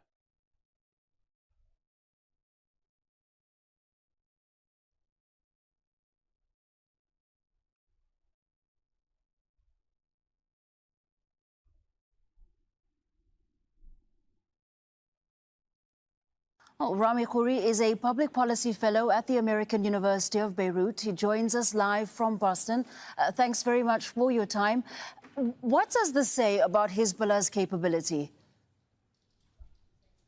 It says that its capabilities continue to increase. The sophistication of its aerial surveillance, its ability to evade Israeli defensive facilities, and its willingness to provoke the Israelis all the time, as well as to carry out more and more sophisticated psychological warfare against the Israeli population. You have to remember the Israeli government and military is in a very difficult position now. The military is exhausted because of Hamas, even because of the fighting in Gaza against Hamas. Many generals have spoken publicly in Israel about the need to resolve the hostages issue peacefully through negotiations and not to continue fighting. They're running out of ammunition, spare parts, trainers. They're publicly saying these things, which is unprecedented in Israel. And so the last thing that they can do now is have another war in the north. But at the same time, Hezbollah's strategy is to tie up many of the Israeli army units in the north and to keep the population on edge. So they've already had 60, 70,000 Israelis leave the northern part of Israel. The school year is not going to start as many Israelis hoped it would, so these people are going to stay away for a while more. So it's a combination of military strategy, psychological warfare, and technical capabilities, all wrapped into one. Yep. I think that's something that we've all implicitly perhaps been aware of, but that was certainly what I kind of got, you know, from the posted videos by Hezbollah showing Israeli targets. You know, I don't think they'd project necessarily what they're going to strike. You know, I think a lot of it has to do with them attempting to get in the heads of Israeli leadership, saying, hey, we could do this or this. Look at us flying over your airspace right now, right?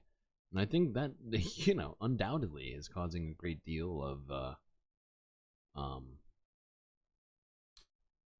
a concern in Israeli leadership. And like he was saying, the army is spread thin because they've been in the middle of a genocidal onslaught on an entire people in Gaza. But meanwhile, with Hezbollah of essentially fighting on behalf of Palestinians, they have to go to the very north of their country, you know, to deal with that as well. And yeah, it's certainly putting a great deal of strain on them.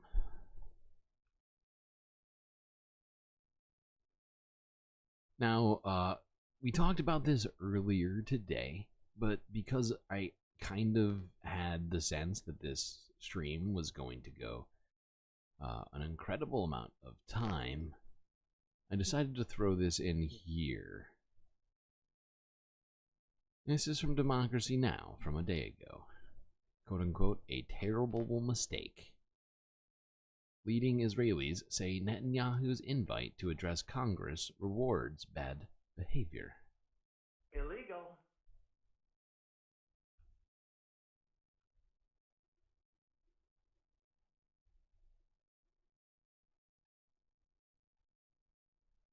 Washington, D.C., thousands of protesters are planning to march on Capitol Hill today as Israeli Prime Minister Benjamin Netanyahu addresses a joint session of Congress as the death toll from Israel's war on Gaza tops 39,100 and expected to be much higher. On Tuesday, 400 Jewish activists, including over a dozen rabbis, were arrested during a sit-in inside the Capitol to protest Netanyahu's visit and to demand an immediate U.S. weapons embargo on the Israeli government. Dozens of Democratic lawmakers are boycotting Netanyahu's speech, including Senators Dick Durbin, who is the majority whip, Chris Van Hollen, Jeff Merkley, Patty Murray, Elizabeth Warren, and Bernie Sanders, who spoke Tuesday. Netanyahu is a right-wing extremist and a war criminal who has devoted his career to killing the prospects of a two-state solution and lasting peace in the region. He should not be welcomed to the United States Congress. Maryland Senator Ben Cardin will preside over the Senate during Netanyahu's speech after presidential candidate Kamala Harris declined to go. In the House, Democratic Congressmember Rashida Tlaib called for Netanyahu to be arrested and sent to the International Criminal Court. In a statement, she said, quote, Netanyahu is a war criminal committing genocide against the Palestinian people, unquote. New York Congressmember Jerry Nadler, the most senior Jewish member of the House, said he'll attend Netanyahu's speech out of respect for the state of Israel, but Nadler said, quote, Benjamin Netanyahu is the worst leader in Jewish history since the Maccabean king who invited the Romans into Jerusalem over 2,100 years ago, Nadler said. A number of prominent Israelis have also criticized congressional leaders for inviting Netanyahu. Last month, the New York Times published an essay headlined, We Are Israelis Calling on Congress to Disinvite Netanyahu. The essay was co-authored by 6 prominent Israelis, including former Israeli President Ehud Barak and former Mossad director Tamir Pardo. Kamala declined to go. No, was busy or had other plans. Declined to go. Well, I think we talked about this earlier while we were watching the majority of the Benjamin Netanyahu speech Congress stuff. That they were aware, right? They were aware for months of what day Benjamin Netanyahu was going to be here, right?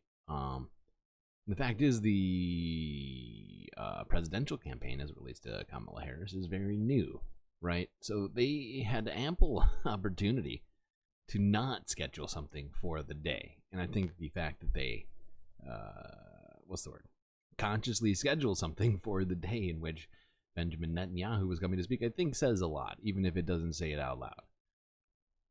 Another one of the co-authors joins us now. David Harel is the president of the Israel Academy of Sciences and Humanities and a professor of computer science and applied mathematics at the Weizmann Institute of Science.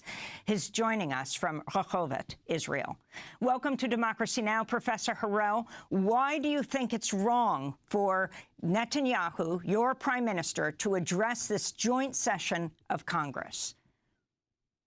Good afternoon here. Good morning over there. I think Congress has made a terrible mistake in inviting Netanyahu. First of all, he does not represent the majority of Israelis. He clings to power because of a coalition which includes some very, very extreme people. We feel deeply, and many, many Israelis feel, that the actions of this government are bringing Israel downhill to the point that we may be losing our country. It's not just a crisis. It's not just some things that are happening that we are not happy with. We actually feel that the existence of the country that we so love, and all 6 of us have served for many, many decades in various capacities, is at a grave risk of collapsing the country down to nothing. Yeah. It is a great mistake.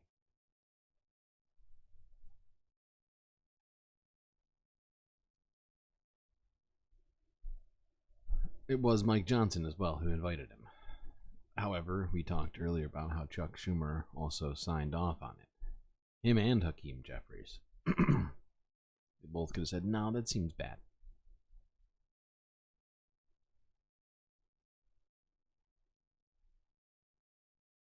And yeah, it 100%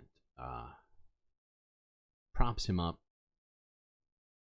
You would think bolsters him personally. And, you know, it does imply that the United States as a whole supports what he's doing, supports him as prime minister, and is really a reward, like they said. You know, it's a reward for bad behavior, and it should never have happened. And it could have been stopped, but it didn't get stopped.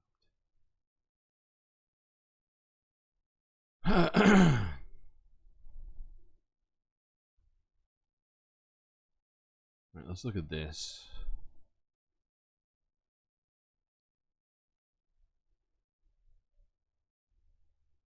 This is something that's been going on now for pretty much the entirety of this last 9 months. Ultra-Orthodox Jews have been getting angrier and angrier as their government attempts to enlist them into the military service.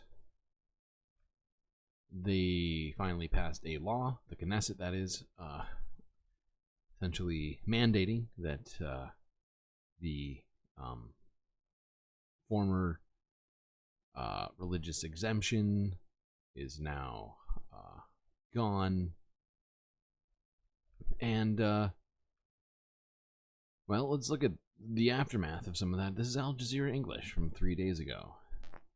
Ultra-Orthodox Jews called up. Israeli government begins issuing conscription notices.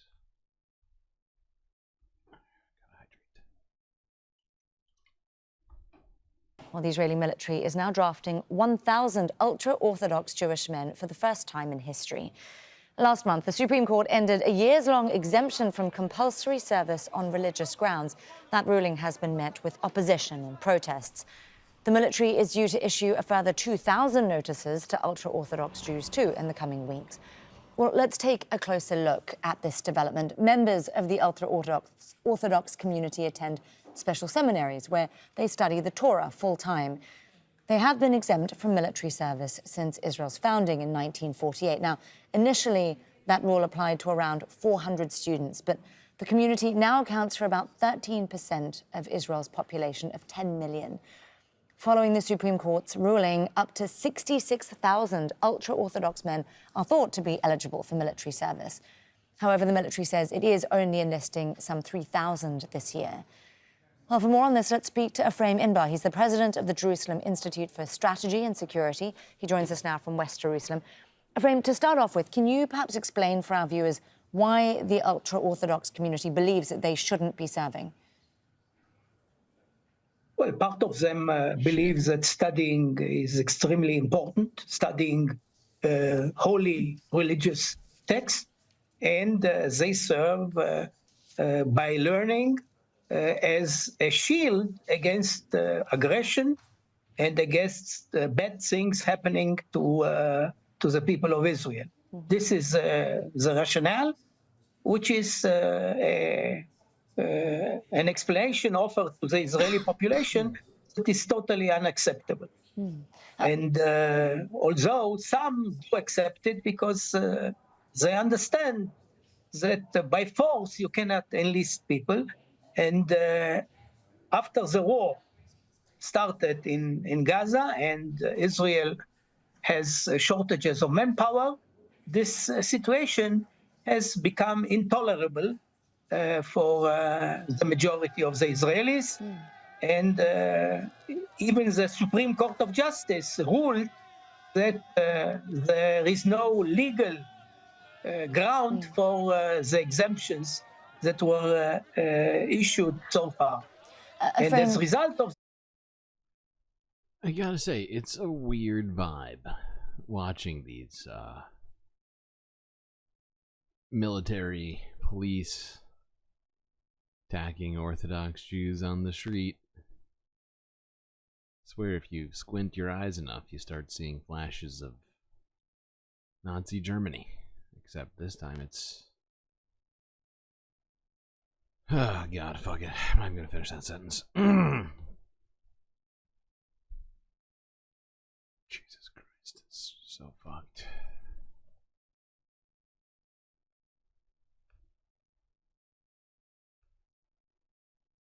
What is all this? Chicken gross, Santa Fe chicken good. Turkey gross, oven roasted chicken good. Ham gross, ham gross. Okay, I think we know where Soul Life stands on at least a few of the meats. Good to know. This is information we all could not live without. Let's go to this. Now, this is a channel I'm unfamiliar with, but is apparently a sorry, not Lebanese. This is a Jordanian outlet called Roya News English. This is from 4 days ago. Israeli settlers attack American woman.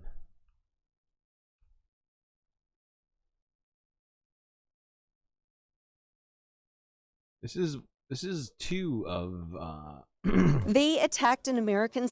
Hold on.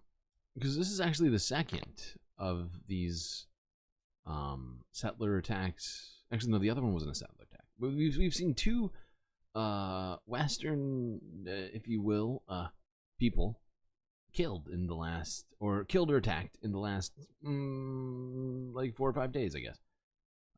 First, it was a Canadian that we saw killed by the IDF. Now, this is an American who was attacked by Israeli West Bank settlers. They attacked an American citizen, and you are still sending weapons to them? Why aren't you doing something to stop this? Because the only violence I'm seeing is from the army, from the settlers. Tell me what happened. We were walking to see the olive groves and the fields. We were walking along, and a group of settler teenagers came down. We were completely unarmed. And they just came at us with big sticks like this. There was a metal rod that I saw. They were throwing stones, and they were yelling at us. They were just young teenagers. We started. We were backing away.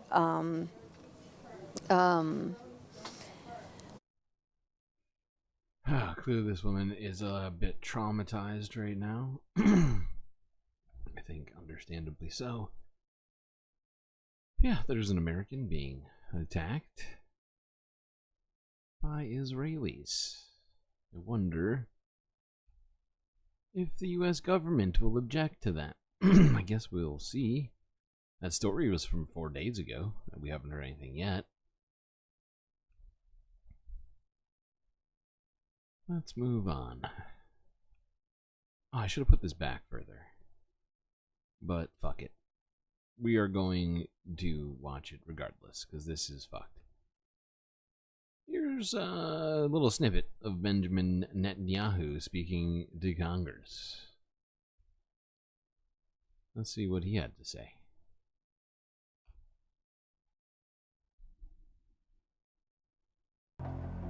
I asked him, how many civilians were killed? He said, Prime Minister, practically none, with the exception of a single incident where shrapnel from a bomb hit a Hamas weapons depot and unintentionally killed 24 people. The answer is practically none. You want to know why? Because Israel got the civilians out of harm's way, something people said we could never do, but we did it. The war in Gaza has one of the lowest ratios of combatants to non-combatants casualties in the history of urban warfare. This is not a clash of civilization. Okay, So yeah, according to Benjamin Netanyahu, there's been practically 0 Palestinian civilian casualties. I mean, I guess we can just wrap it up and go home. Ending the stream now. Oh, sorry. Just kidding. Let's go to this from TRT World from a day ago, where more than 67 Palestinians, according to them, had been killed in Gaza in the last 24 hours. Well, it's definitely more than a couple dozen.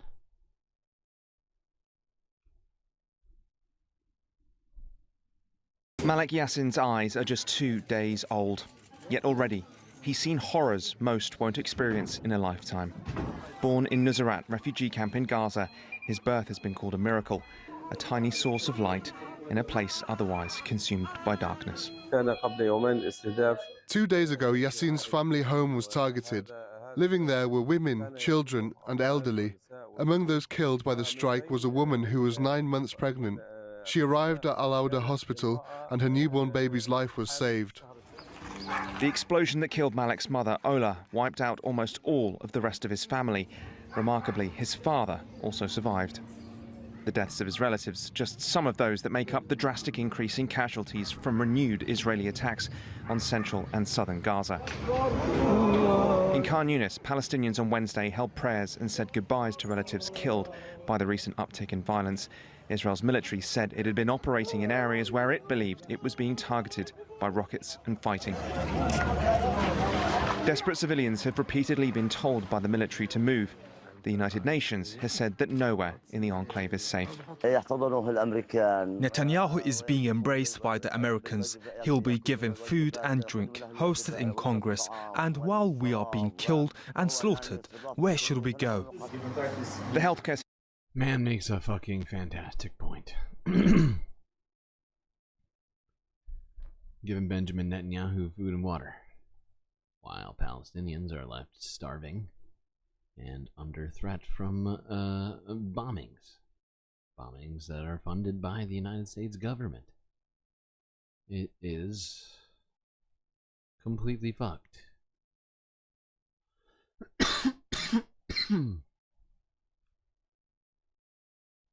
Situation, meanwhile, continues to worsen. Video released by the World Health Organization showed a delegation visiting Al-Shifa Hospital in Gaza City on Monday.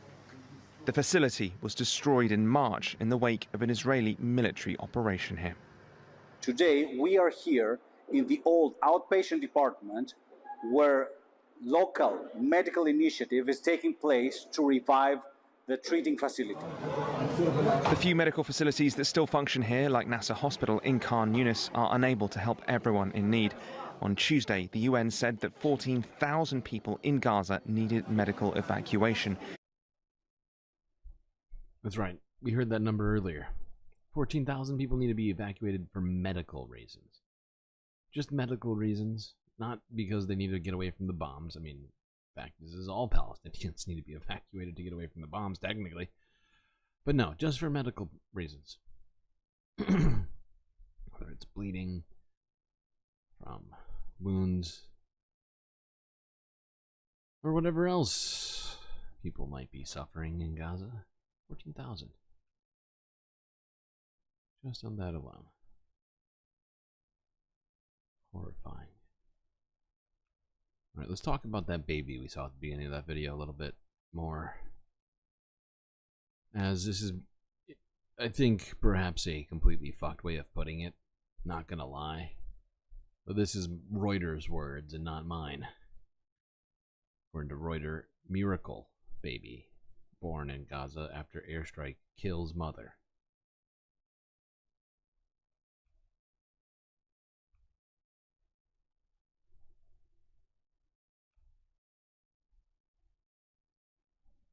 Yeah, 9 months pregnant, Ola Al-Kurd could not wait to hold her baby boy and bring new life to Gaza during a war which, according to its health officials, has killed over 39,000 fellow Palestinians. That special moment never came. An Israeli airstrike smashed into the family home in Gaza's Al-Nuseirat on July the 19th, her father, Adnan Al-Kurd, said, and the blast threw Ola down several floors in the house to her death. Somehow her baby survived, as did her husband, who was injured. In what Al-Kurd called a miracle, surgeons managed to deliver baby Malik Yassin from his dead mother's womb. She was holding on to the hope of being able to hold her baby. She never expected she would become a martyr. She wanted to hold her child and fill our home with his presence. She would say, "Mum, hopefully, this will make up for the loss of my martyred brothers and bring life back to our home."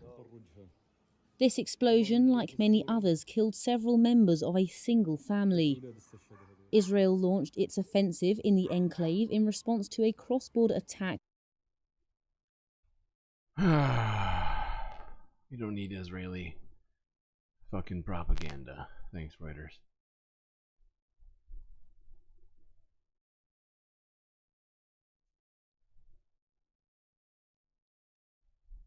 The fact is that the claim that it's a miracle baby, the reason that it makes me upset is because what is the future for that child right now, considering everything?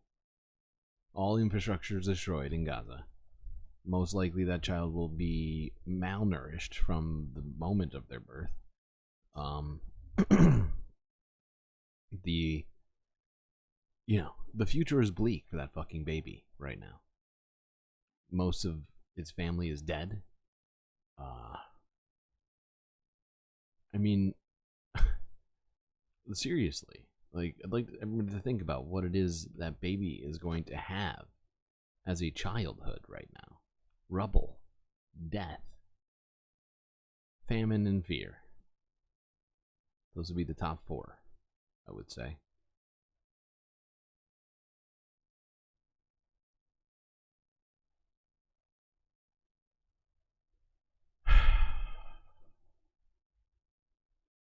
I forgot to mention, that was our penultimate video. We only have one left. And for that, I'm very sorry. However, I will give you this. A small but deserved round of applause for your having made it this far. Last video, Guardian news from a day ago. There is no shelter. Palestinians flee Khan Yunis safe zones on Israeli orders. Illegal.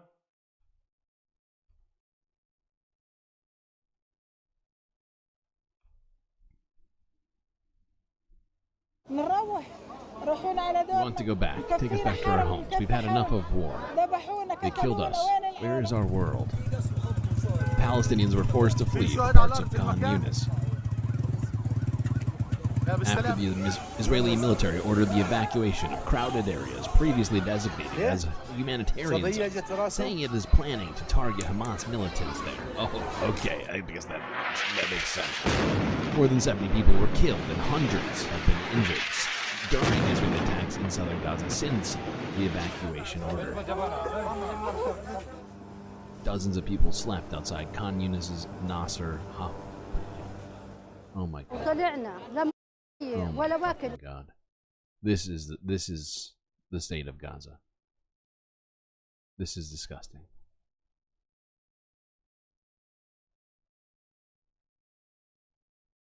For fuck's sake.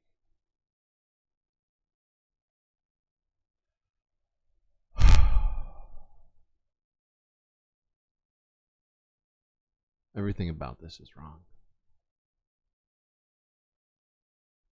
All just needs to stop.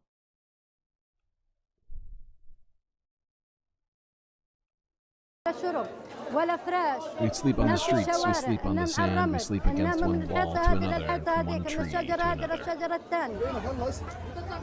Some families sought makeshift shelter as they moved towards the coast. We were displaced, walking 3 or 4 kilometers from the east of Khan Yunis. East of Suhaila to the most westerly point of Khan Yunis. No, we did not sleep. Not just me and my family.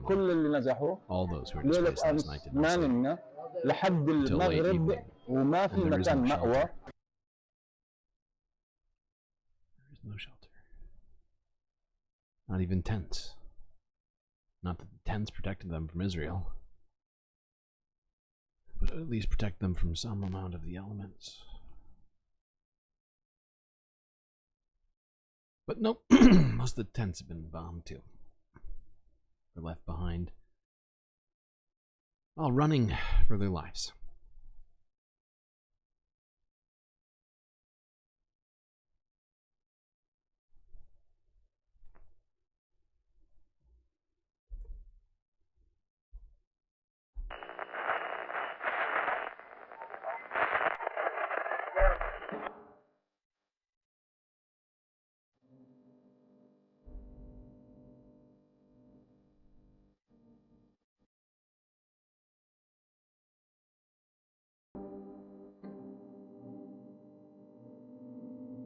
Well, chat, we made it through another one. This one was particularly long and also arduous. That's going to be it for me tonight. Till I see you next time. And stay classy, Galactic Stream Nation.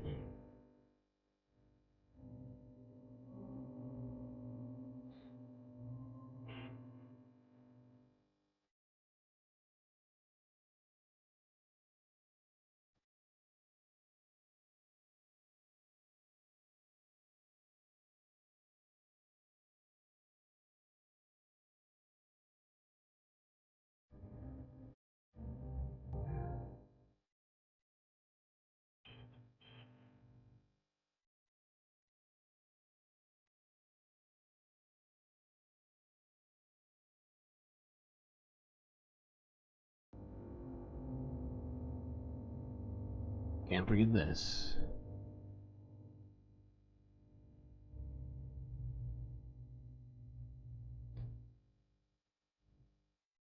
These are your galactic patrons.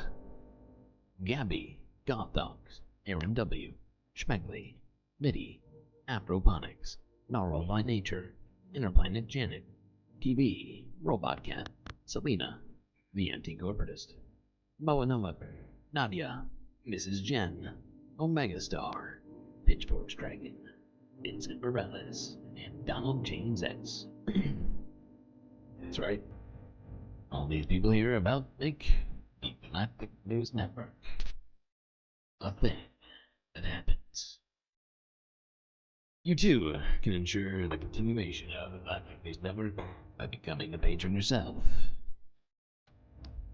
Link in chat, also on my YouTube bio.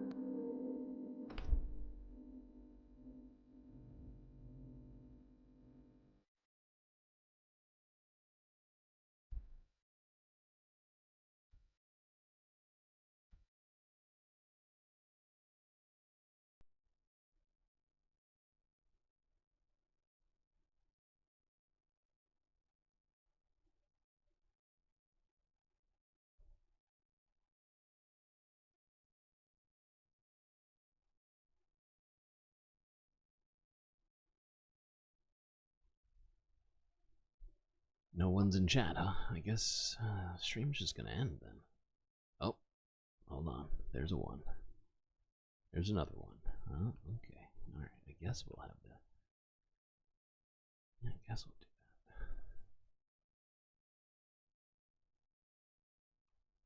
that. Although, I'm not gonna lie, this one's gonna be pretty short.